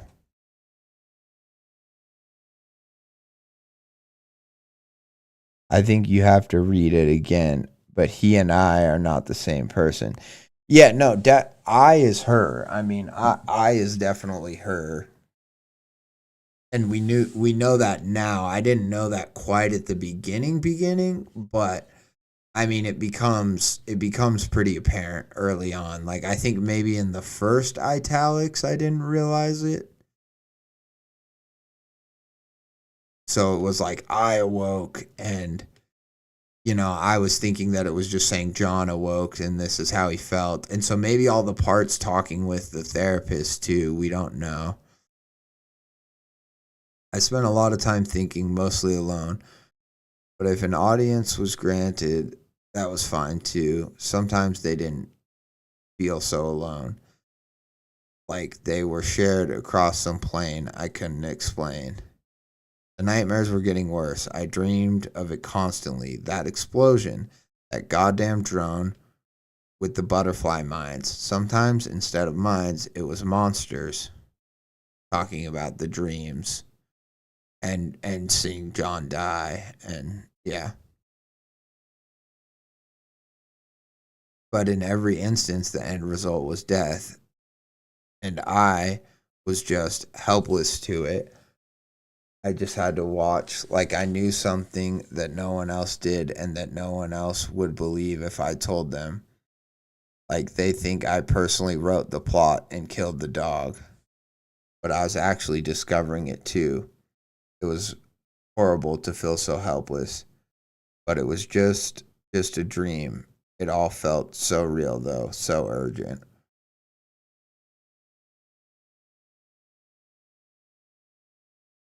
Yeah, I mean it's an absolute banger. What else can I say? The artwork's amazing now having known the story. Um John as the dog, burnt bone creature, the dog mouth with the arm, coming out. Just really top notch all the way around, Boots. I feel like where this story thrives the most to me is the simplicity of the beginning, this how it evolves into this crazy surrealism at the end with these amazing scenes of just like the desert and the carpet and the rooms and the doors and the TV, just the little things like that even. But then obviously the monster reveal is so good. But it's a slow decline into that. It's it's not a slow story by any means, but it's subtle as things slowly start to change and as John gets more progressively unhinged. And yeah, and so to me the story really like shines in that way, and shines how we kind of lose sanity with John, and how the trauma that he's experiencing is all past trauma, right? But it's all like via his dreams, or what we think at the time are his dreams. really they're probably somebody else, his dreams, this person that he had a connection with, but they never quite, synced up or whatever.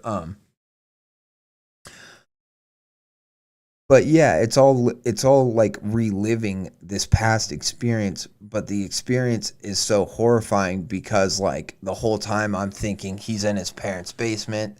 It's happening now, and so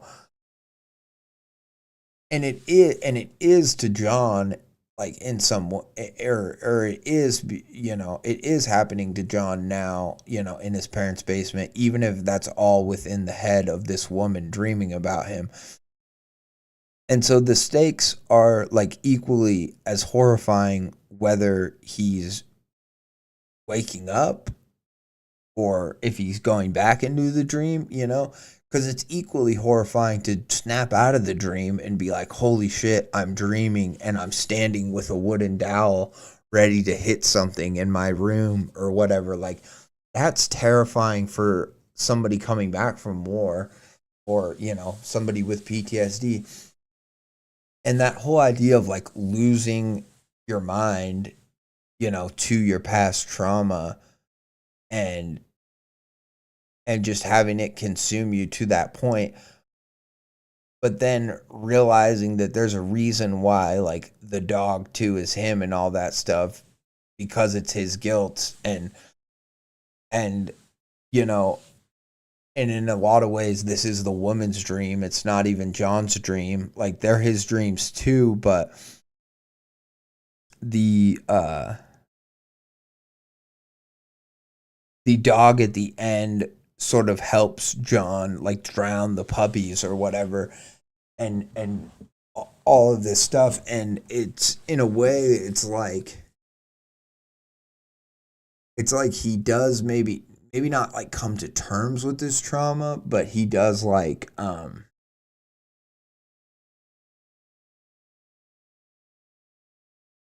he does uncover what is his rosebud, or what it like it was the puppies whimpering the whole time, and that is what is really eating at him, along with everything else, right? And so it's like, because of that, and because this woman knows that, it's like now she has to relive it for him, and she's stuck in this loop of dreams and horror, and she's saying that, I see him in the fog, or I hope he finds his way out of the fog. And in a way, they're both stuck in this horrifying time loop where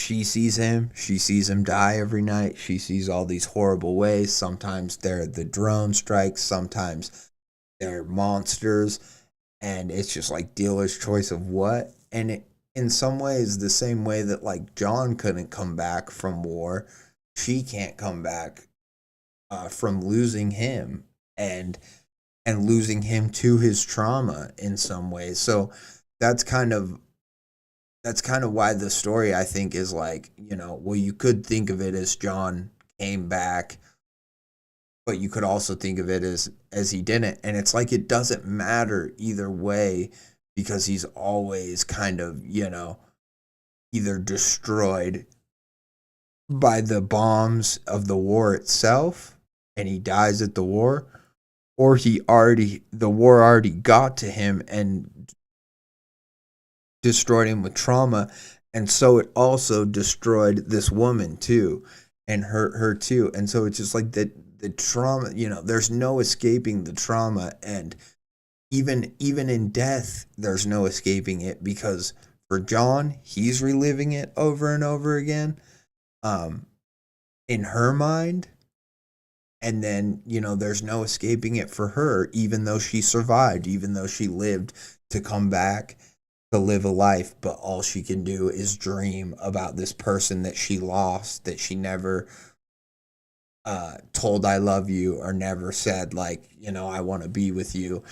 And that's just a horrifying sentiment all around. And it's like kind of a beautiful love story in a small way too. Like, that's not really what it's about, but that's like what it turns into at the end. And like this monster, it's almost like it's almost like the girl becomes the monster in some way too, because then at the end the monster is like, you didn't choose this, did you? Or whatever that little exchange is where they put the puppies in the well. And it's so fucking sad, but it's like the monster's not really being like violent or mean anymore. It's just like, you know,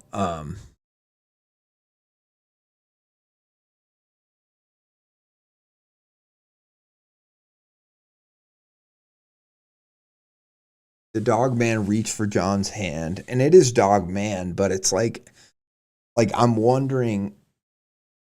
Yeah, the ethereal voice finally questioned, "Did you?" Gently interlacing its cold digits with his, like it seems almost like, like a lover's like embrace, and pushed both beneath the water's surface until the sack was fully submerged. And together they held it in place until no movement came from the depth. "It's over," it spoke sympathetically. "Go to sleep." And then, like, even that line of "go to sleep," it's like, what a more torturous thing you could say to somebody that's literally their sleep is leading them to these nightmares night after night. It's like, that's not necessarily comforting, but yeah, it's just, I don't know. It's such a sad scene at the end. And it's, yeah, I don't know fully, like, obviously the monster is John, and it's Reed at the beginning. And it's like the monster is kind of a stand-in for whatever, all of their trauma, just like the puppies are, and all of their guilt, too. So it's like, because she has guilt of John getting killed, it's like the monster is also John. John has self-loathing and guilt for himself for the horrors that he's committed, and so he is the monster as well. It's really cool. I really cannot, I guess the reason I'm trying to dissect what this monster is right now is because it's one of the coolest, best monsters I've ever read in a story. And yeah, I mean, I don't know fully what else to say other than I, loved it from start to finish. I think this is a great story. I think that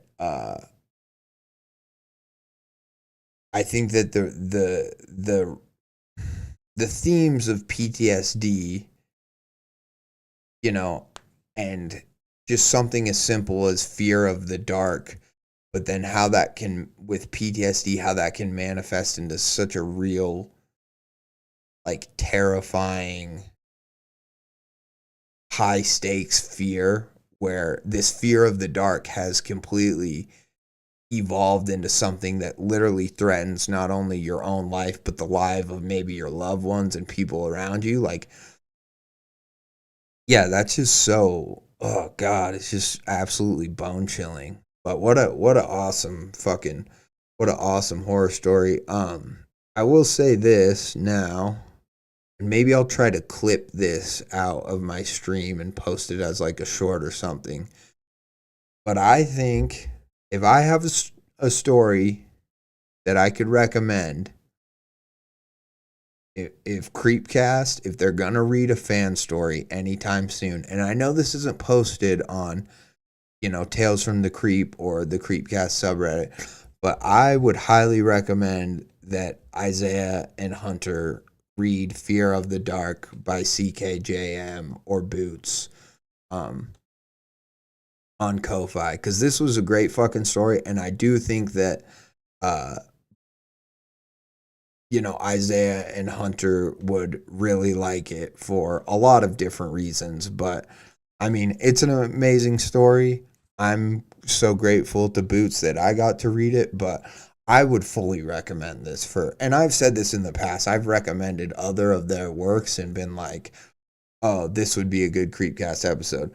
But I really think this story, I think the fans would love it. I think, the guys would love it. Do I think it would be like the funniest episode ever? Probably not. It probably wouldn't have as many great bits and stuff, but who knows, Um, but it would be a great story for them to read on the podcast. I think they would really enjoy it.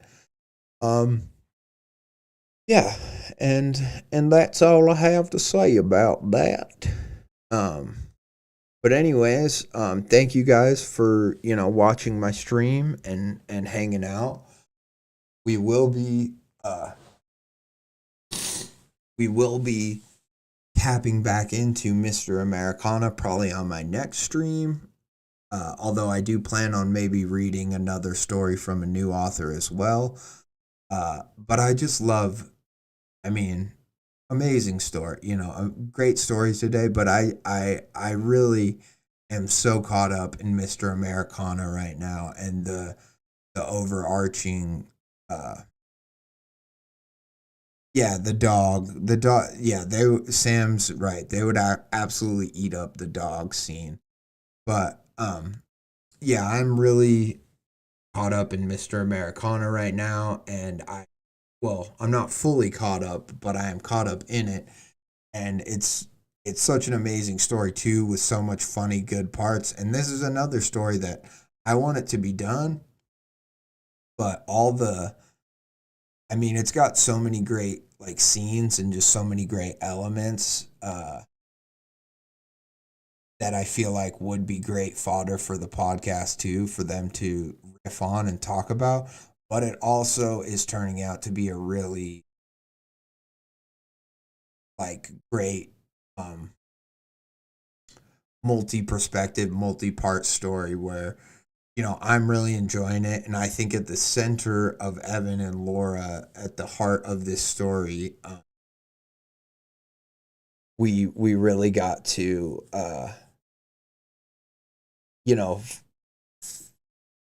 figure out how they are going to come to terms with the monsters in their lives and the monsters that surround them, and how they're going to kind of face them, because that's kind of the part we're at in the story where we're really getting. That's why I wanted to read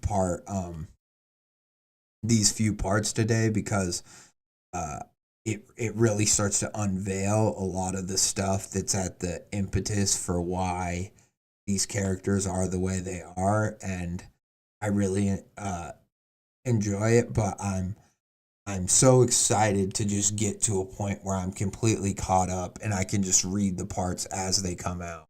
I cannot wait, because I'm almost there. I'm pretty close. Yeah, no, thank you so much, Rude Dude, for sticking around for the whole thing. You're awesome. And thanks to Sam for coming by. And Harvey, I know you were here at the beginning. I hope that you will tune into, maybe this stream, but maybe the next one too, because I do plan on getting to these parts of Mr. Americana.